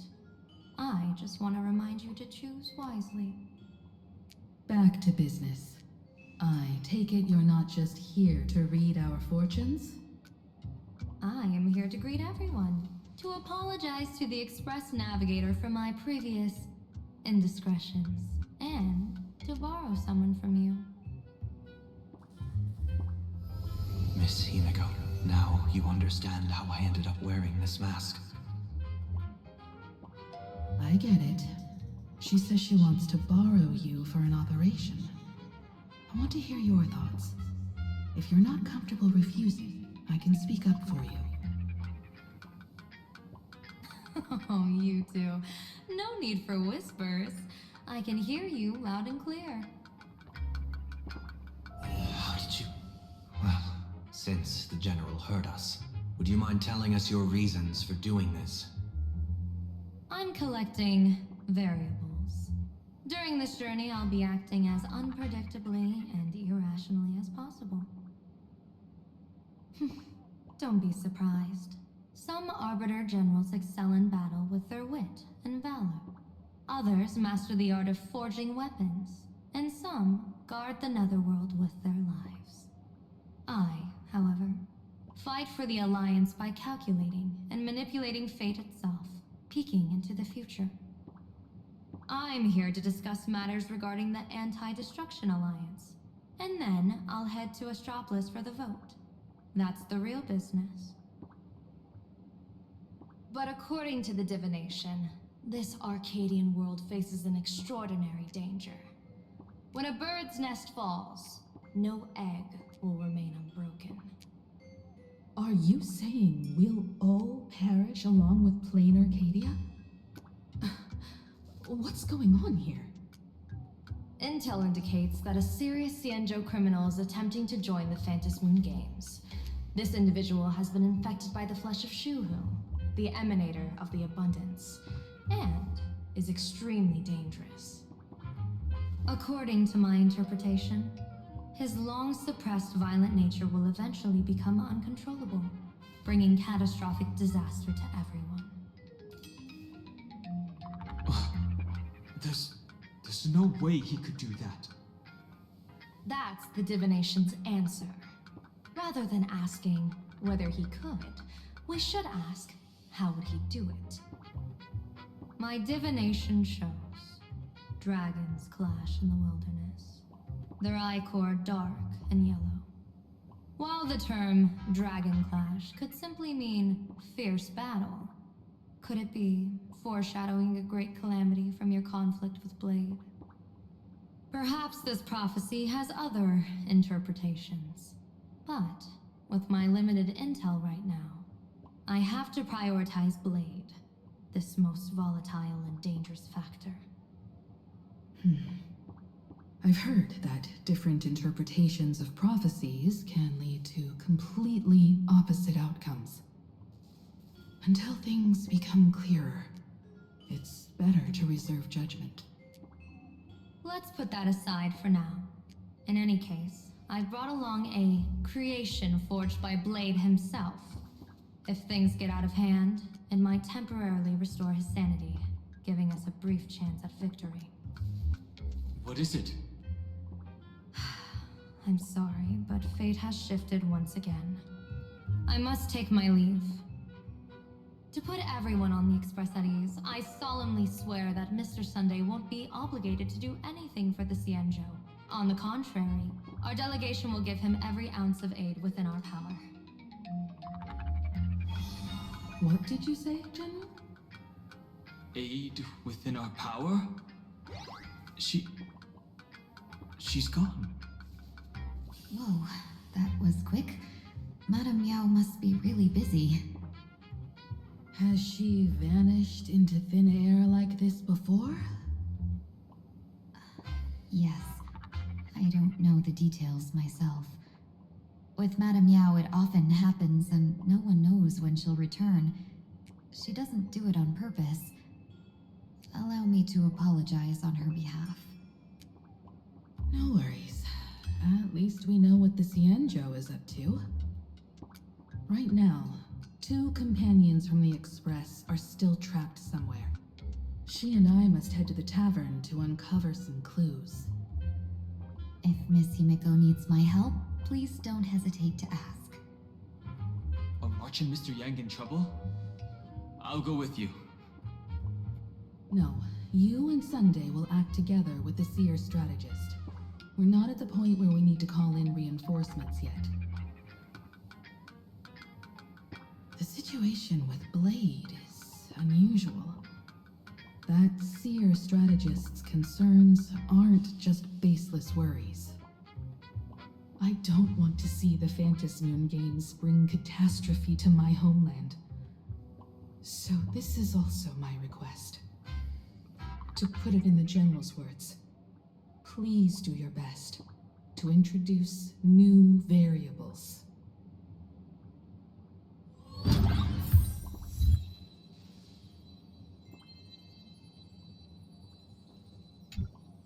I understand Miss Himiko's intentions. I'll leave March and Mr. Yang in your care.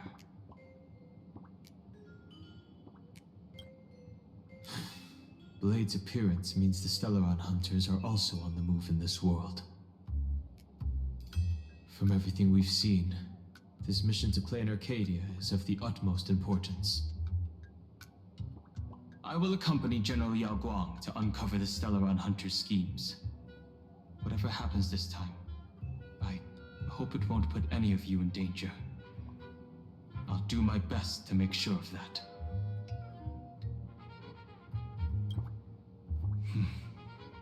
Whatever happens, keep me posted on how things go.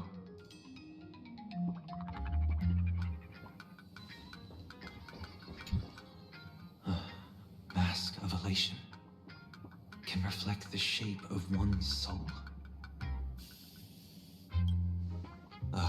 Sure. In Penacony's decorative arts, ravens often symbolize the hidden desires and whispers of humans' dreamscapes. Don't worry, I once tried to ascend to godhood myself. I won't be dazzled by the honor of an audience with the deity. Taking part in this grand event is also about gaining a deeper understanding of this Arcadia. Just as one cannot miss the Charmony Festival when visiting Penacony.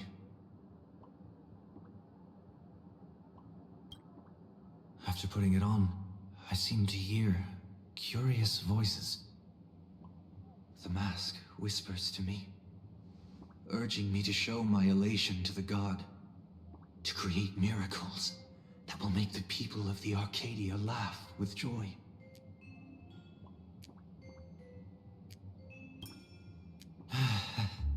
That's a good one.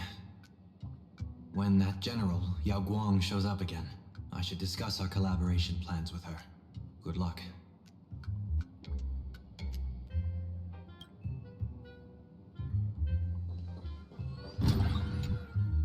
Greetings, Benefactor. It's been many days since we met in Penacony, and I've been thinking of you day and night. Though my skills are meager, Madame Yao praised my resolve to kill my enemies, saying that was just the variable she sought. That's why she assigned me to temporarily serve under her command for this expedition. And look at that. It's brought us back together again. What fortune. I wished I could travel with you longer back in Penacony, Benefactor. After all, I've yet to reclaim the opportunities Phantilia stole from me.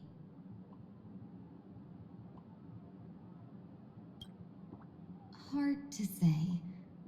Like the divinations she casts, she's a riddle shrouded in fog. Apart from the ever-absent Patina Justice, she's likely the most mysterious of the Arbiter Generals. I'm sure there's no mortal danger. Please forgive my jest, Benefactor. Being around Madame Yao has gotten me into the habit of cracking jokes all the time. Her actions may seem inscrutable, but she always provides what you need ahead of time. That's why even those who grumble still carry out her orders with diligence. In truth, doesn't she seem more like a shrewd merchant than a diviner? But then, when have any Arbiter Generals ever been ordinary? Don't go back on your word, Benefactor. We can find a local bar and share a drink while we chat. Madame Yao instructed me to meet her at our agreed spot if she disappears. It's growing late, so I'll take my leave now.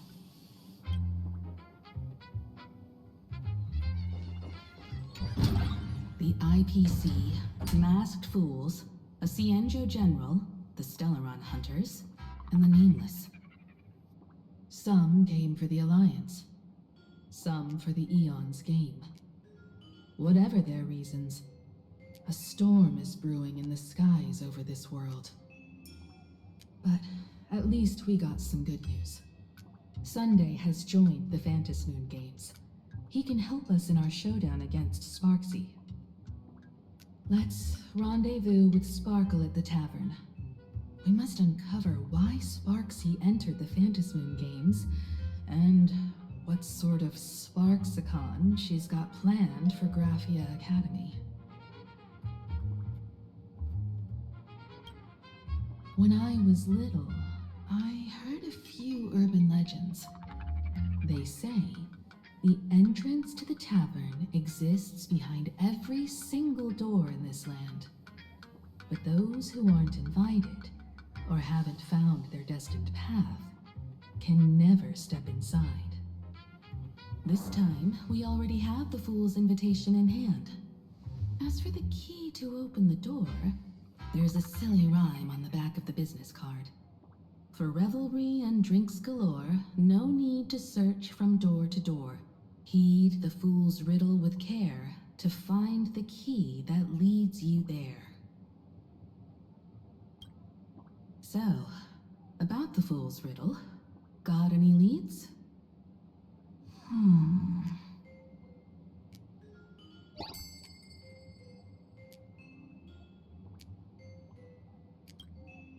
Whether they look up or down, the moon that humanity gazes upon in the sky is always the same Phantom moon.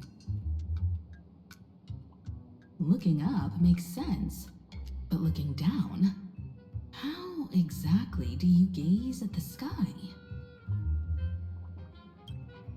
Oh, it seems fate ties you to the tavern. I get it now. The answer is Dovebrook.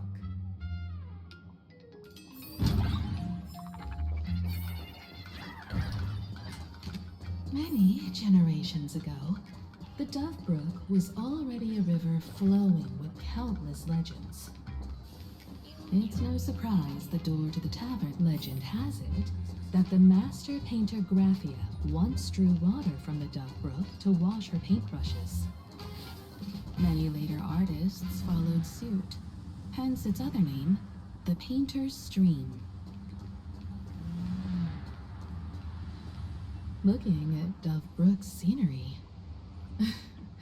memories from my student days just come flooding back. They're not exactly interesting memories. Back then, Dovebrook District was teeming with gangs. There were hooligans running around everywhere, and some really loved messing with the students. I was taller than my peers, and happened to be training in martial arts. To stand up for my juniors, I would occasionally get into scraps with the thugs on the streets.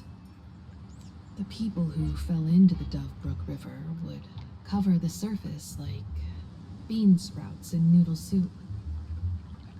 It all feels like it was just yesterday. Sometimes the thugs fell in. Other times, I took the plunge myself. Back then, I was a bundle of restless energy. The teachers always said I was like a wind-up toy that never stopped banging its drums and cymbals, stirring up a commotion wherever I went. In the blink of an eye, 15 years have passed. Hard to believe someone as reckless and willful as me became the navigator of the Astral Express. Now's not the time to wax sentimental. We've reached the banks of the Dovebrook. So, where's the tavern entrance hidden?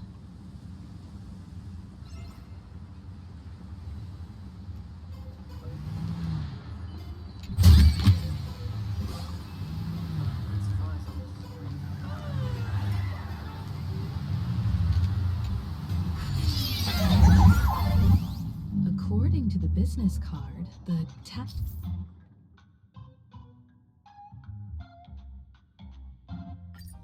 is near the Sinwish Syndicate headquarters. Let's check the other side of the river.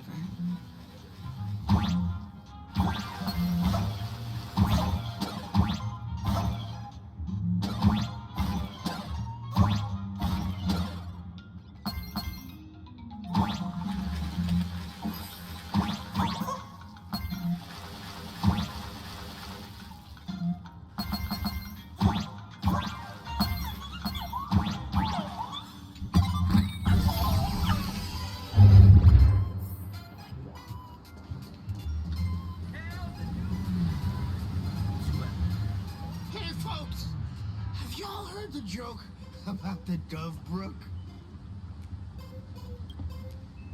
One day, a criminal escaped from prison.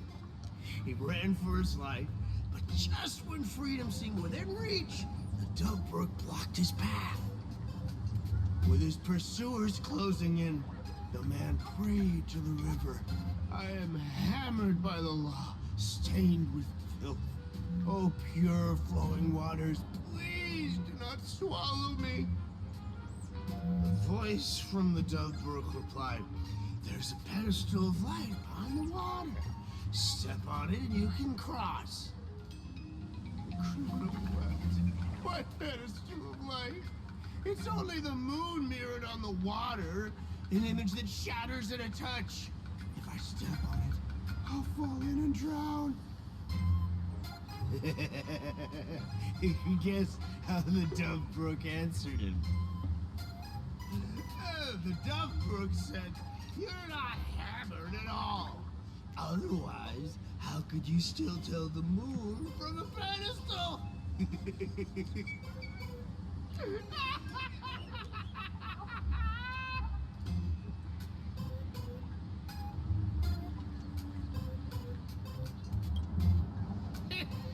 fine. You don't have to buy me a drink as long as I can make you laugh.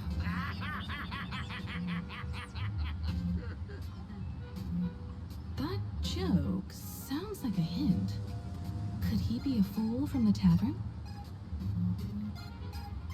Maybe if we find the fragile moon he mentioned, we'll find the way into the tavern. The moon's reflection.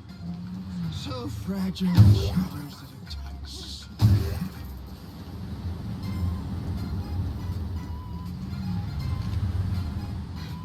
Sparkle's riddle says this. Whether looking up or down, they all see the same phantom moon when gazing at the sky. We've gazed at the sky already, so next... From this angle, the moon's reflection is right here. It does look strange in the water. If what the card says is true, and the fool's riddle is the key to entering the tavern, then this moon must be the door lock. Come on, let's take a closer look at this strange moon.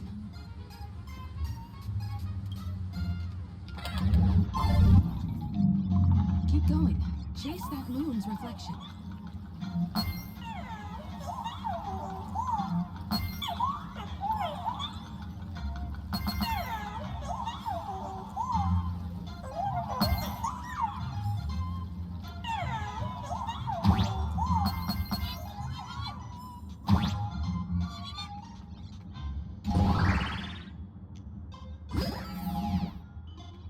Looks like the fools are guarding the moon's shadow tight. Find the switch and blast through the obstruction.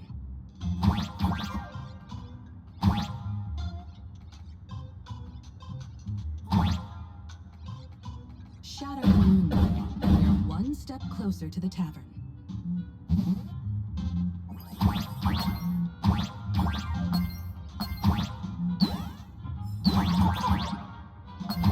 Let's try again.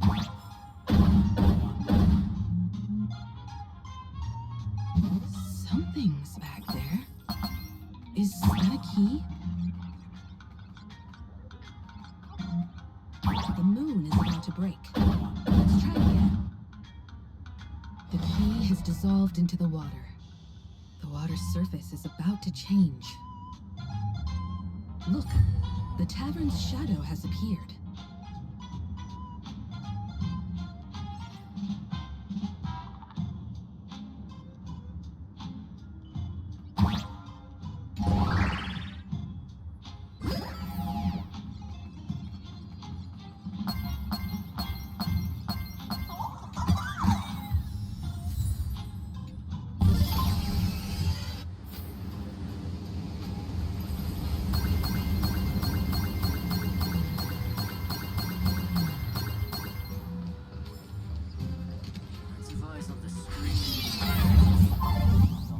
If we follow this path ahead, we should reach the tavern.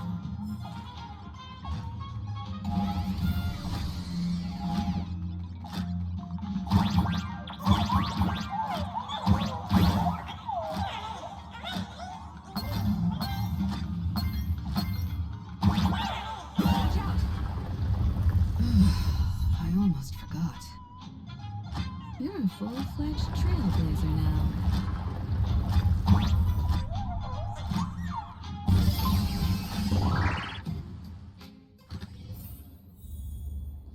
Welcome.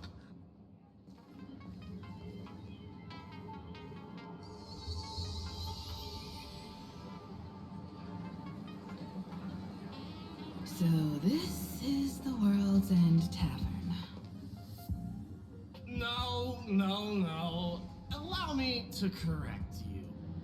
If you think this is all there is to the tavern, you're sorely mistaken. Like a single grape on a great bunch, this is just the part where the tavern connects to this world. Sorry, but this looks like a regular lounge. The so-called plain Arcadia isn't really an Arcadia either, but who's complaining? Life goes on, doesn't it? If you're looking for something that's true to its name, take a ride on the Astral Express. Funny thing is, it's literally a train. You know, can't find a single trace of astronautical engineering on it. Wait, you two are navigator of the Astral Express and the raccoon on board, right? I've seen you in the news.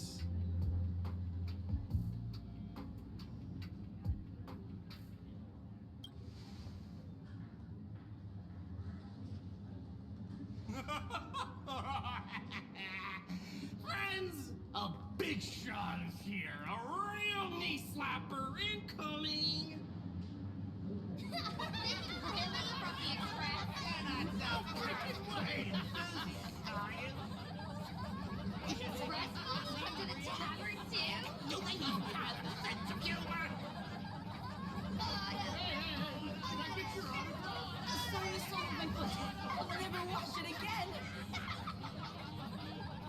Everyone, curb your curiosity.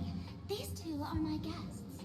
Even the most mischievous among you should know when to stop and mind your manners. Oh, well, if it isn't Little Sparkle. We've all heard your joke. Take the mask from a masked fool, and what's left but a fool?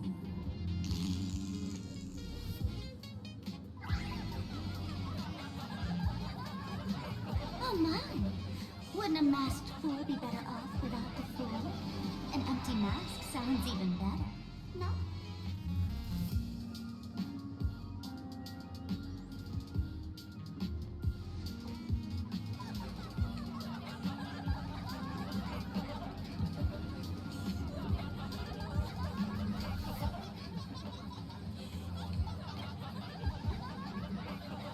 Don't take an idiot's words too seriously. Unless you want to join them.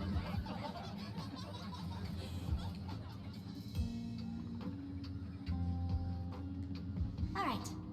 Now I can finally entertain my guests without interruptions. You two, this way. Let's talk about the imposter.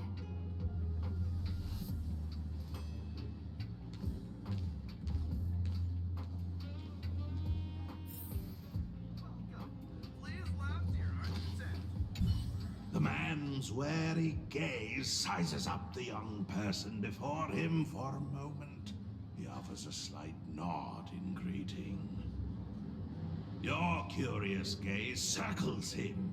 Is that thing by his side a talking monkey?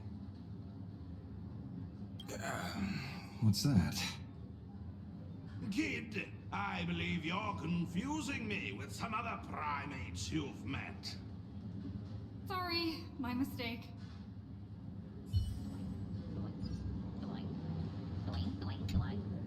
Alright, you two. First round's on me. What'll it be?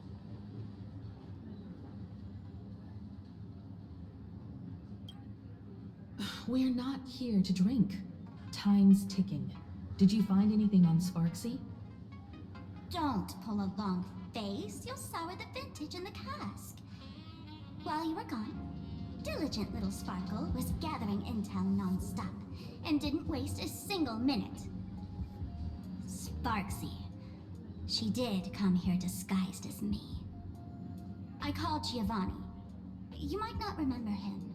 He's the poor sap who drew the short straw to manage the storage area recently. Old Gio told me that a week ago, I came here and took a few things. Among them was a vial of mimetic virus. A mimetic virus. No wonder she could take over Graphia Academy and distort Marge and Weld's cognition, making them believe they're a student and teacher.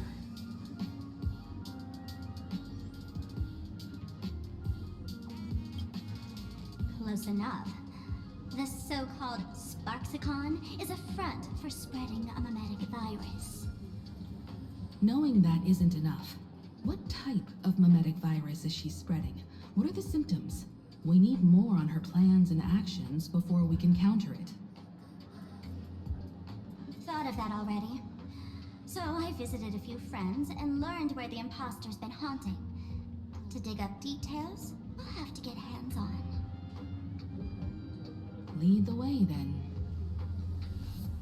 Let's move. Stay close.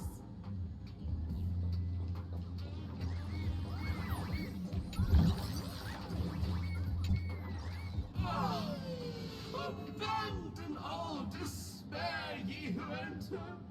If you want to pass, then amuse me. By the way, hate to ask, you aren't Aha themselves, are you? No, you're not Aha. You got that smooth talker air, but you're not. If you were Aha, a wave of your hand would cure my melancholy. You can't do that, can you? Isn't this the Tavern of the Elation? Don't you welcome the laughter, gracing you with their presence? You're wrong. It's not that they are unwelcome. See that? The fools put up a sign over there. Aha and morning actors stay clear from the door. Stay clear! Ridiculous as it sounds, it's true. After 666 invitations to Aha went unanswered, the younger fools voted to expel the laughter from the path of elation. Oh, I get it. It's like students expelling a teacher from a classroom. The action is meaningless. The message is loud and clear, though. All right, Mr. Doorway. I assure you that none of us three is Aha, and none is a morning actor. Oh, it's Sparkle. Is it really Sparkle? It's not someone else pretending to be Sparkle. I can't tell, and I don't care. Listen up, gray-haired lass. If you want me to open, pay the toll with saying a joke. I've been waiting for the one joke that can cure my melancholy. Now, move me.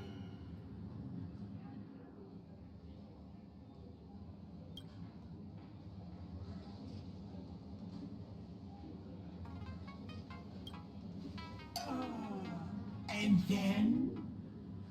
I said it. A joke. Oh, poor child. A bad joke is more pitiful than melancholy.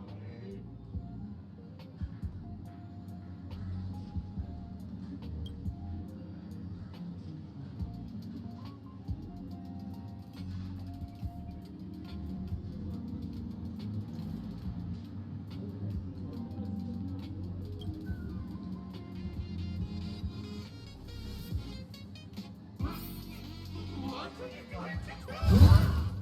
I'm gonna break you open.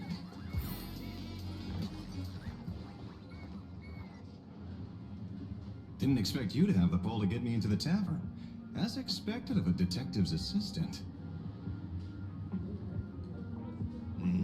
Back when I still had a sense of humor, a fool gave me an invitation. You can thank him for that. You're really going to see the Stellaron Hunter case through? They can only pay you in dirty money, you know. What else can I do? The boys need the money. Credits aren't black or white, they're ones and zeros. All right. I reached out to Costide. He said that one of the 3 people who stole the mask looked familiar. He might have seen them in the news. Based on his description, I spent ages sketching the suspect's portrait. And I suspect it might be Dan Heng, the Nameless from the Astral Express. Ah, Costide. You owe him another favor. No paying this one back, huh? Speaking of which, Dan Heng. That's a Xianzhou name, isn't it? Where have I heard that name before? It sounds so familiar. So, which of these 3 is Dan Heng? The one with gray hair? The redhead? Or that black-haired girl who looks like she's ready to stir up trouble at any moment? No, no, don't tell me yet. Let me guess. I know a bit of the Xianzhou language. The word Dan can mean red. So Dan Heng is the lady with red hair, right? Ah, your deduction skills never fail to impress. Fine, I'll just give you the answer. None of these 3 is Dan Heng. Oh, do you even watch the news? TV, newspapers, the internet, it's all fake news. What do you expect me to look at? Let's get down to business. I couldn't find any trace of Dan Heng's actions. It's like someone wiped them clean. So I decided to try a different approach. Keep tabs on the other members of the Express crew. Maybe following their trail will lead to clues about the mask. Nice work, Mr. N. They're heading deeper into the tavern. Follow me. I see, gray hair. The tavern not inviting you sooner was their loss. Come on in. Is the drink in these barrels really brewed from jokes? Yep, you know your stuff, man. Just heard some rumors, that's all.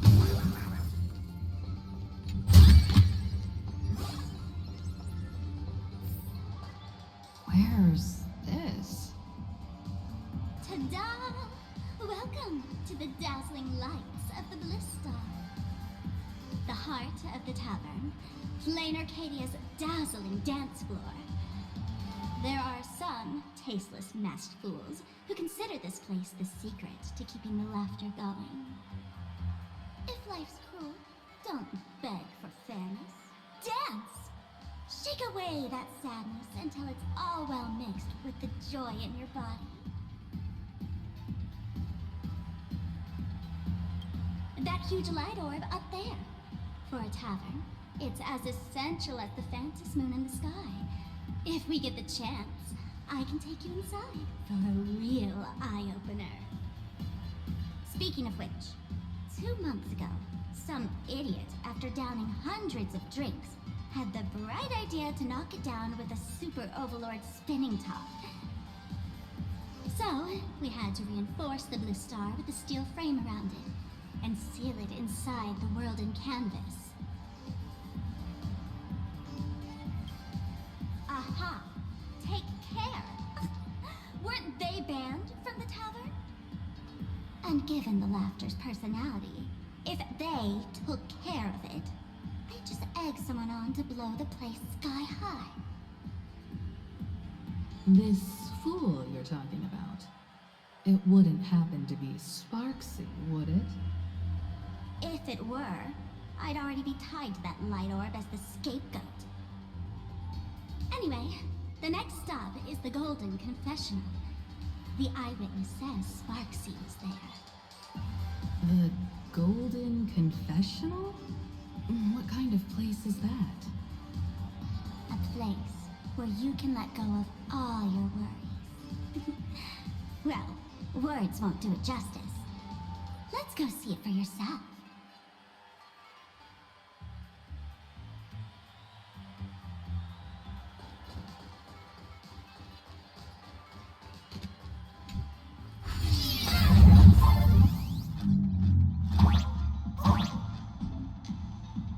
Let me show you how to open a path. Play according to the sheet music, and the path will naturally open up.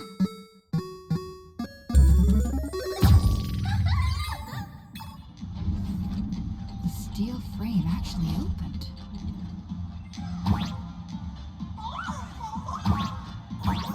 The wispy here actually changed color with the lights. Just another night at the tavern. Fun, right?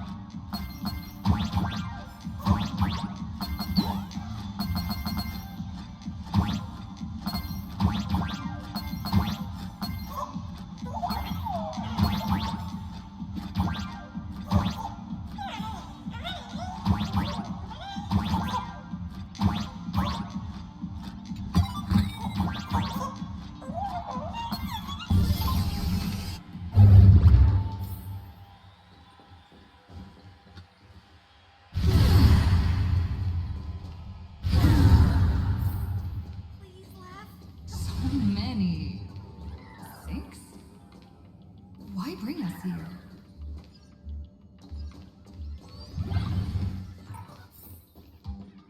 Witnesses say a week ago, I came to the bar, knocked back a few shots of Bomb's first drop, then headed here.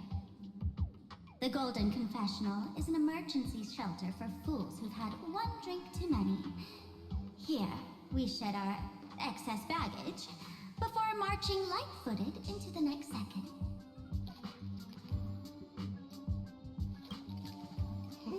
The Golden Confessional is the Golden Confessional, not some random bathroom. Well, if it isn't my old friend, Sparkle said you'd be coming to the tavern. Old Sampo's heart is bursting with joy. And a teensy bit of sorrow. How did Sparkle beat me to inviting my #1 bestie to the tavern for a drink? This me, old friend. Hello, Miss Himiko. Long time no see.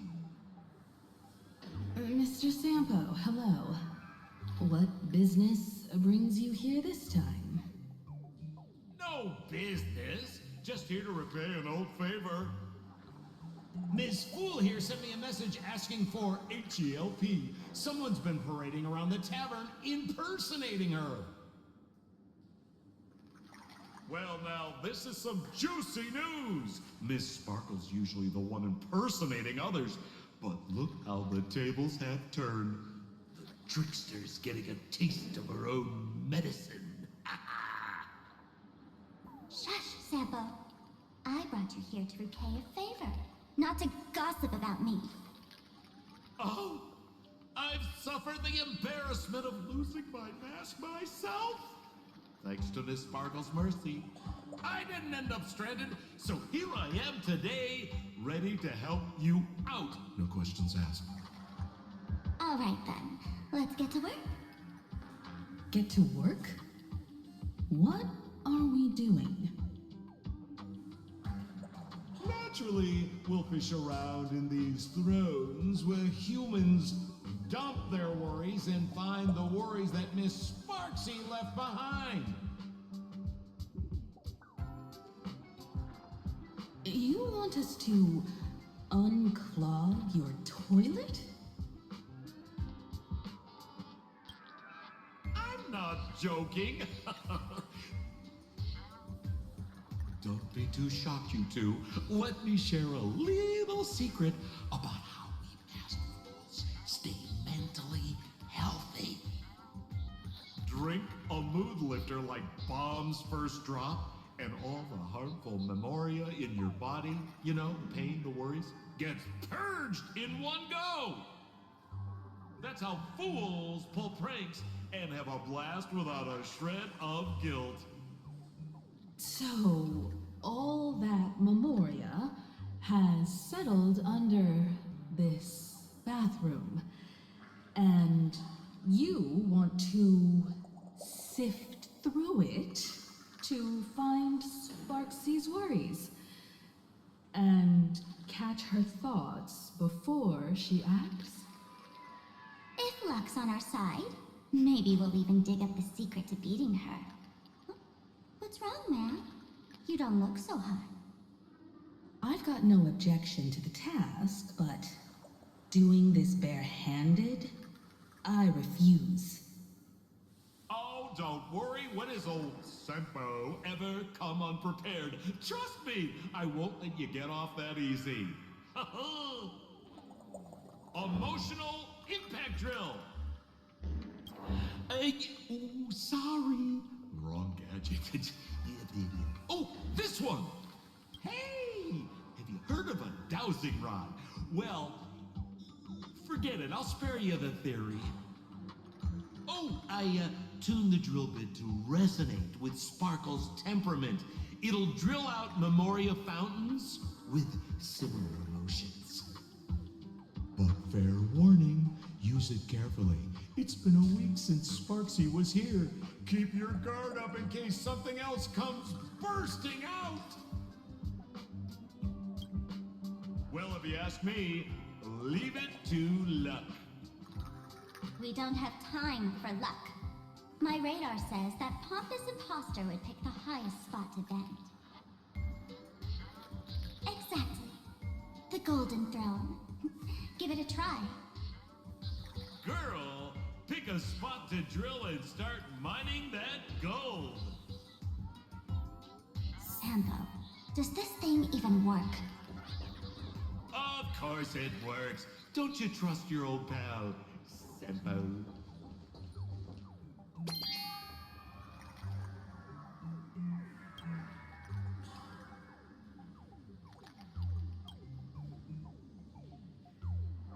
Sampo, how did you get up there just now?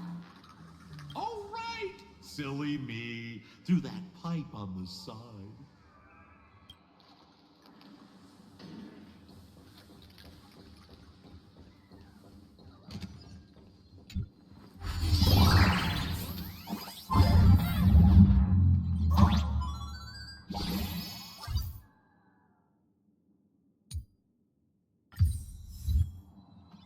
What's this?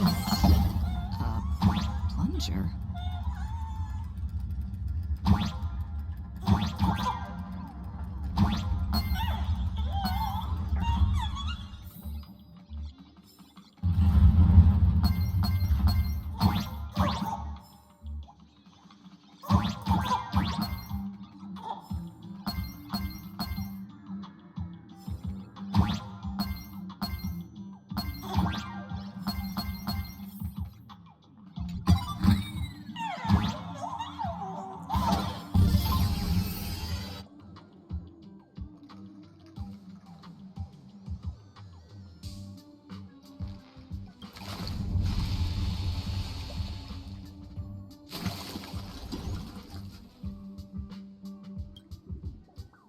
See, what did I tell you?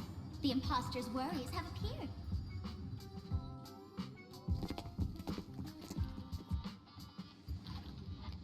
What a rare sight. Sparksicle used to always connect with everyone online. But now, for the first time, she's meeting her fans through the sewer network. Sorry, but we're your haters. Come clean now. What are you planning to do with that mimetic virus you stole? Use Sparksicon as a front to turn everyone into mindless zombies or dancing monkeys? How could I ever harm my dearest, most beloved fans? You took an entire school of teachers and students hostage and turned them into your puppets to help you enter the Phantasmoon games. You're going to argue that you did it all for them? Of course I did.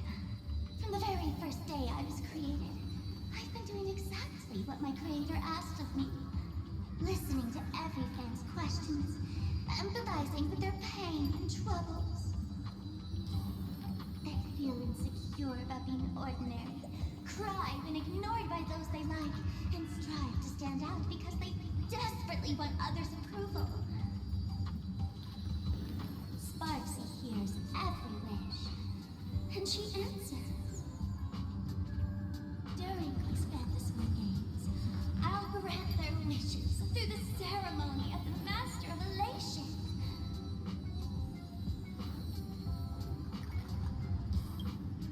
No, I'll give each of them a choice. The choice to become me. Because deep down, every one of them longs to become Sparksy. To wear this dazzling mask, capture the internet's attention, and bask in praise. You must have heard that saying. In the future, everyone gets their 15 minutes of fame. Now, that moment has come. Sparksicon will turn every spectator into me! For reals? She plans to use a mimetic virus to turn everyone into herself? The answer was right there in the riddle all along. You know, I gotta say, that's very Sparkle. As expected of my imposter, you're absolutely bonkers! Sis, is now the time to be tooting your own horn, just thinking about being turned into a copy of you? Oh, I can't even force a smile. Girl, what part of this is elating?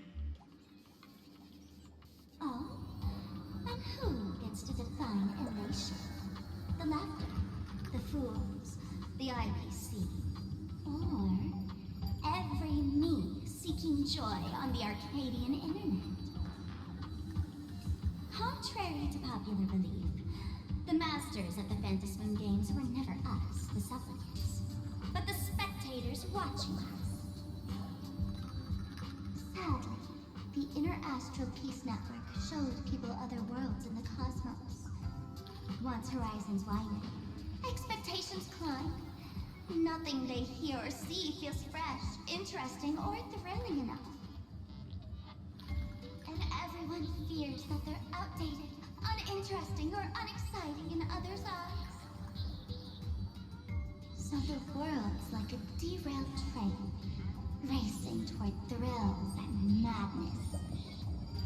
Nameless of the Astral Express. Am I wrong?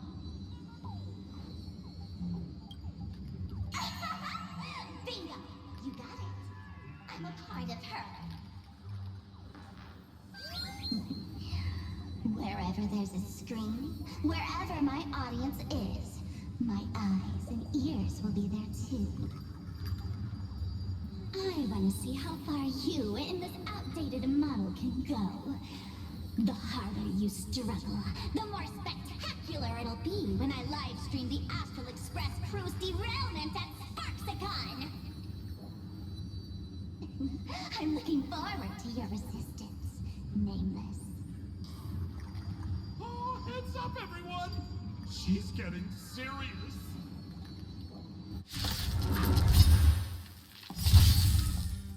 Oh man, the other day I ran into this fan. They insisted on showing me some gallows humor, jokes we found online, saying they were absolutely hilarious. With all of that, he showed me a video of someone being killed by the antimatter legion, then burst out laughing.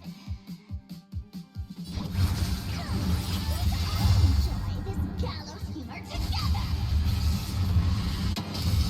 A little gray's too much for you. I'll take it on.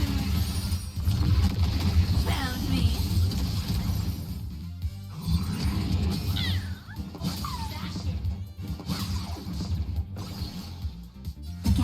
Again.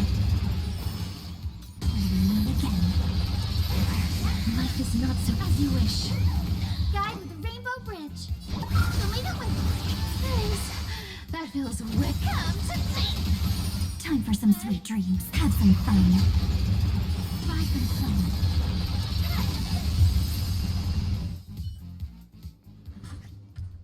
Listen, Sparkle. You only asked me to do your dirty work, but you never said anything about being your thug.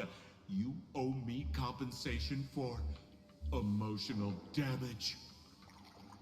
Everyone's going to become me soon. Sampo, crawl out of your money pit for a moment, will you? To think, plain Arcadia's elation would end up like this. Back when I still lived in this place, the internet was just for sharing information. Live streaming and virtual idols, we'd never even heard of them. Coming back now feels like stepping into a foreign land. Like returning home, only to find home isn't where it used to be. It's just madness wrapped in a cheerful shell. She's convinced that we'll be powerless to stop her plan, even if we know what it is. But I'm not ready to roll over just yet. I know. Even I don't want to turn into that phony's look-alike. Though, we're not that different. Since the fools stashed dangerous things like mimetic viruses in the tavern, I assume they must have also prepared some countermeasures? Man, you give us fools too much credit. This is the tavern, not the well-ordered Herta space station. But I do know a place. With some luck, we might find a mimetic virus cleanup expert. All right. Now that you folks have a lead and no shortage of fighting spirit, old Sempo's calling it a day. The Astral Express always has a way of handling crises, doesn't it? With big shots here, a sidekick like me doesn't need to steal the spotlight. Oh, if you run into trouble, you can always ring old Sempo then. I'll even give you folks a special discount, sort of. Well then, farewell, everyone. So, where are we heading next? Let's check out Fatal Joke. Fatal Joke? What kind of place is that? Uh-huh.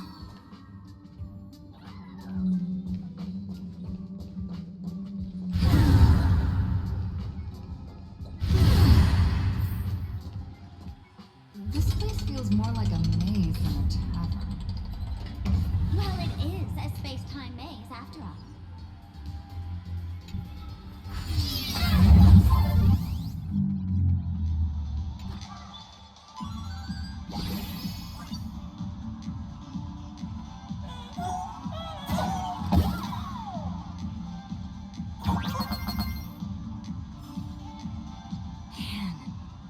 Wish we had one of these light orbs on the Express.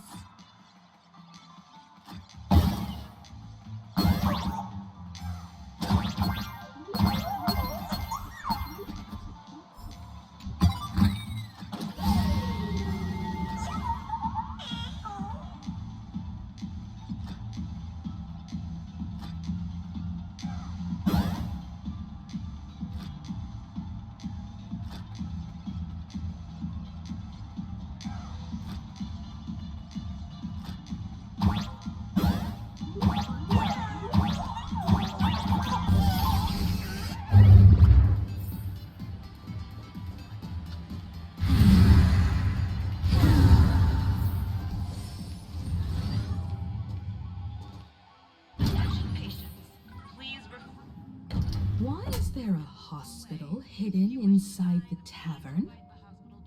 Well, because those who can become fools are all a bit sick in the head. Not your regular headaches and fevers, but matters of the heart. Every time someone goes bonkers and stirs up trouble in the tavern, like scattering nosewalker parasite ticks in every corner, or spiking the beer barrels with truth serum that makes people spew insults. For each time the whole place goes topsy-turvy, there's always some fool who, in the spirit of elation, volunteers to treat them. Yep, they get sent right here to Fatal Joke. Strange. Why isn't there even a fake doctor around today?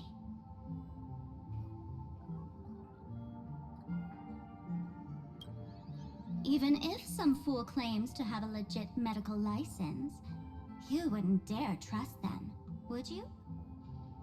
Attention patients, please refrain from eating beef hot pot in the hallway. If you wish to dine, please invite the hospital director to join you. Thank you. Would Dr. Hartman from Plastic Surgery please report to the director's office immediately? This hospital doesn't even have a plastic surgery department. Who on earth are you? Dr. Zhongshan from Mental Health Care, please report to exam room 1.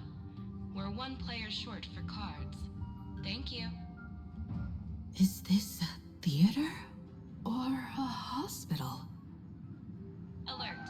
Patient detected ahead. Patient detected ahead. Please line up in an orderly fashion for registration and wait for the doctor to begin consultations. Patient number 01, Akavilli. Is there a Miss Akavilli? Miss Akavilli, diagnosed with Stellaron symptoms per the records. Are you present? Please proceed to exam room 1. They called you by name, Miss Akavilli. You might as well go take a look.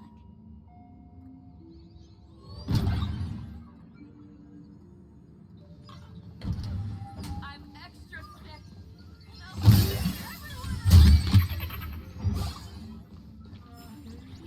It'd be so funny if you were not Professor Skaven from the Department of Psychiatry.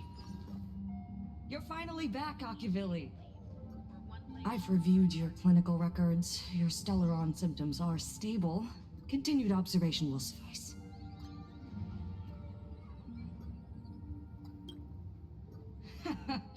Talk about fate. Ever since our little escapade with the Unshackled on the Xianzhou, I've been wondering when someone as interesting as you would grace our tavern. Next time you come to the bar, I'll treat you to a drink with topology olives and Barnsley fractal pepper. Good news for you. You don't need to rush into treatment just yet. Though, I can't say the same for Miss Sparkle over there. Patient number 02, Miss Sparkle, please come in. Hello there, Miss Sparkle. You're one of the few who didn't mistake me for that imposter, Doctor. But, just a reminder, yours truly isn't sick. I'm perfectly healthy.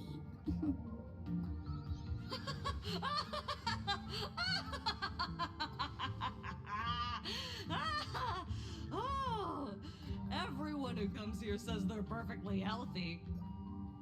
I've seen so many patients, and you're among the most severe. I could already make an initial diagnosis at first glance. Your ailment is loss of self. If someone can transform into 10,000 characters, would she still remember her original self? Good question. But if someone could become 10,000 characters, does the original even matter anymore? By the way, Doc, are you familiar with any treatment protocols for mimetic viruses? Mimetic viruses. I've heard about it. The city sent over a few cases. The patients had one thing in common. They were all heavy internet users. The medical records are in the room. You can take a look if you want.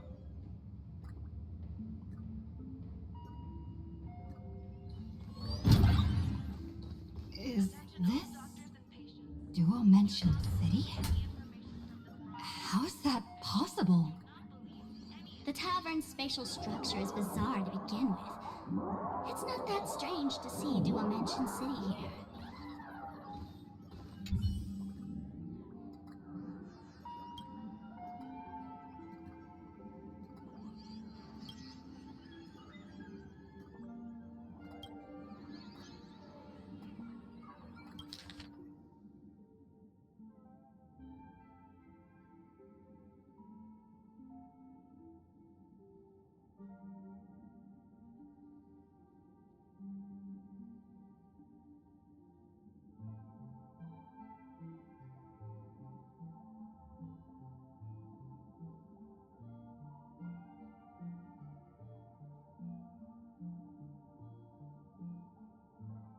No way.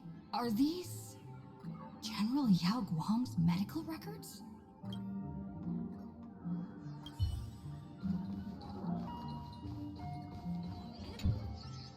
The medical records are on the bookshelf. First file on the left.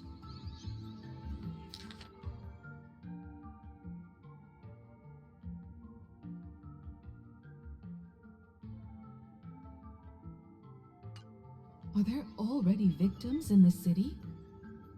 To eliminate the mimetic virus, helping Patient Zero face reality is a crucial phase of the treatment.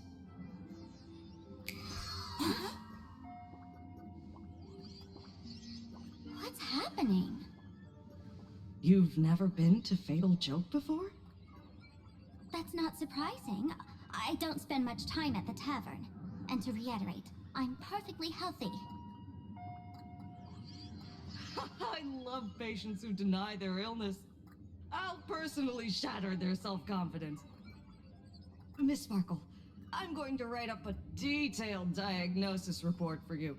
In the meantime, why don't you chat with your fellow patients who share your affliction? Gray hair, let's go. I don't want to waste any more time with this quack.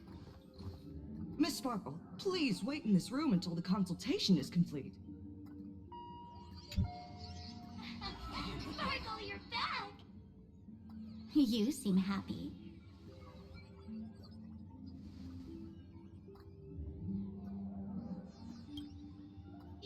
Yeah, I'm keeping my spirits high, just like she asked. Sparkle, you're the one who told me that a smiling mask will never have bad luck, aren't you? This world doesn't want to see too much sadness, cruelty, rage, or pain. You told me that I just need to smile, no matter what. I did everything you asked. But why did you abandon me? Right now, I just want to scream, to cry, to shout. I just want to devour you all. Just how many masks have you thrown away? Don't worry about it. Everyone sheds just as many versions of themselves in a lifetime.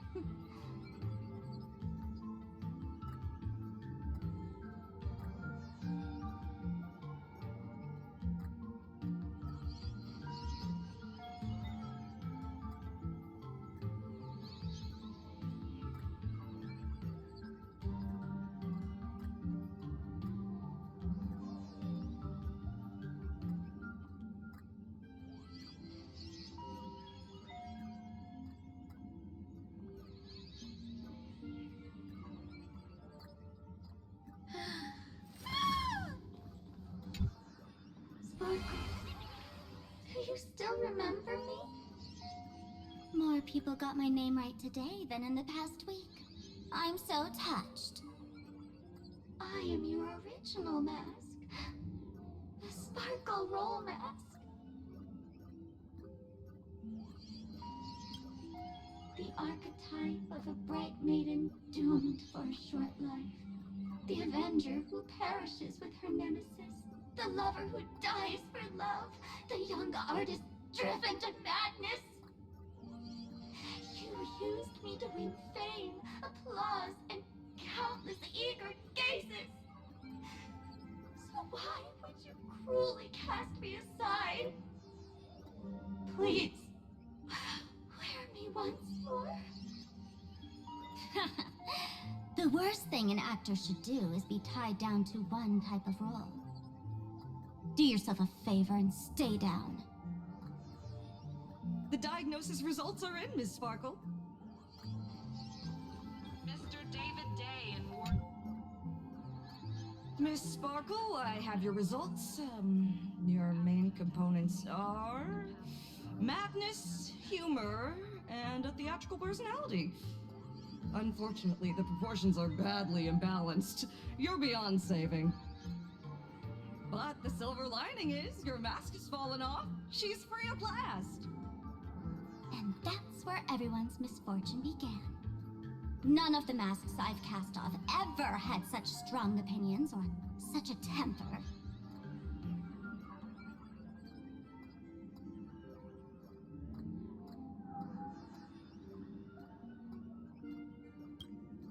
She no longer needs to be corroded by your cancer of rationality. Now she can do anything that you wanted to do but didn't dare to do. Ha! As if there's anything Miss Sparkle wouldn't dare to do. For example, you don't dare wear any one mask for too long. Like a butterfly shedding old skin, you keep discarding every mask just so you won't be defined or bound by them. You're afraid to stop, to be stuck in some stereotype. You're afraid that one day you won't be elating enough. That's why you drew Miss Sparksy and became her online. As a dazzling mask, everyone confides in her. Everyone wants to be her. Everyone feeds her their clever ideas. You thought this would inject new life into your elation. But sadly, once the mask is on you, you become its accessory. People care only about the image the mask paints. No one cares about the you beneath. And that is why she came to life. Human recognition and desire will flow through the internet, providing nourishment for her to bloom. She'll become a bewitching flower, conforming to everyone's wishes, letting them wear her, become her, and blossom across all of plain Arcadia. What a beautiful sight.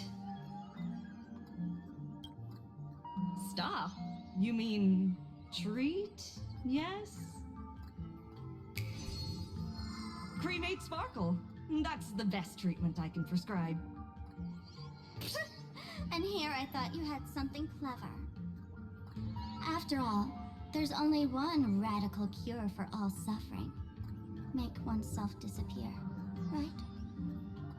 Miss Sparkle, don't think I'm joking around with you. I only misbehave outside the tavern. But here, I am a doctor, without quotation marks. My treatment is real and effective. Generally, when a fool vanishes, their mask loses its power and becomes a dead thing. You're two sides of the same coin, after all. But as for Sparksy, I can't say for sure. During SparksyCon, she'll be worn by millions of ordinary people in plain Arcadia, feeding her with sustenance and strength. Your window of opportunity is therefore fleeting. Go on, lie down on that bed and say goodbye to your friends. Press that button and the nurse will come wheel you away. There's a door in the tavern that absolutely positively leads to a still-burning star in Siduni Rama. The nurse will send you there, and that'll be the end of it. And if I say no? Then I'll have to be impolite.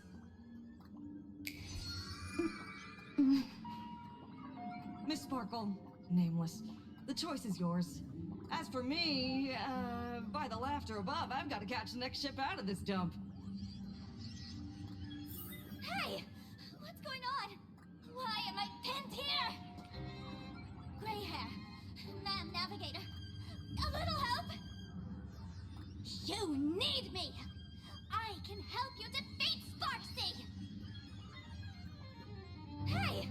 What's going on? Why am The mask of the masked fool represents what you wish to become. You use it to focus your power, but the mask will gradually bind you as well. That's why you've been avoiding Sparksy all this time. She didn't just steal a vial of mimetic virus. She stole your strength. No wonder the fool at the bar joked, when a masked fool loses their mask, what remains is just a fool. Yes. Every fool has at least one such mask. Not mere decoration, but a part of our destiny crafted by our own hands. It might be a morning actor mask you took a liking to and stole from them. It might be a head accessory you personally sketched in a moment of inspiration. Or it might be something that one day fell from the sky and latched onto your face.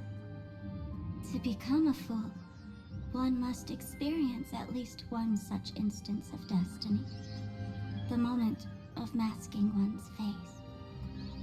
Through the mask's eye holes, we gain a different perspective.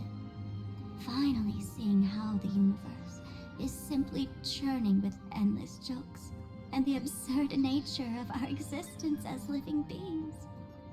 The mask is who we want to be. And now, this imposter is more me than I am. Do it! Press the button. Call the nurse and cremate Miss Sparkle. At least then, the imposter will lose her power for a little while. You should be able to take her down easily, right? You're not actually going to press it, right? Give us a moment to hesitate, to think. Waiting is torture, you know. You're not doing this on purpose to punish me, are you? Hey, gray hair! Say something!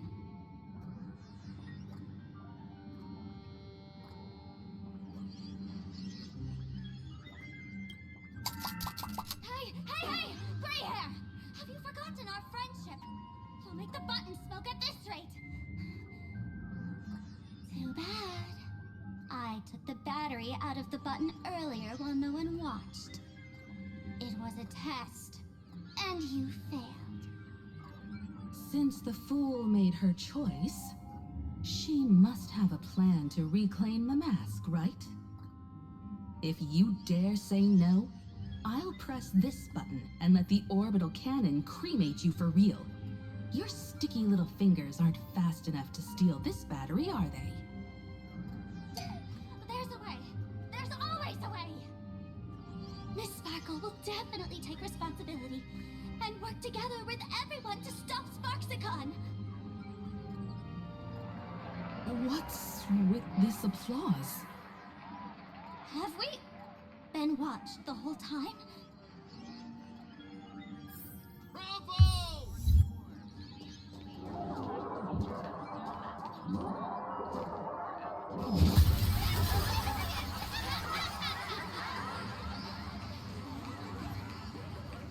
So the audience watched our every move in that treatment? Is this a hospital or a theater? That's life for you. While there's life, there's judgment. In every unseen corner, countless judging eyes are watching, diagnosing, and writing their own prescriptions. I must admit, Fatal Joke is a fascinating place. Real shame I didn't come check it out earlier. Ignore the spectators. They're just here for laughs. They won't help and couldn't if they tried. You said you had a way to stop Sparksy. Let's hear it. What's the plan? I've got a few anti-sparkle weapons in my collection. I've always had this premonition that one day Miss Sparkle would become an unstoppable terror in this universe. Someone has to find a way to stop me before that day comes. On a trip, I met a girl who shared my tastes. She had quite the knack to be a fool. In our battle of wits, she nearly turned me into sparkle paste using the local tumbleweed specialty. She also had a massive mech with beam cannons up the wazoo, ready to blast away any time. I quietly replicated those powerful goodies from my travels. With these anti-sparkle weapons, that imposter won't know what hit her. I gotta say, I'm quite the visionary. You two, let's head to the storage area next.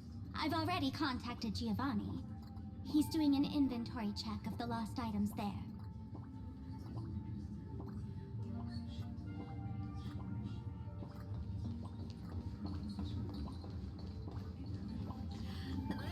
This is already.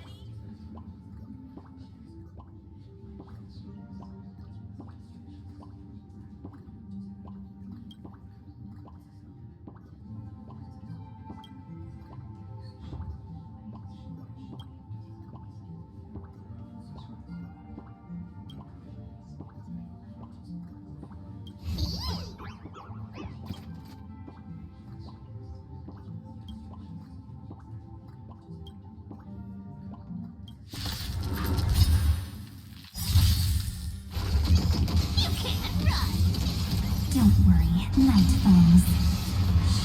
Good night.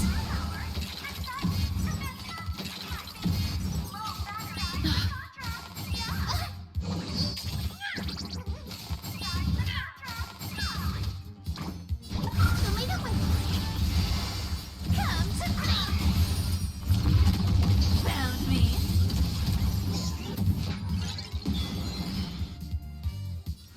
Again. Again.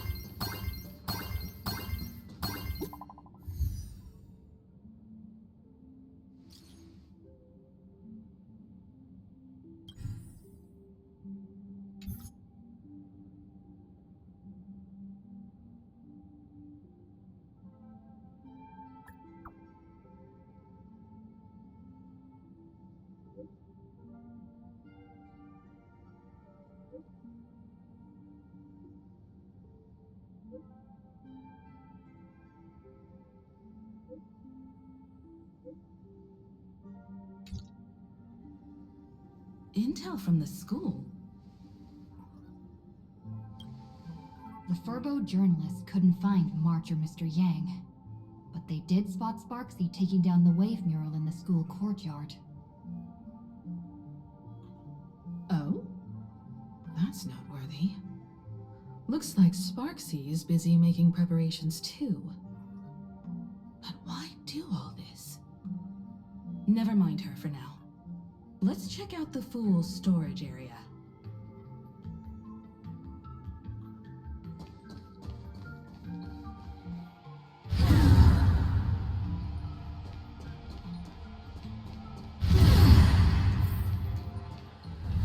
This tavern is huge. It's alright. I just wish there were more fun spots around here.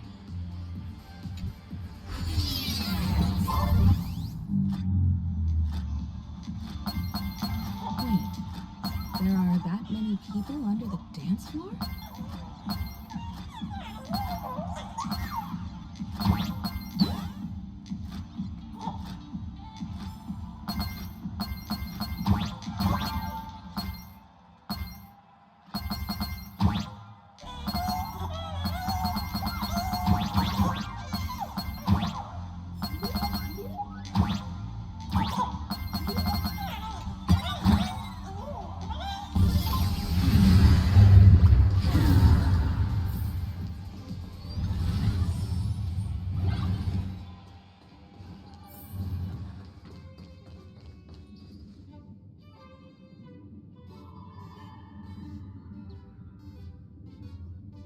Hey, Gio!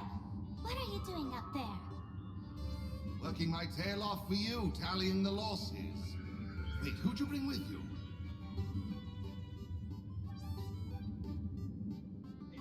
Oh, it's Miss Trailblazer. I knew you'd step into the tavern and become one of us someday. Those with the makings of masked fools are naturally drawn to one another. You sure know quite a few fools. Ah, and the lovely lady behind you. You must be Miss Himiko, navigator of the Express. A pleasure to meet you.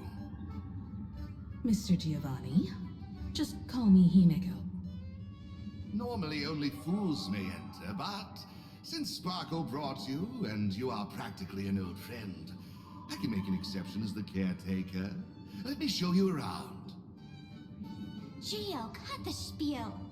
Sampo says you recite that intro so often he's grown calluses on his ears. Want the Fool's treasures, souvenirs, and prank gear? Come to the Grand Treasury Storage. They've stashed everything here. You stole my line again. With our theft rate, that tagline's probably to blame. I'll admit it's catchy, that's why I used it as a slogan. Storage area visits went up by 26% after that. Business first. Did you see my pickup message I sent? Where's my stored anti-sparkle weapons? Your storage list is a total mess. You never leave any notes. If I hadn't been called to audit, who'd know how many surprises you got stashed away? As for the anti-sparkle weapons, oh, I'd love to know what on earth that's supposed to be. Why don't you go in and look for yourself? As requested, I've linked the vault entrance to your collection room. Gio, did the imposter leave this behind? How should I know? I've been doing inventory all this time. I only just now noticed something fishy about this thing. Huh? What's this? Whoa! That's one massive stellar jade. Let's go in and take a look.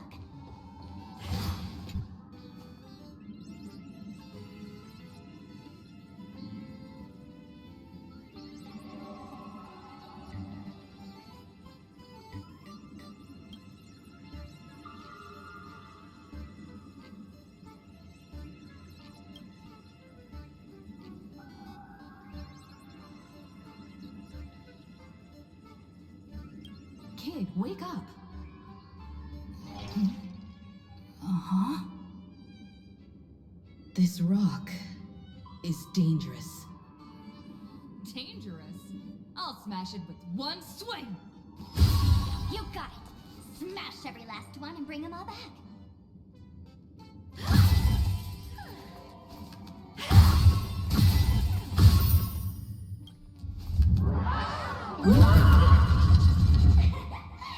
Stellar Jade is the perfect bait for catching the nameless. How generous of you. First time I've seen a thief steal something and leave something even more valuable in the vault. Isn't this exactly the type of phantom thief flair you masked fools adore? Remove a carefully curated piece and leave a gift in place to soothe the owner. A jumbo-sized stellar jade is surely worth a jar of mimetic virus and a few anti-sparkle weapons, wouldn't you say? And you stole my other prized pieces too? That worthless junk? Consider it a complimentary vault cleaning. Before SparkleCon begins, I'd like a little warm-up entertainment. Old model and the nameless. You should be able to break out of this room, right? Don't disappoint me now.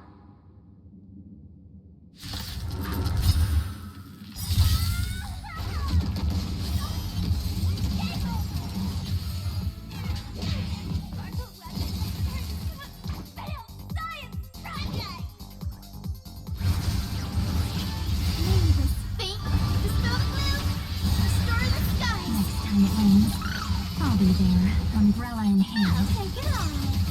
Don't worry, night falls. Good night. Found me. Stop messing dicking around. Have some fun. Buy some sun. Gio, the security here is an absolute mess. You're in no position to talk. Even the drinksmith here is a temp. Count yourself lucky I'm kind enough to help tally your storage. She didn't just steal my power and my collection. She completely destroyed Miss Sparkle's reputation. This is the worst day ever. Correction. Miss Sparkle's worst day so far. Wanna make fun of me? Go ahead. Don't get me wrong. I also don't think gear tumbleweeds and giant mechs would work on someone spreading mimetic viruses. I thought of a way just now that might suppress the mimetic contagion at Graphia Academy.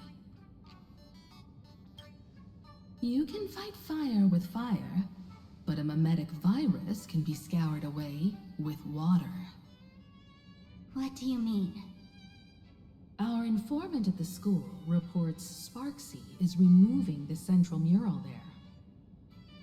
The imaginated mural, World Breaker Waves, is said to be a work left behind by Graphia herself.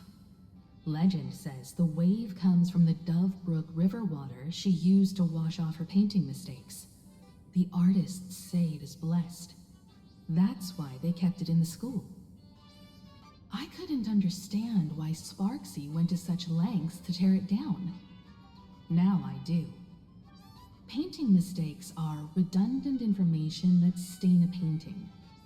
A mimetic virus is redundant information that stains the mind. If someone knew how to harness this Dovebrook wave to wash over the school, they could cleanse the infection she spread. That's why Sparksy wanted to hide the mural.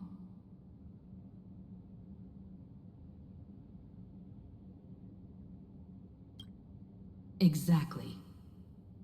As a Graphia Academy alumna, I know a bit of traditional painting. Right now, our most directly effective plan is to break into the school, regain control of the mural, and use it to suppress Sparksy's movements. Let's go. I'll make this imposter pay 100-fold. Looks like our paths must part in haste. I wish you all fair winds on your journey ahead. Oh, if any of you feel uncertain about what's next, here's a small suggestion. Take a detour inside the Blistar Light Orb. A quick prayer to the gods before battle hardly counts as wasting time, does it? For us masked fools, that light orb holds the same significance as the Phantos Moon hanging above. Deep within the orb, everyone can find the divine revelations of the elation.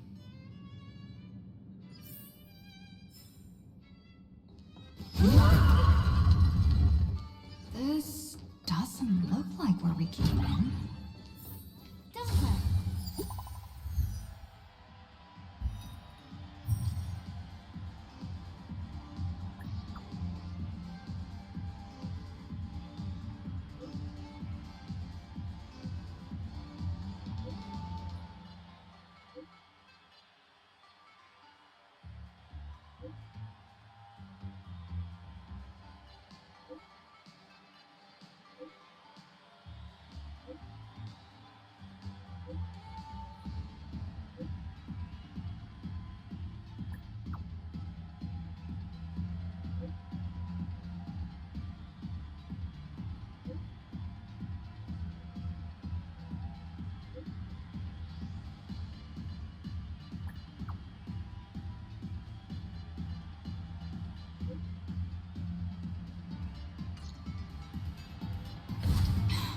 Darn it. They found something else at the school? We need to pick up the pace.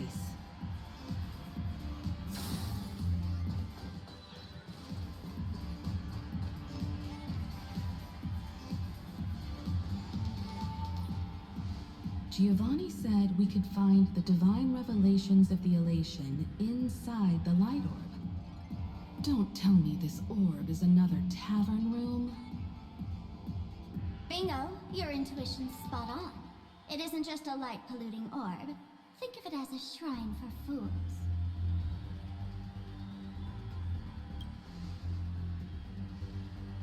The youngsters only revoked the Laughter's right to enter the tavern.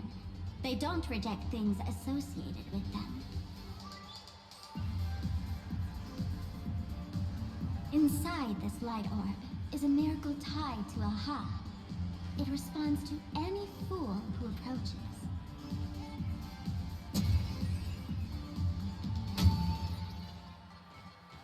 Let me show you something mind-blowing. Here we go. Open sesame!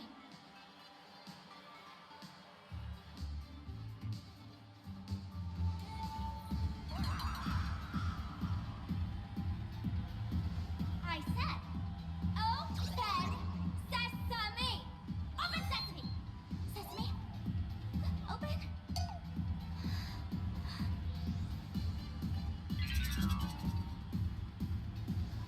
Hooray! So in their eyes, I don't even count as a masked fool anymore?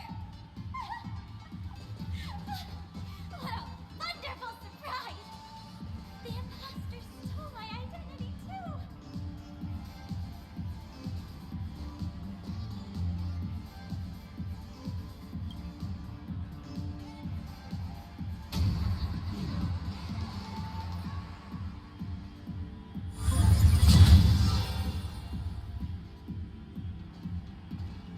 The good news is, at least one of us is still a masked fool. Hey! That's way too harsh.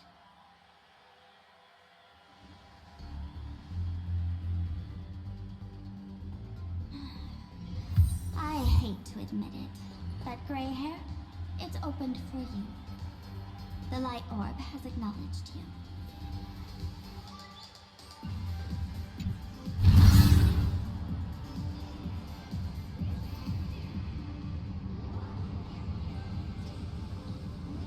So, this is the miracle you meant? Yes.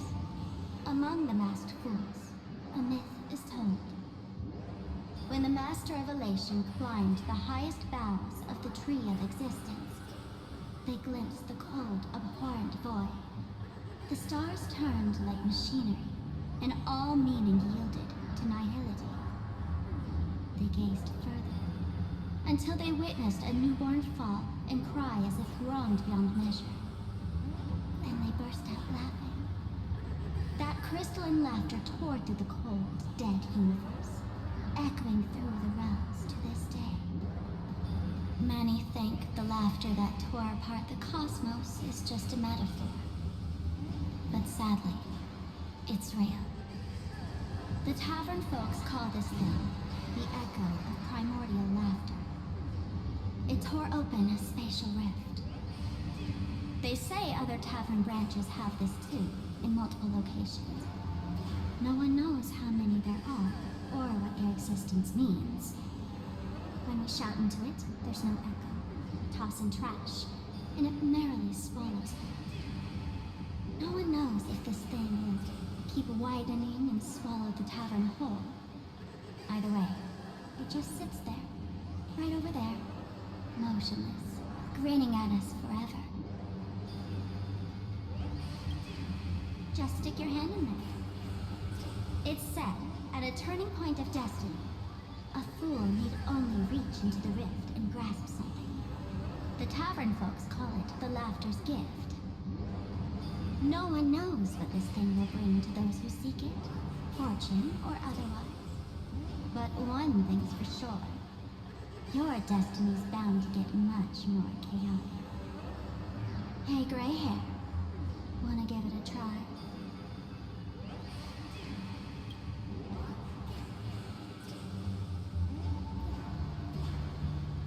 Akivilli, have mercy. In Akivilli's name, please don't hurt me. My hand doesn't taste good.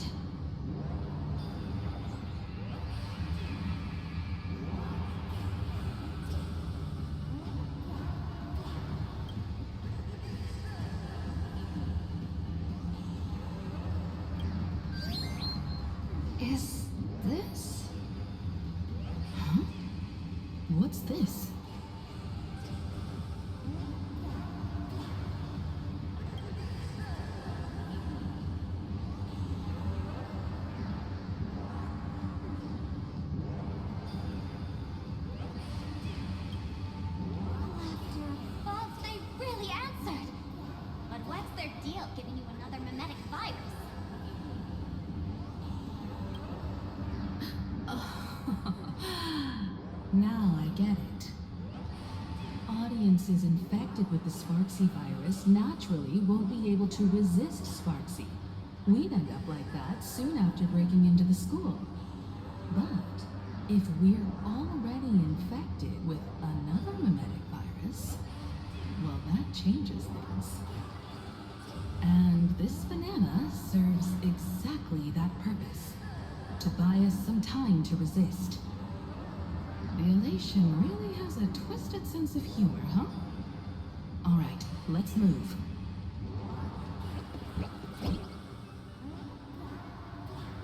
Who are you two?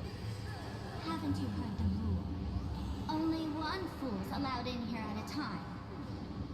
Who am I? Well, just a passing detective and his assistant. Have I been asleep too long? Or has humanity sunk so low they don't even care if they turn into monkeys? Meanwhile, the ignorant criminals believed they had discovered a treasure that could change their destiny, completely unaware that what they held in their hands could shatter the sanity of the entire world! Hey, Mr. N, cut the narration when it's time to fight. Well, I got to do something, right? Like this? Whatever floats your boat. Now, listen up, you three. Put that banana down and walk away, and I'll let bygones be bygones. But if you try anything funny... If you want to get to them, you'll have to get through these little toys first.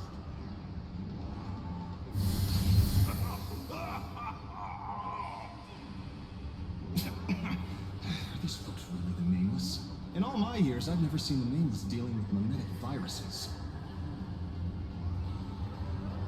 The real deal.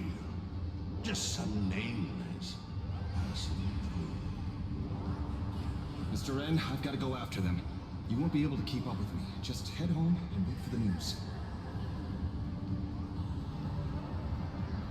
I swear, I won't let the tragedy that happened to you repeat itself in this world.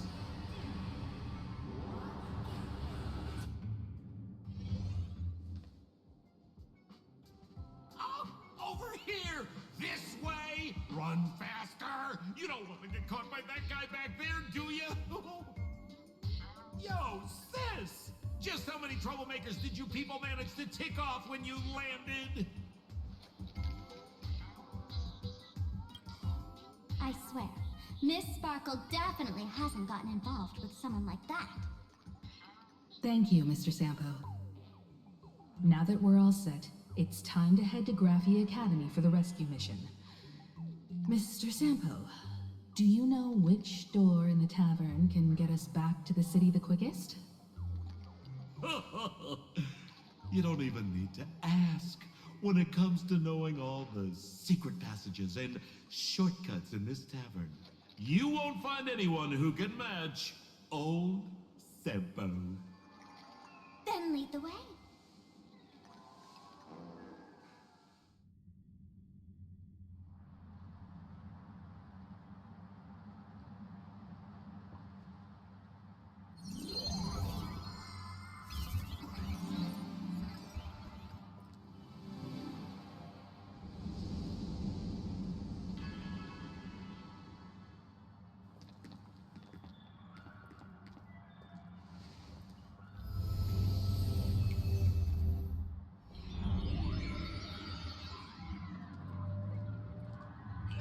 Your thoughts tell me that you still have doubts about me.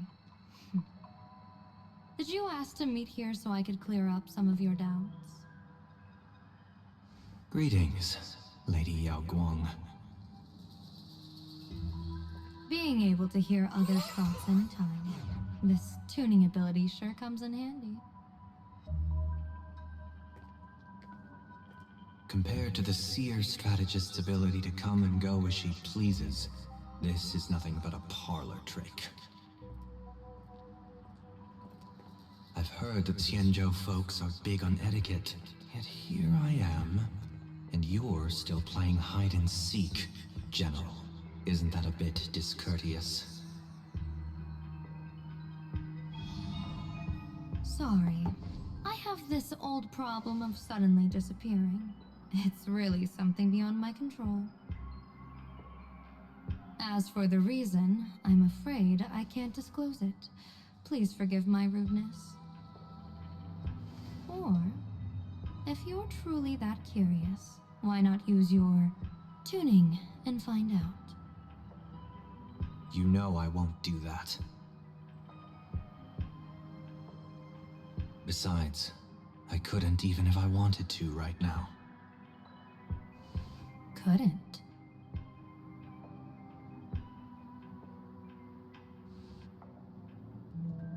At this moment, the crowd's thoughts are crashing over me like a tidal wave.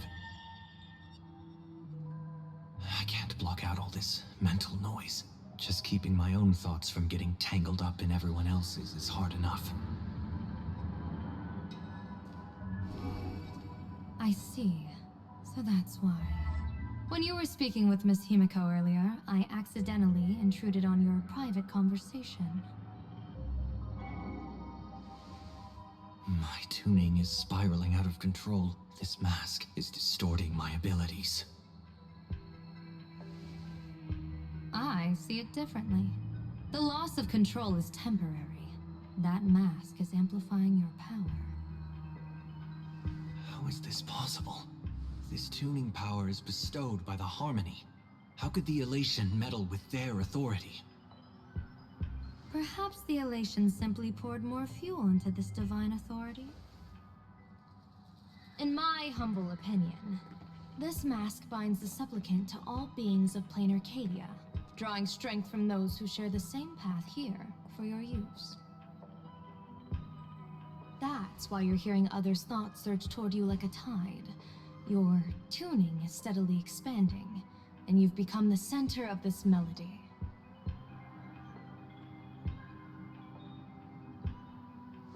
You sure gave me quite the gift, General. But why would such a precious gift be placed on my face? I need an honest answer. You want to know the reason? Didn't I explain it already? Your reasons about me make sense, but what I really want is your answer about yourself. General of the Yuchue, who sees into the future, why not wear the mask yourself and personally step into the fray with its power?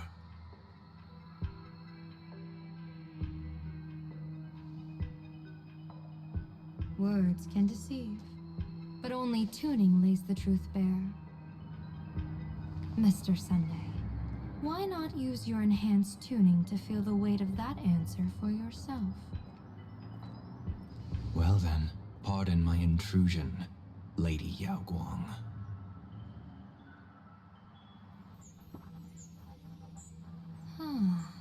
So this bird on my shoulder is the manifestation of the tuning's resonance?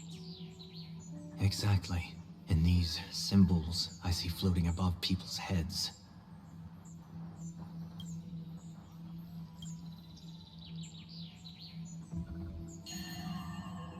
Would be the wheel and woe signs you mentioned, General?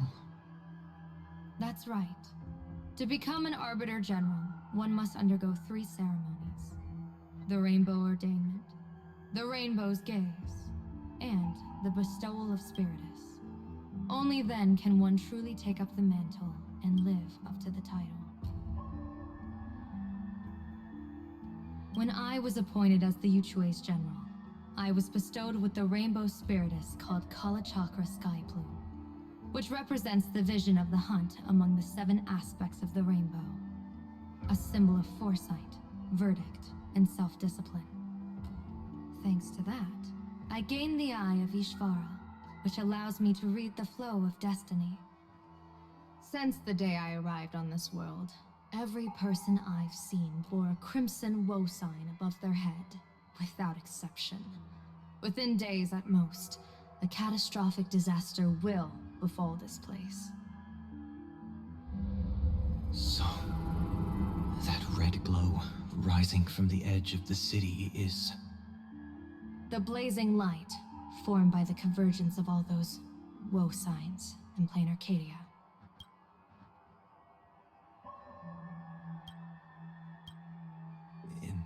case, General. It's all the more reason for you to wear the mask. Once your sight into the future is strengthened, you won't need to fear the deathly omen in your readings.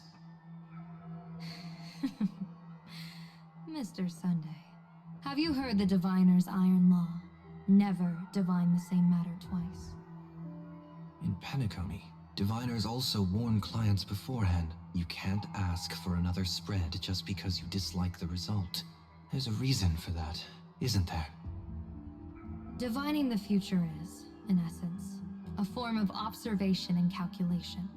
It's an interference with the future. Each reading drives the murky future towards a definite outcome, a collapsed quantum state, even if that outcome isn't to one's liking. To be honest, when I set out for Plain Arcadia, I had fully intended to personally participate in the Phantasmoon Games. But the moment I laid hands on the mask, I understood the consequences of wearing it. Once this miraculous item is donned, the Eye of Ishvara would transcend mere sight and permeate throughout this realm. The Kalachakra sky plume would predict the future of all beings at tens of billions of instances per second. You're saying that simply by your observation, our future would become fixed. Indeed, just like how the Wisdom Walker expounded the way of destiny, anchoring the fated moments.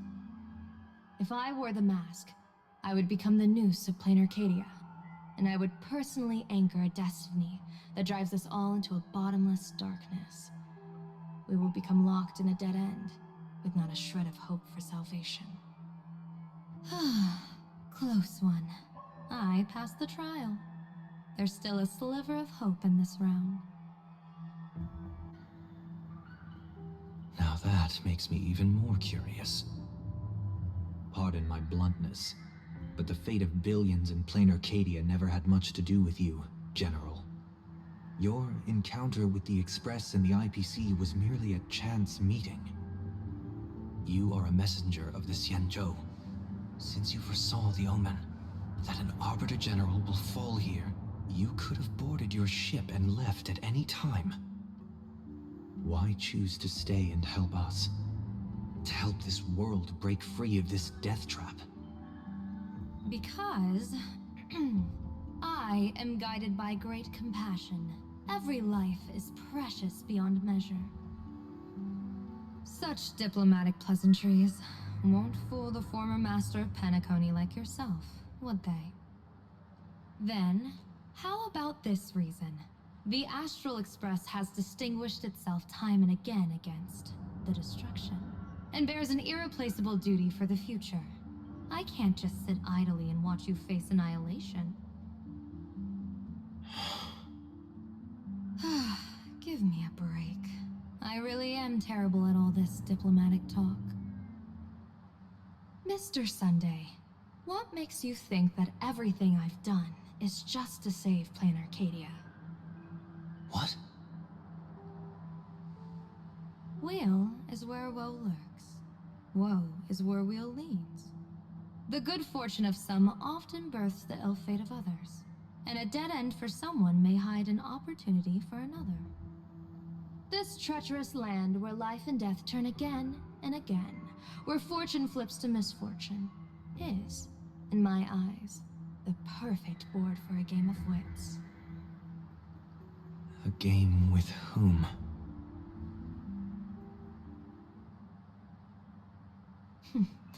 With the gods. Mr. Sunday, have you heard of the Battle of the Fanghu 30 years ago?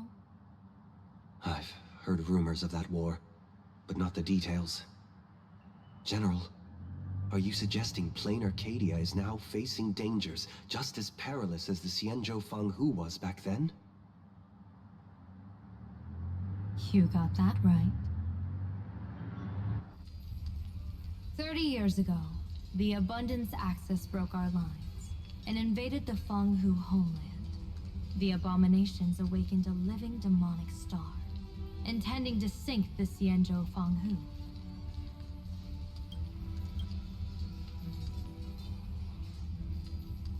With no other options, the Alliance staked everything on my junior soar's plan. To operate the astronomical observation device, the Cloud Peer Telescope, to signal the rainbow for aid, using their Lux arrow to strike down the demon star. Whoever operated the Cloud Peer Telescope would not return. It was to be a one-way trip. So, you're Junior Sora. You guessed wrong. The one who offered his life was my master, who taught me divination. It was Master Jingtian, then the Yuchui's Master Diviner, and the only high official authorized to operate that device. He accepted his fate and ventured to the Fong Hu. Going with him into certain death were Yueyu, the previous Yaoqing general who guarded the Cloud Peer Telescope, and the Verdant Knights under her command. I was responsible for assessing the entire plan's feasibility and mending its gaps. I activated the Decalite reflection barrier, calculating and casting lots again and again. I watched as the starlight, representing countless possibilities, flickered within the reflections, faint, wavering, until the vast shadow of a pondering god swallowed them whole. And they vanished into the abyssal dark at the edges of the universe. In that moment, I understood that I had cemented my master and countless soldiers into an inescapable doom. When the Lux arrow fell, they would perish along with the enemy and that demonic star. All reduced to ashes. You sacrificed so many comrades just to ensure the enemy's fall. To Penaconians, that must seem incredibly cruel, right? As someone born in an era of peace, I have no right to judge. Perhaps the founders of Penacony could understand the necessity. Cruel or not, it was my duty. And so I had to witness and remember their sacrifice. When I saw the Lux arrow descend, I realized the Xianzhou Alliance had actually directed an Eon's actions. This realization illuminated the mission of my remaining years. In this cold, merciless cosmos, when you're trapped in despair, an Eon's intervention is often the only hope. We are not ants, helpless beneath the celestial spheres, as we simply watch the stars turn. Instead, their trails were forged by us, who offered up a portion of our insignificant destiny. Even beings as mighty as the Eons can be pulled by our will. Is this what you want to do in plain Arcadia? Indeed. I will seize those starlights of possibility I once buried with my own hands. Just like the Battle of the Fong Hu 30 years ago. An Arbiter General will fall, and an Eon will descend. I will forge the destined death into wagers and game pieces, and invite the god who delights in meddling with destiny to sit at my table. This time, I will invite them into my calculations, to draw a great wheel for the cosmos' future. Mr. Sunday, surely you can understand this mad idea of mine, having once reached the divine throne of order yourself.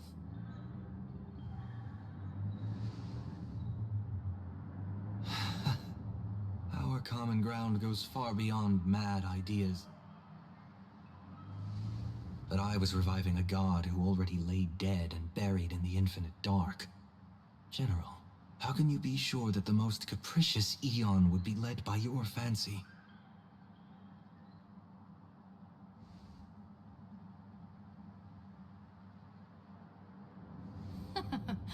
Have you heard this myth about the illusion? They say Aha once climbed to the highest bough of the Tree of Existence.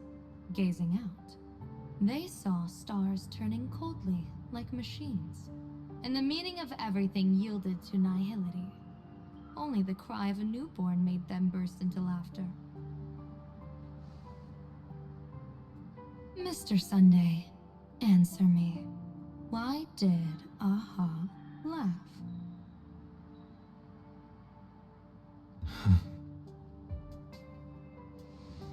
I think it's because they finally saw an audience arrive at this long, empty stage we call the universe. Oh, well said. You're way funnier than you look. As divination teaches, heaven creates 49 paths. Humans find the one unseen. We are the greatest variable this blind, mindless universe can produce. The universe and the gods set riddles for us, and we shall give them a surprise. An answer beyond the finality.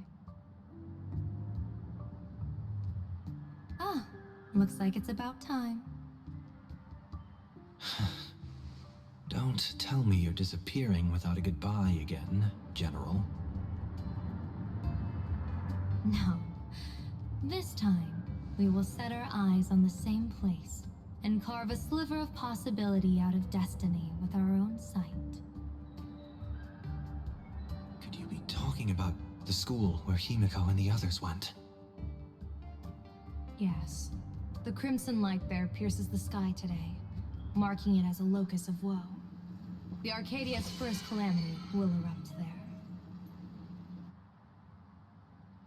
I should have asked you to give them a few secret strategies before they left. Forget it. The stuff in those pouches is all harmless banter anyway. We should let them off the hook.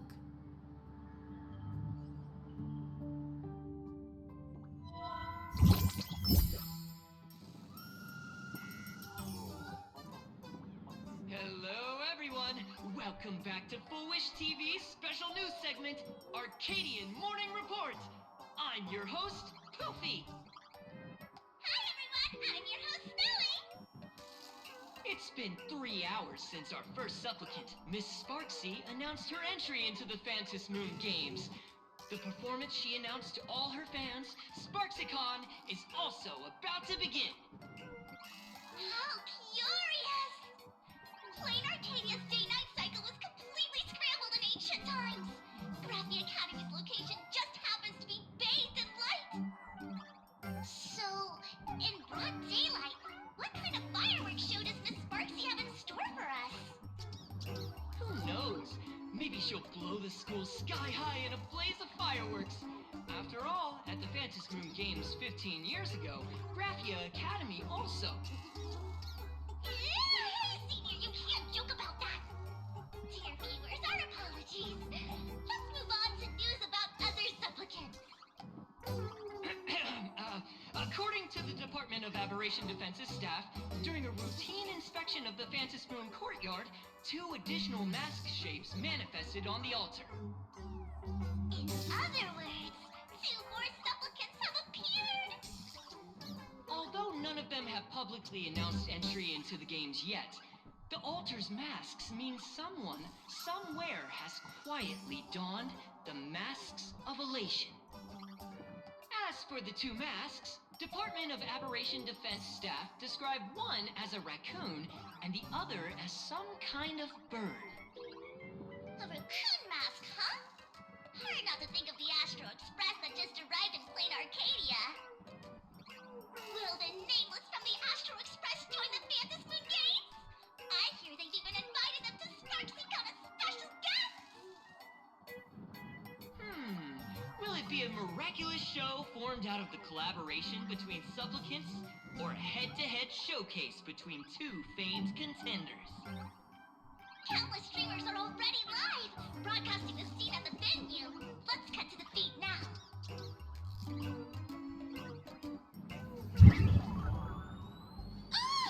Look, it's the Nameless from the Astral Express!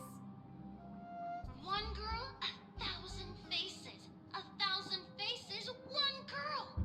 Welcome to the SparksyCon live broadcast. Dear lovely fans, please be patient. SparksyCon is about to begin. horror stream is about to end. Time for you all to log off. That woman has Miss Sparksy's face. What a pathetic imitation. What? My face is the original! Miss Sparksy's face alone is the greatest masterpiece in the world! Everyone should listen to her sweet voice and gaze upon her adorable face! We should become Miss Sparksy! We offer everything to Miss Sparksy. Sparks and go! Sparks and go! Sparks and go! Sparks and go! Sparks and go! My eyes! I've seen something cursed. The mimetic virus spread among people is way worse than we imagined. There are walking Sparksy shrooms growing on the ground. I bet we'll all end up with Sparksy, or rather Sparkle faces, before we can get very far. Are we really using that? If we don't take down that imposter before the virus hits, we'll all be monkeys in the jungle. Become a fake of a fake or a carefree monkey. Your call. On second thought, being assimilated by an imposter doesn't sound that bad. Enough talk. Eyes on the banana. Ow! Ma'am, a little warning before you stab someone with a banana, please? Come on, banana. Remember the plan we made at the tavern? Yes, we dig out the imaginated painting Sparksy hid, then use waves to give Garapia Academy a good banana wash over. But what if that imposter figures it out? Just try to keep her busy and buy us some time. Let's do it.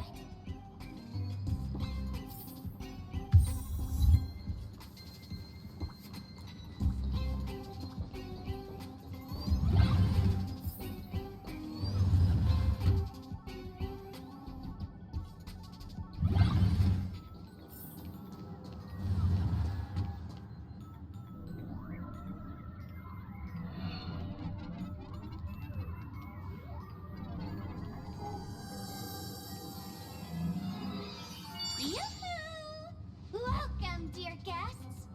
I've been waiting so long, my phone's about to die. Drop the act, my dear Mask. I shouldn't have called you an imposter. That was harsh of me. Come back to Mama's arms. It's not too late. If the Astral Express crew gets involved, they won't be pulling any punches.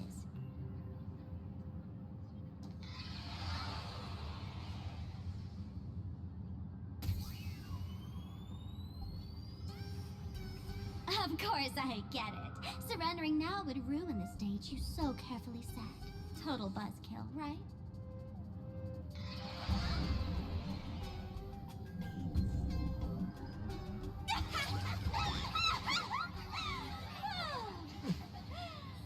So you still don't get it?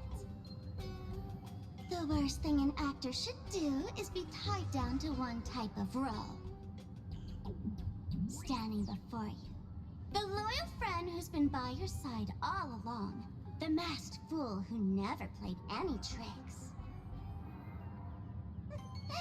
She is actually the old mask I have shed.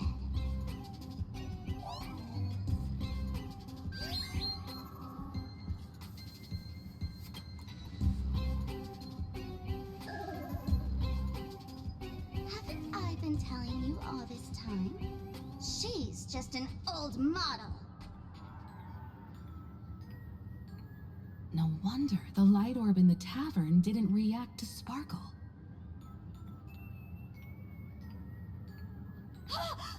For real? That explanation is kinda awesome. Look at those expressions on your faces.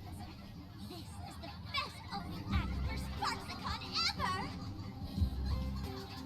I shed that old mask, and with it, the weak, timid, all too human me. This new me will break free from all shackles, gather my fans' wish power, and stride onto the stage of the Fantasmoon Games! In return for the wish power offered by everyone in the Arcadia, every supplicant must show them what elation truly means. We will demonstrate the elation we desire!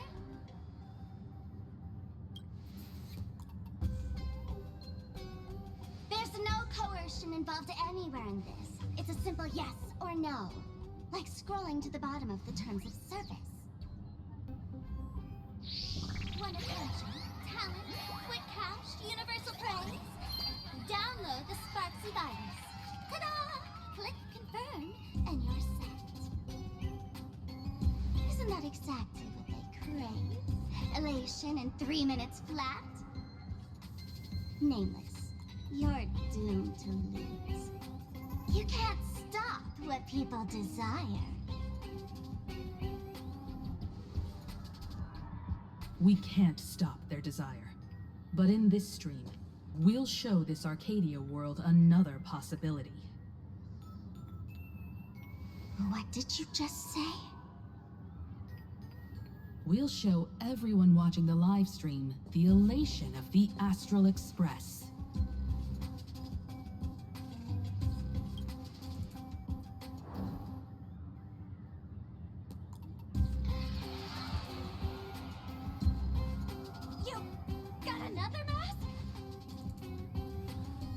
Before Sparksicon begins, the hero of the Express will defeat the villain who tried to spread the virus.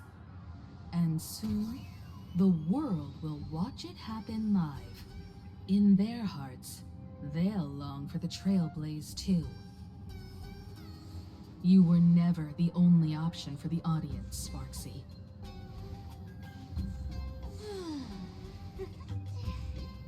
You know why I can't stand heroic stories? You lot always wave the flag of justice, then stomp all over the fun with brute force. The elation has nothing to do with justice, and you haven't won yet. Ma'am, gray hair, don't tell me you forgot the plan. I'll stall her.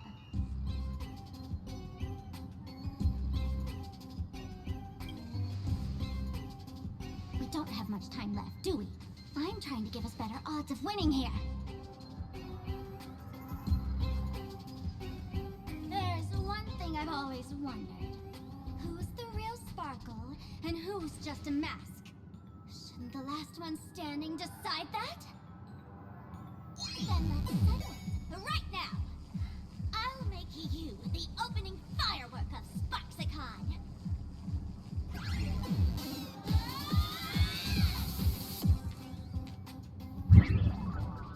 Unbelievable! A girl who looks exactly like Miss Sparksy just rushed in and started throwing punches! Could she be a high-grade lookalike rival? Looks like when it comes to top-tier V-Streamer wars, the fanciest fights are fought the old-fashioned way. Hey, friends! Over here! Look this way! Is that March's voice? Over here! Mr. Yang and I are in the art classroom! While Sparkle keeps her busy, let's regroup with March first.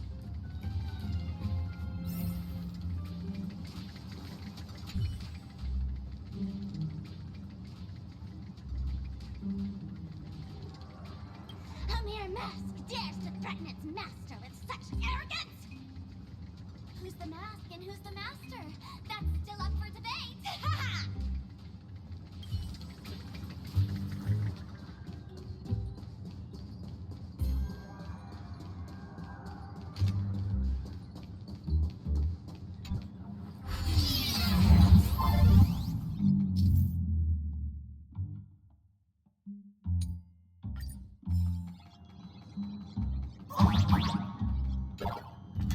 Move this platform, and you should be able to get up.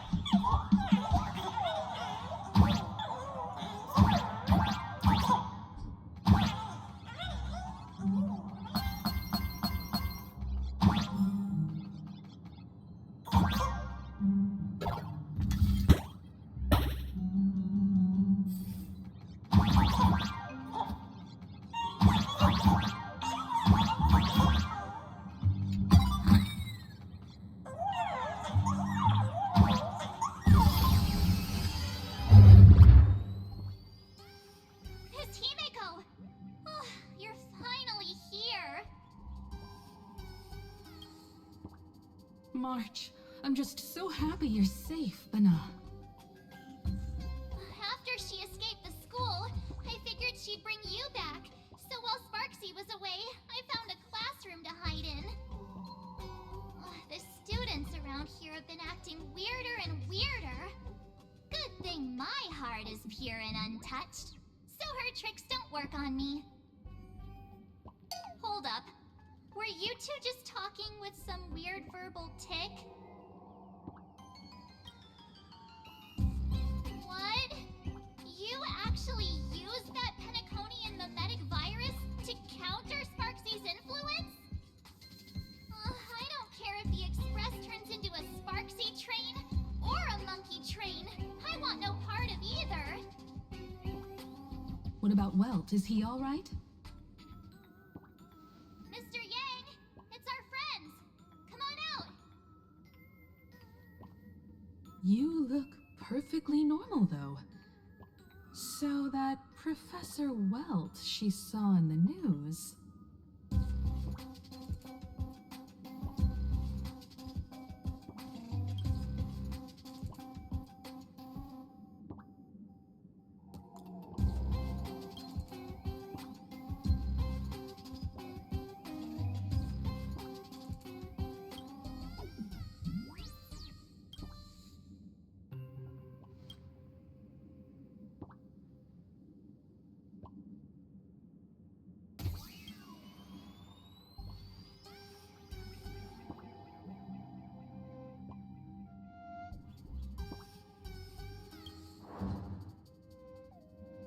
As expected from Teacher Yang. We might have a lead on the other two painting pieces. Have you seen... Furbo, Nana? You mean... a Furbo? We sent a local reporter into the school, but his luck turned sour, Nana. Sparksy caught him red-handed. Before he was taken away, he managed to take a photo of the library. I want to check it out with her. What about me and Mr. Yang? Now that we have a lead, no way we'll just sit here doing nothing.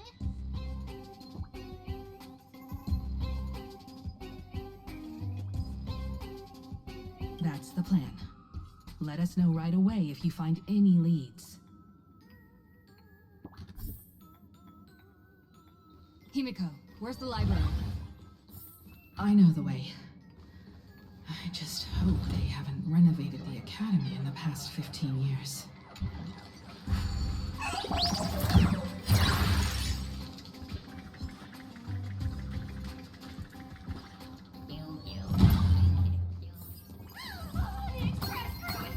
Please follow my live stream, Jen. Please give Miss Sparksy lots of likes.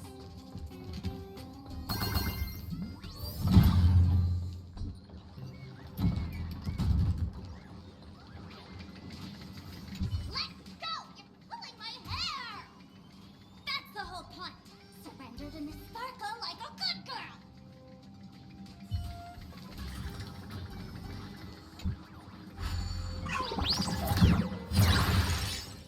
The library's just up ahead. Finally, I can get away from all these live stream obsessed students. We're here, Bana. But I don't see any waves or moon. Where could it be? Like I'd ever tell you. Miss Sparksy herself ordered us to guard this place with our lives. Hey, get that stream running. Ugh, kids these days. They ignore their studies just to focus on the internet. As an alum of Graphia Academy, it's my duty, as tradition dictates, to give you all a proper extracurricular lesson. Hey, juniors, ready to roll?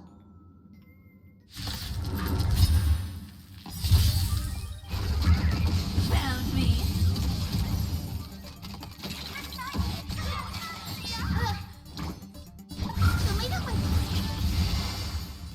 Okay, get out of here.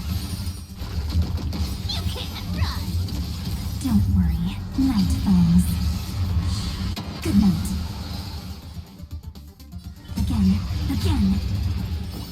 Rise and shine.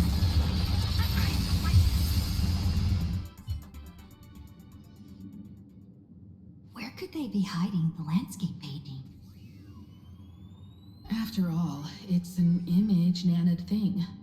Once sealed in a scroll or something, it'll be a pain to retrieve, Bana. Oh, right. Let's check out that photo Nana the reporter left us. Maybe we can find some clues.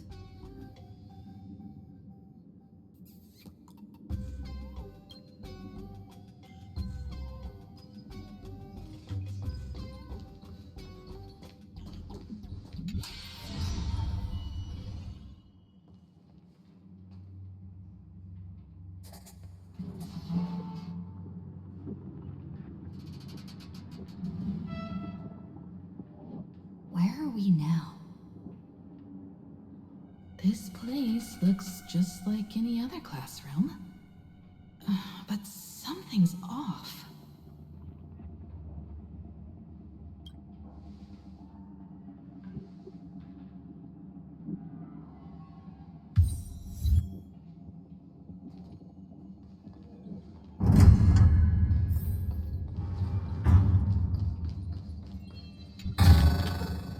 The kittens are gonna eat.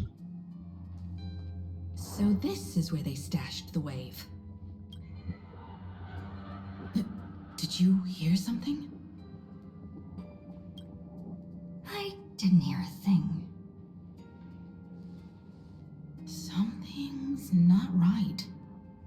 Is there something hidden here?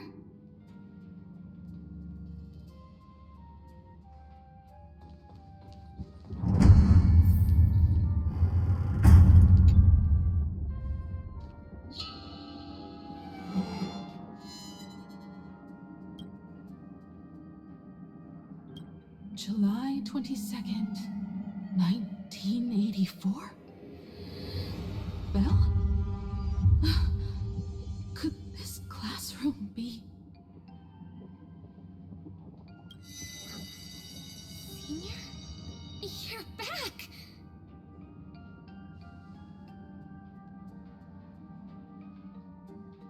Belle?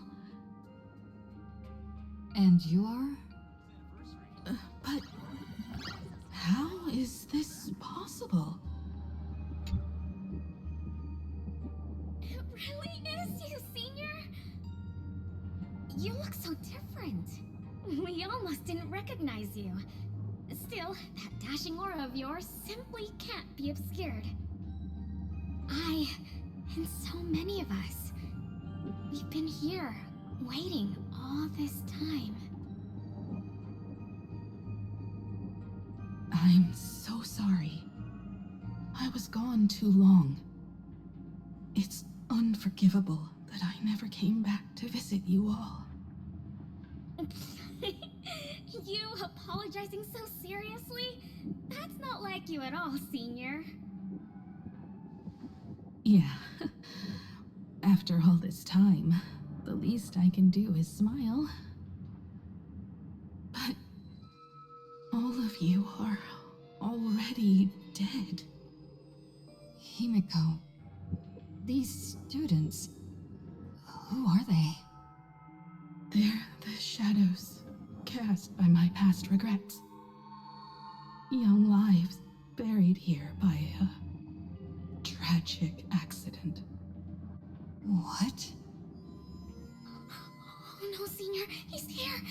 That thing is coming! Wait, what did you just say? Everyone, hide! We mustn't let that monster find us! Run, Senior! The Herald of Death is back! Go!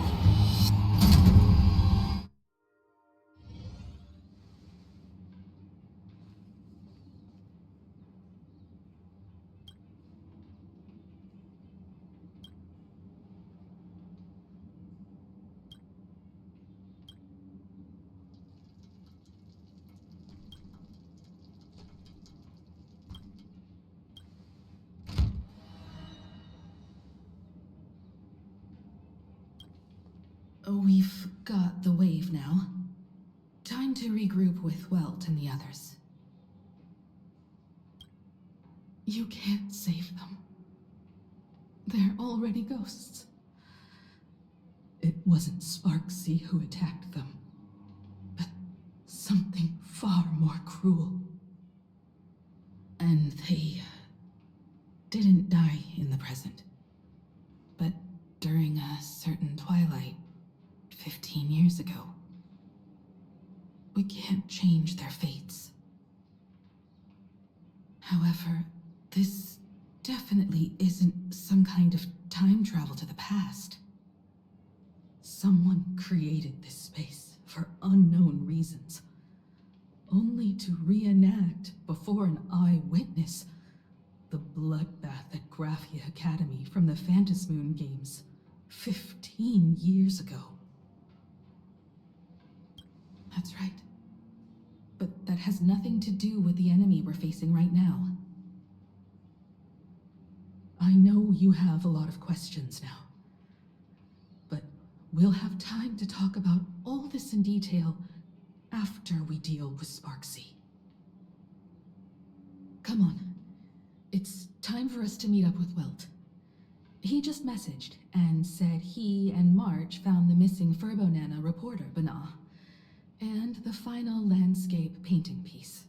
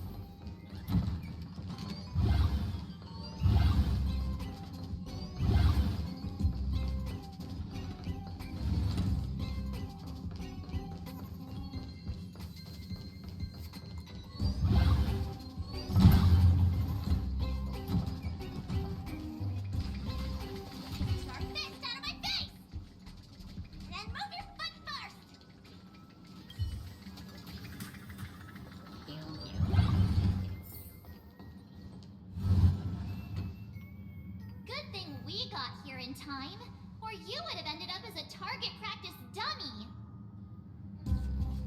Beep boop.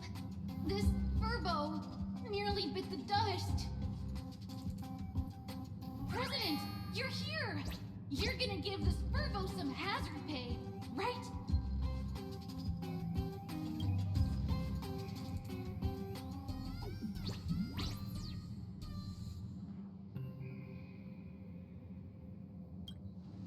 Sparksy must have given the moon to one of the emotes to look after. She really went all out, didn't she? The whole gym's full of moons. Now what? Be it Sparkle or Sparksy, both are equally just as headache-inducing. All right, everyone. Let's round up these emotes and take a look.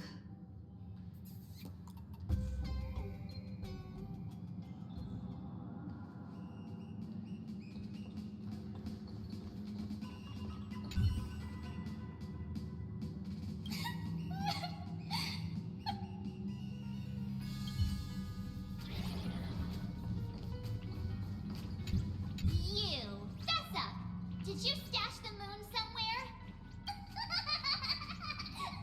I pried open its mouth to take a look. Seems this little guy didn't swallow the moon.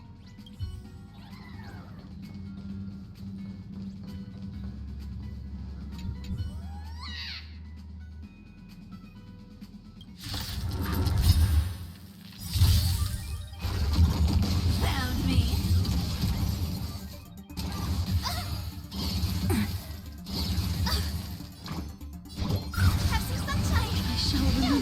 So I can take it on. You can't run. Stop your time to shine. Don't worry, night falls. Good night.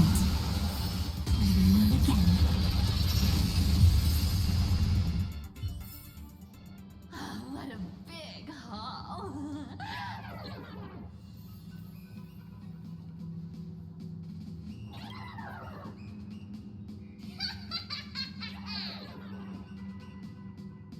Oh, that sneaky laugh.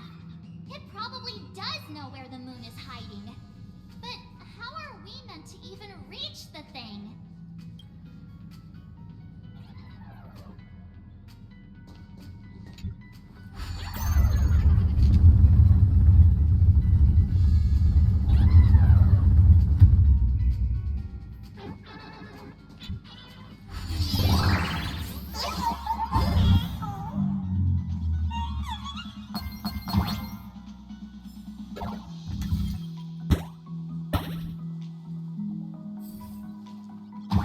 The gym. I've missed this. There was a time when I really envied those classmates who could sprint across the field, giving it their all.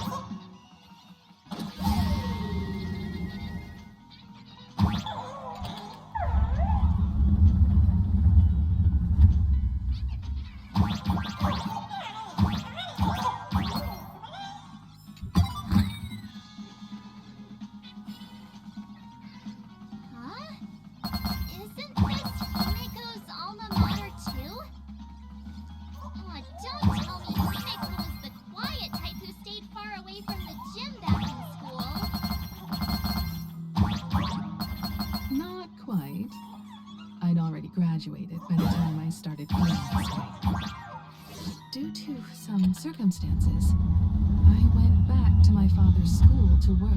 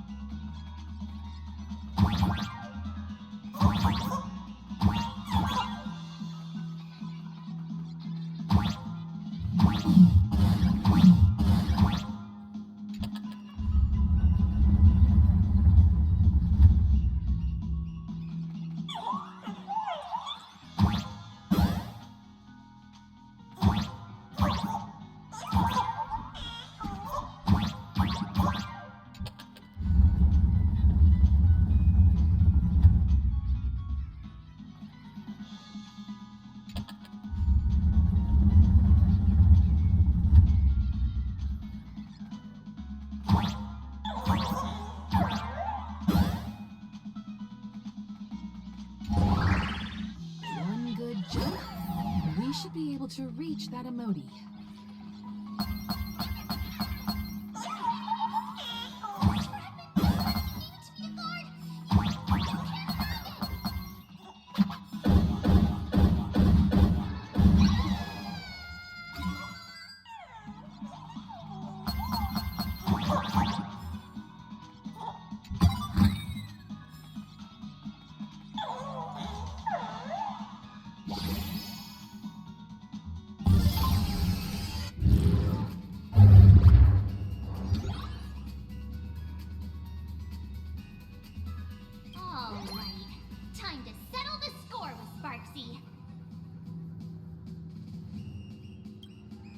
Since Sparksy dared to target the Astral Express, treating us like stepping nanostones in the Phantasmoon games, she had better be ready to become a spoil of war herself. She and I will head to the atrium next. piece the imaginated landscape back together and help Sparkle take down Sparksy. Welt, March, I'm counting on you to protect the students at the Academy. Dovebrook's waves should suppress the mimetic contamination they're experiencing, but they might panic and run into the combat area. This time, I truly hope no innocent people get hurt during the Phantasmoon Games. Don't worry, Miss Himeko. Mr. Yang and I have got this. You better give that girl a taste of her own medicine for messing with us like some comedy act.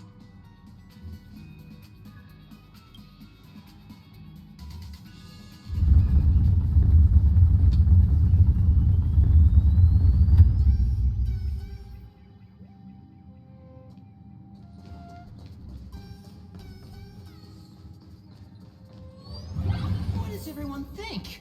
Will the Nameless win? Let's cheer for Miss Sparksy! Who will emerge victorious? Miss Sparksy or the Astral Express? Stay tuned. Sparkle and Sparksy are gone. And the students too? If you think you've got this in the bag, you're in for a rude awakening. SparksyCon hasn't even started! Time for your SparksyCon grand finale! Because I, the Nameless of the Astral Express, will challenge you as a fellow supplicant and crush your elation. Challenge me? I'd love to fight you. Hurry up and put the scenery pieces together.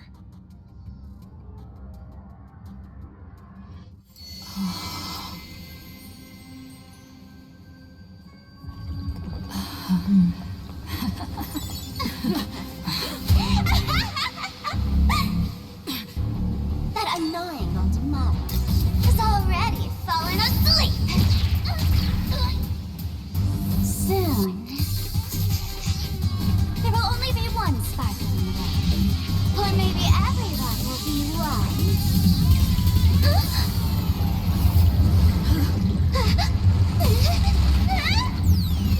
Those attacks during my transformation! Despicable! Too bad. The options have all arrived. I hereby declare the first battle of the Fantasy Supplement has commenced!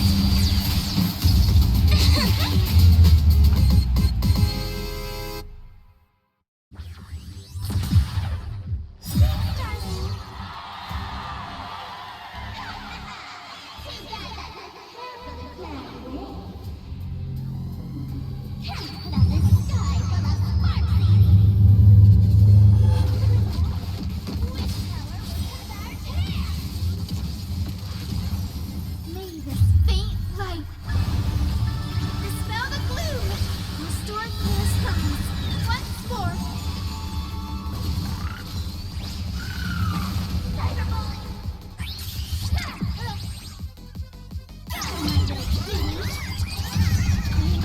Amateur. They completely lost themselves.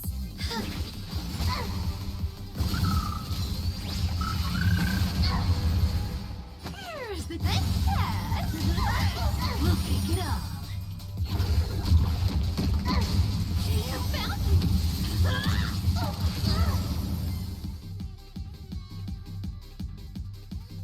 Come on, be good now. It's your time to shine. Don't worry. Just the night will soon fall. Good night.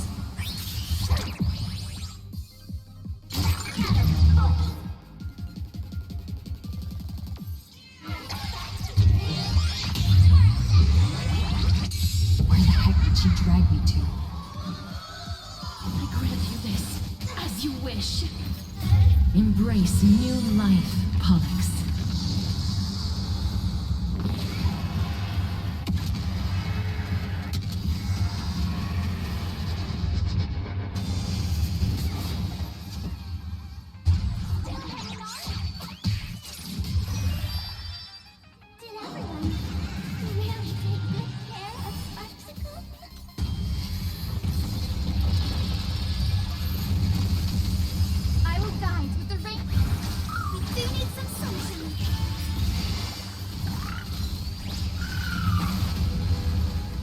Thinking of taking advantage.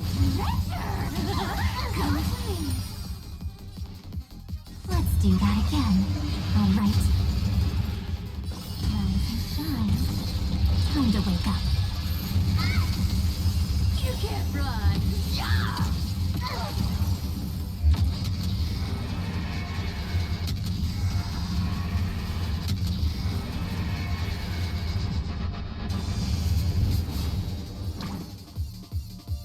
May this faint light dispel the gloom. Restore clear skies. Once more. Next time it rains, I'll be there, umbrella in hand. Everyone's been waiting for us. I shall remember this look. Darkness follows me.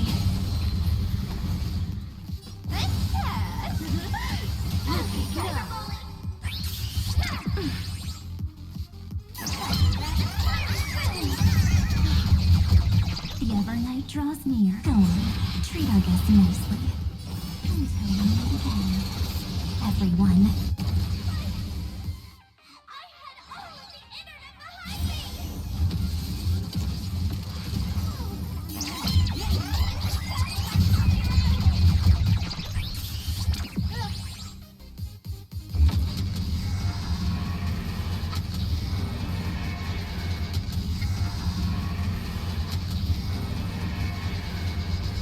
I only wish that death may protect us.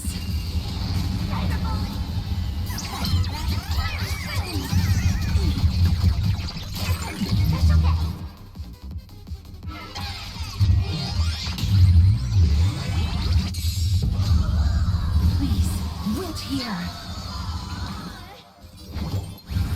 We do need some sunshine.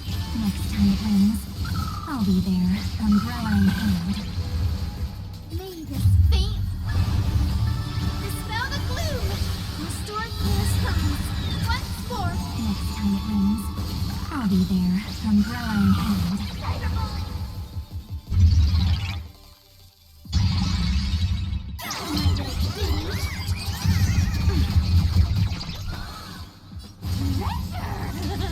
Come through.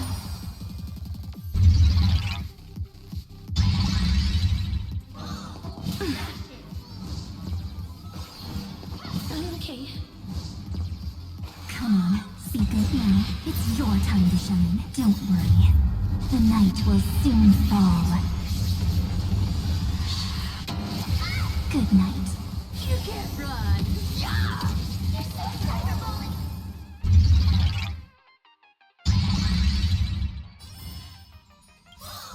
Embrace new life, Pollux. Rise and shine. Time to wake up.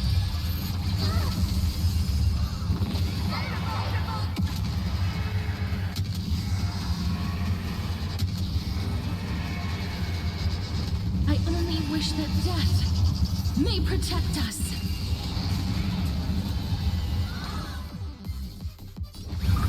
Everyone's been waiting for us.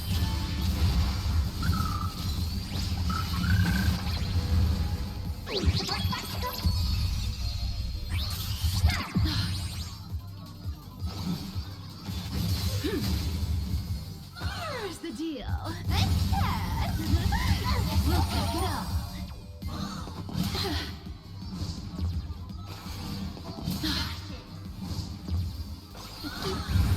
We do need some sunshine.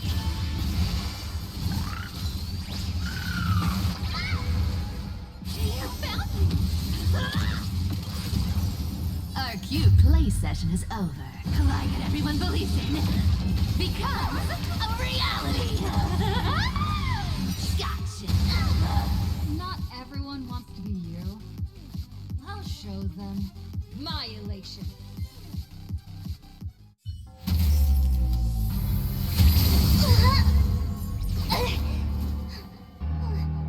SparksCon isn't over yet. Stop her! She's trying to escape into the crowd.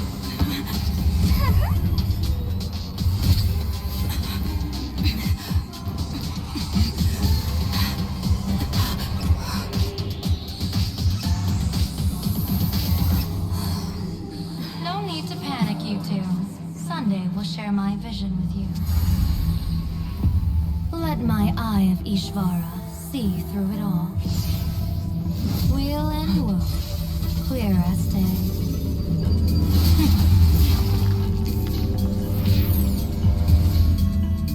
I see where the culprit is. Thought you.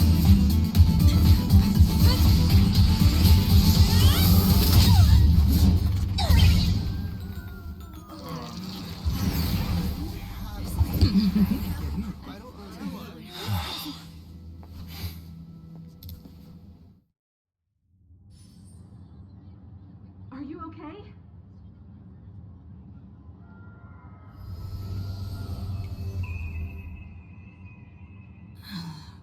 Where did everyone go? Look over here. General Yao Guang? Am I seeing things? We're just attuned to each other, that's all. Oh, feeling dizzy? Don't worry, it's just a minor side effect. When I first opened my eyes, I couldn't even conduct basic self-care for nearly a month. Don't worry though. With my reinforcement, you'll be back to normal in a moment. Thank you, General. By the way, above your head... Can you see the sign above my head? So, whether it brings weal or woe, whether it changes or not, please keep this secret safe from me. Don't let me know, and don't let anyone else, okay?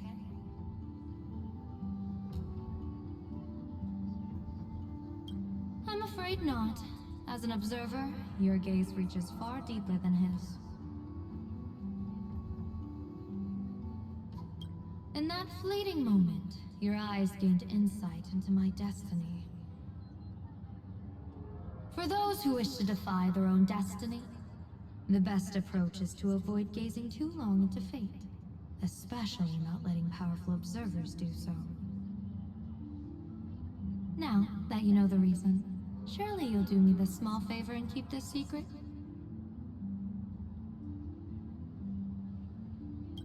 Thanks. And of course, be careful not to let it slip. Or else. I'll tell everyone all about your true identity. You're a former Stellaron hunter, aren't you?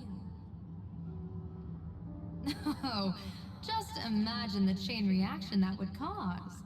I don't even want to think about it. Doesn't this feel like the opening scene of a comedy?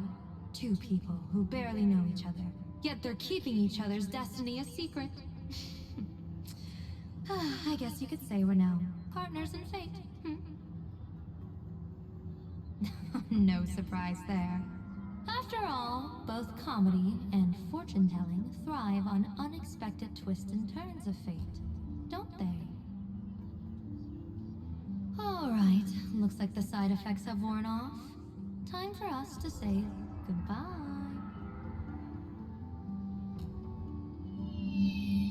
And you? Are you okay?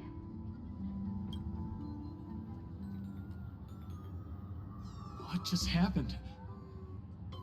I was so confused. I couldn't see a thing. All I remember is Sparksy and the Nameless got into a fight. I saw everything. The Nameless from the Express smashed Sparksy right into the wall with one swing. That strength was unreal. That was such an epic fight, as expected from a cosmic hero. That was seriously awesome.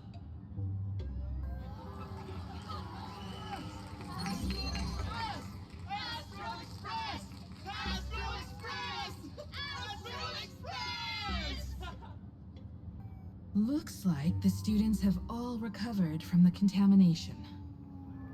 Did they recover?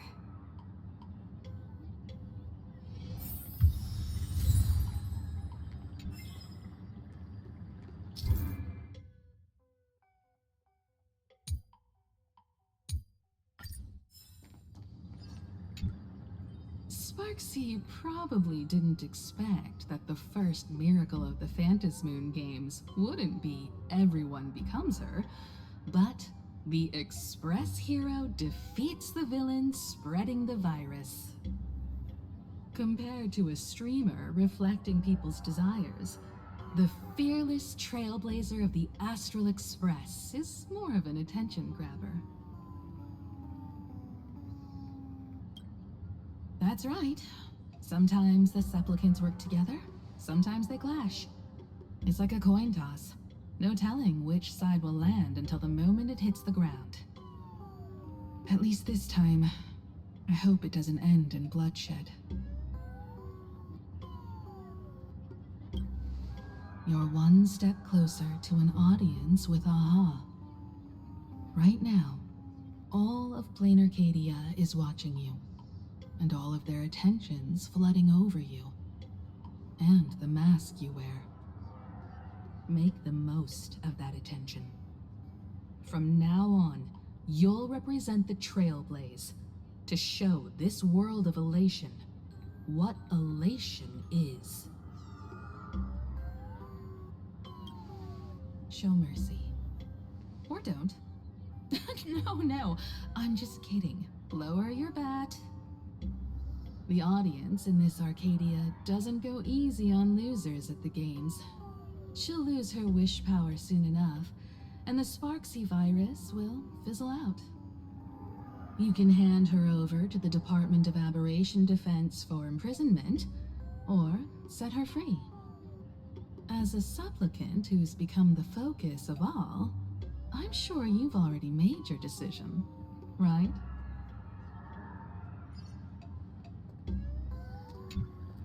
When she absorbed me, I thought it was all over.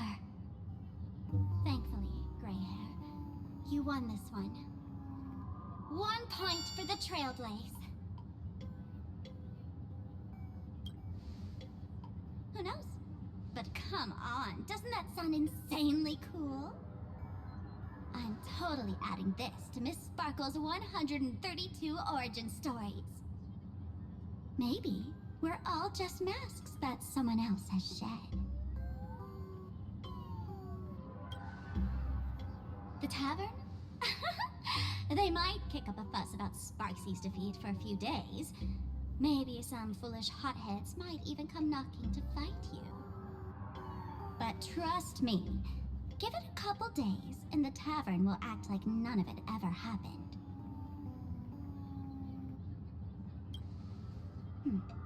If I really am a mask, then naturally I should return to my wearer's face. But if I'm not, then maybe I need to reclaim the mask I've lost. I understand.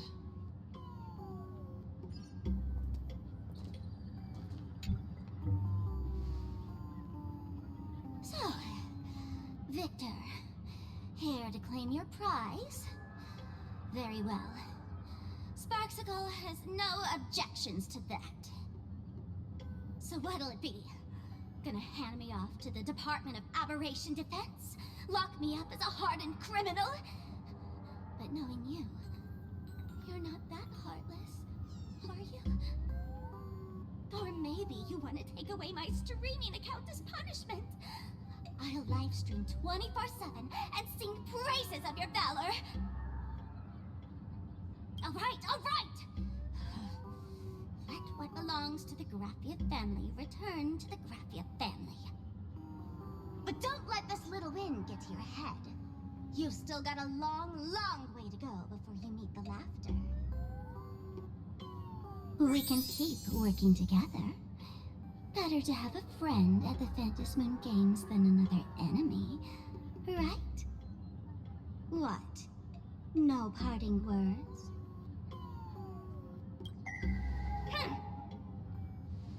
How do you like this ending, Sparksicle?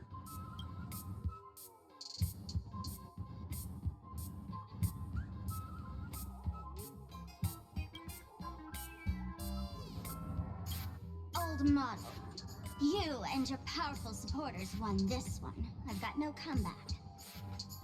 As a mask, What do you plan to do with your original self? Who's the mask and who's the original?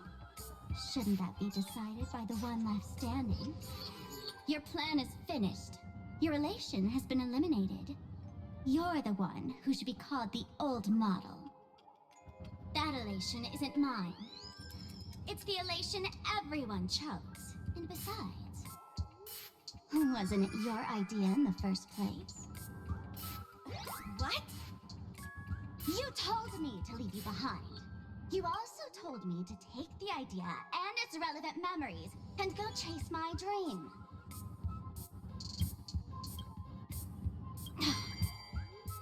Ugh. That's totally something Miss Sparkle would do.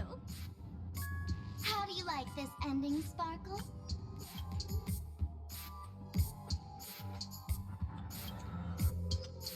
How does that joke go again? Take the mask from a masked fool, and what's left but a fool?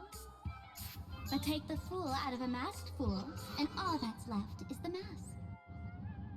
Come on, Sparkle. Time to end this little charade. No show is complete without a curtain call. Shall we become one at last? Bang! Ladies and gentlemen, are you having fun? A friendly reminder from Miss Sparkle. Don't underestimate the Phantom Moon Games. You won't get another opening act as spectacular as this Sparksicon, you know.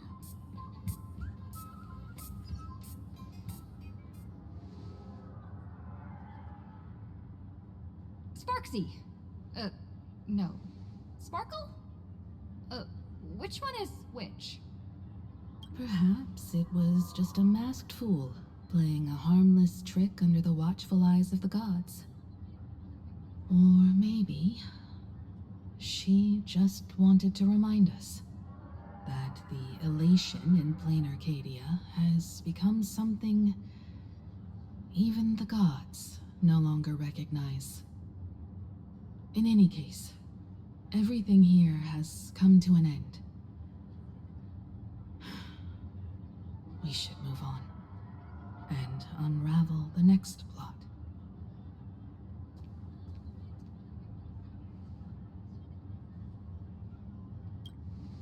Let's go to that classroom where time froze 15 years ago.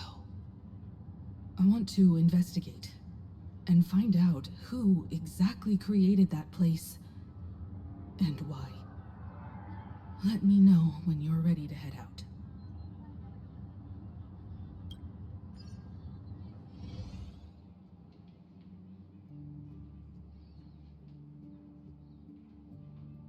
This place, it's like nothing ever happened. The ghosts are gone.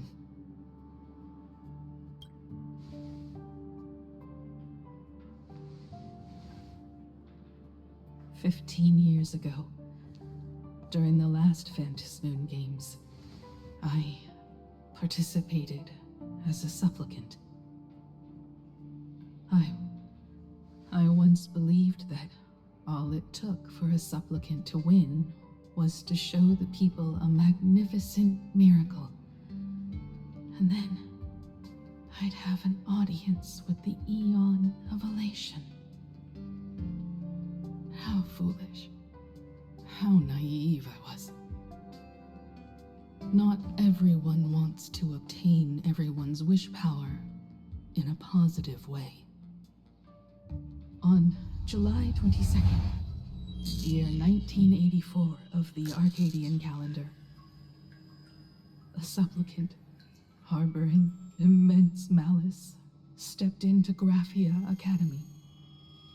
He slaughtered 22 students who had stayed behind after school, then went on to Dovebrook District,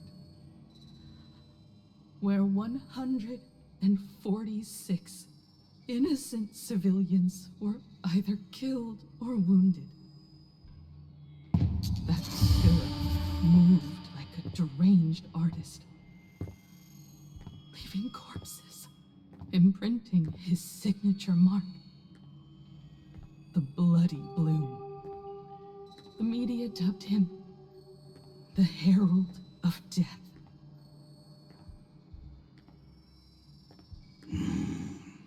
It was a tragedy the world could not forget. The Phantom Moon Games of that year came to be remembered as the Blood-Stained Games. So many parents lost their children. So many people lost those dearest to them. One of the victims was my very own daughter. Upon my return, I stood before the grave where she was laid to rest. Her name was Himeko.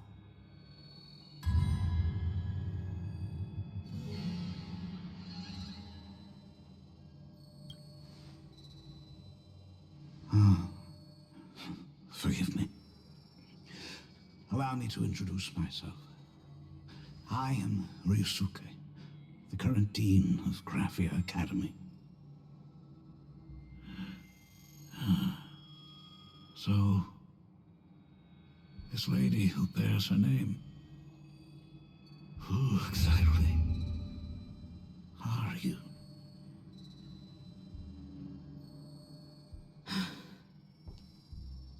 15 years ago, when I made up my mind to join this Phantom Moon Games, my father wasn't with me. Even as I fought for my life against the Herald of Death, my father was still off somewhere, wandering the cosmos. Strictly speaking, ever since I can remember, his presence in my life has been as thin as the air in space. So, I would ask you, who bears his name? Who exactly are you?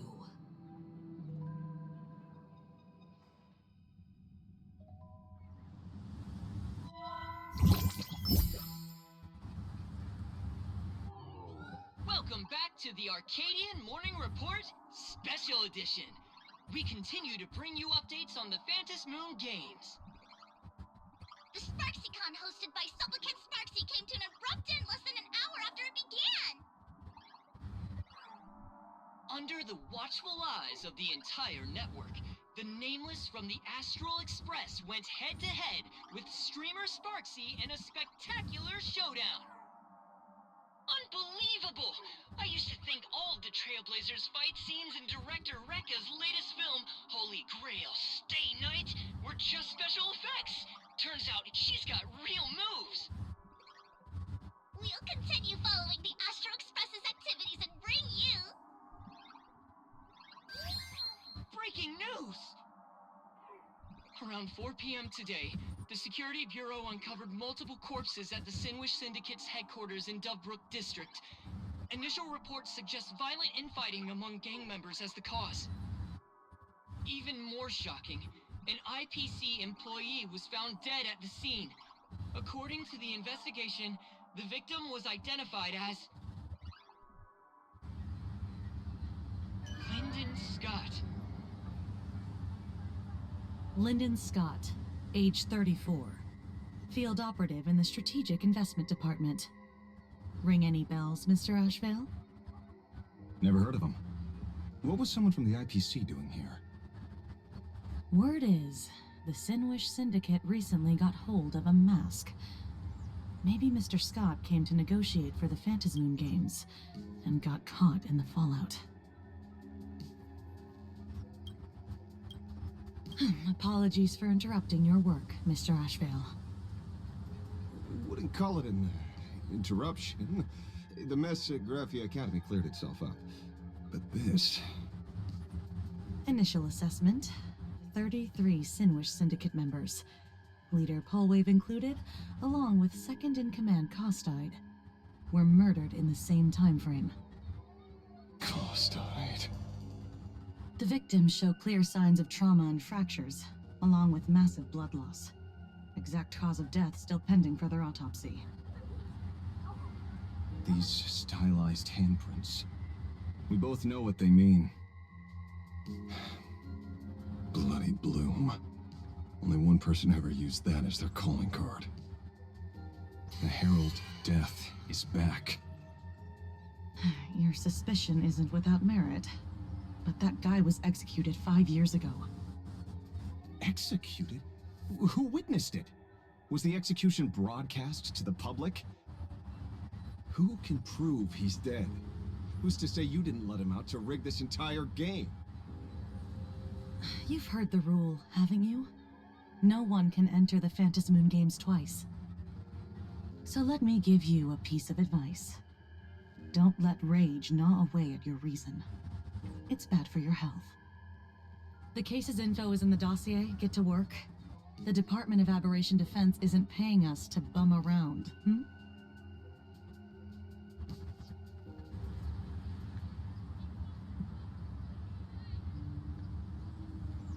Rage sparked quietly in the detective's chest, and not even the wind from Dovebrook could dispel the metallic tang of blood clinging to his nose. When he first heard the Sinwish Syndicate had obtained the mask, a grim premonition stirred within him, but he never expected it to be the omen of a friend's death. Mr. N, he's no longer with us. Now he's just a body, another nameless casualty buried beneath a headline. People only care about the stars twinkling above, about the epic tales of the eternal conflicts among the cosmos's great figures. Compared to all that, who would mourn a small-time thug from a petty gang? What should we do next? I've been slacking off for far too long. It's time to make a choice.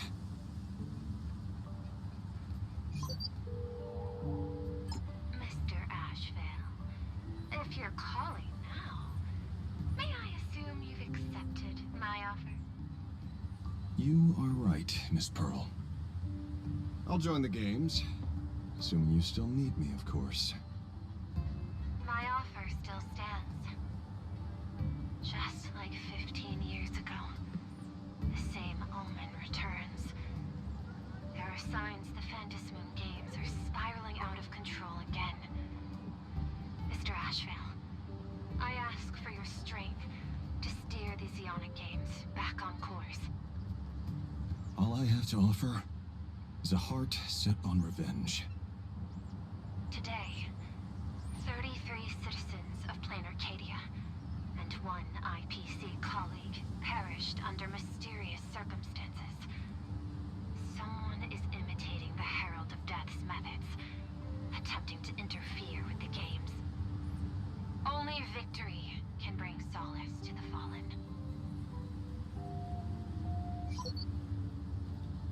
No. What consoles the dead is only justice.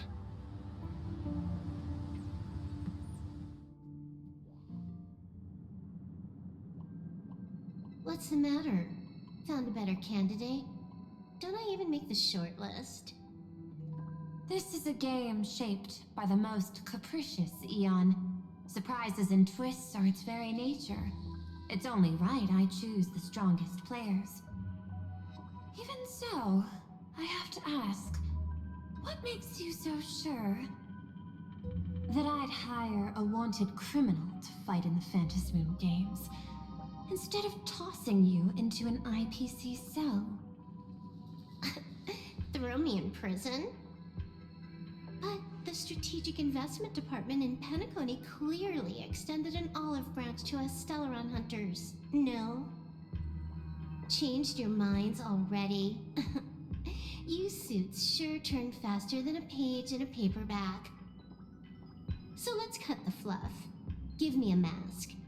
Call it your first strategic investment in us. What do you say? Understanding comes first, then the investment. Tell me, how do you plan to earn my trust? Apologies in advance. Before I came to meet you, I broke into your collection room. I know what you've been working on. Imaginate. Tell me, have you heard of Zero?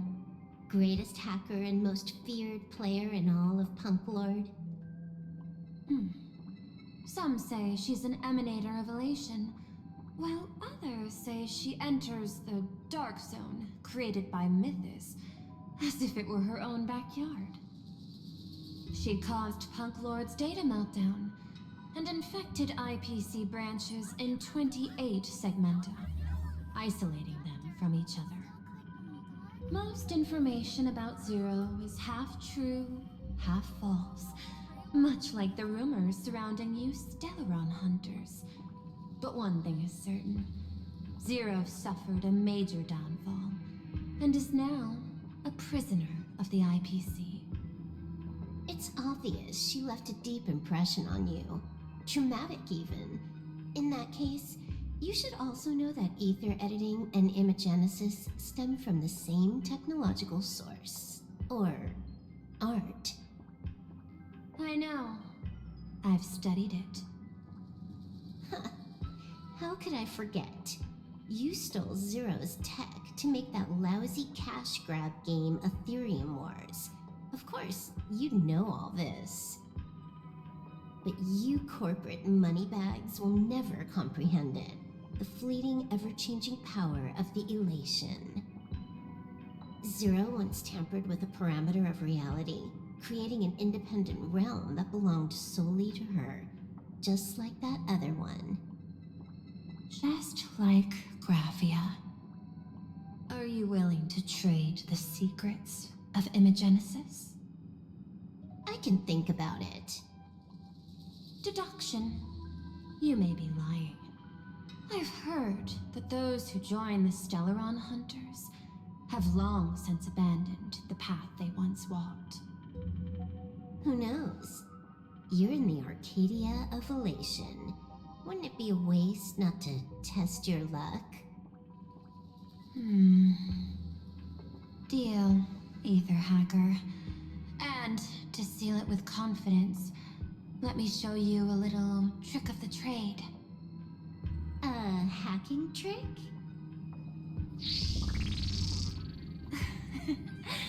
Not exactly professional. Negotiating while soaked in a bathtub. I took one of your data slices. This will help us have a more honest conversation. How did you do that? Because I've studied you, including that cyber battle between you and that genius Schoolum. I even logged into all 76 of those banned accounts. I scattered just enough data breadcrumbs online for you to sniff out, leading you to the Ashen Detective. I even let you stroll through my collection room to explore as you pleased.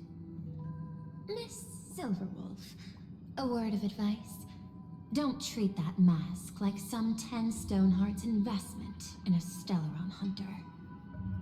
Just think of this deal as something private, between you and me.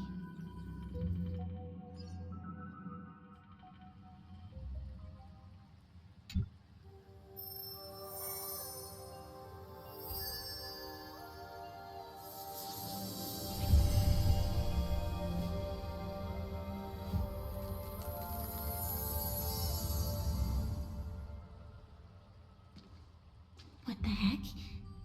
I just blinked and suddenly half the supplicants are wearing masks? I was hoping the show would get better. Streamers clashing with cosmic heroes. A flashy brawl without anyone getting hurt. Wouldn't that have been nice? But now we've got a crow, a shell, a cat, a wolf? How many more mystery guests are crashing the stage? And this thing? did it sneak in?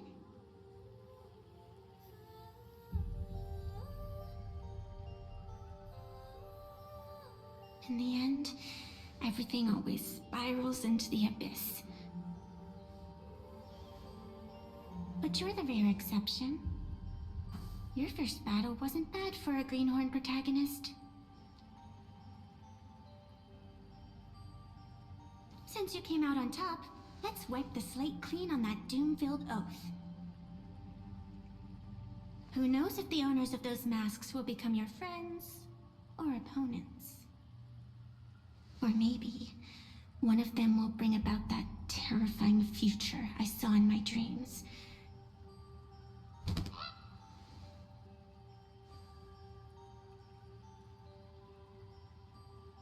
Little one, how'd you find your way here?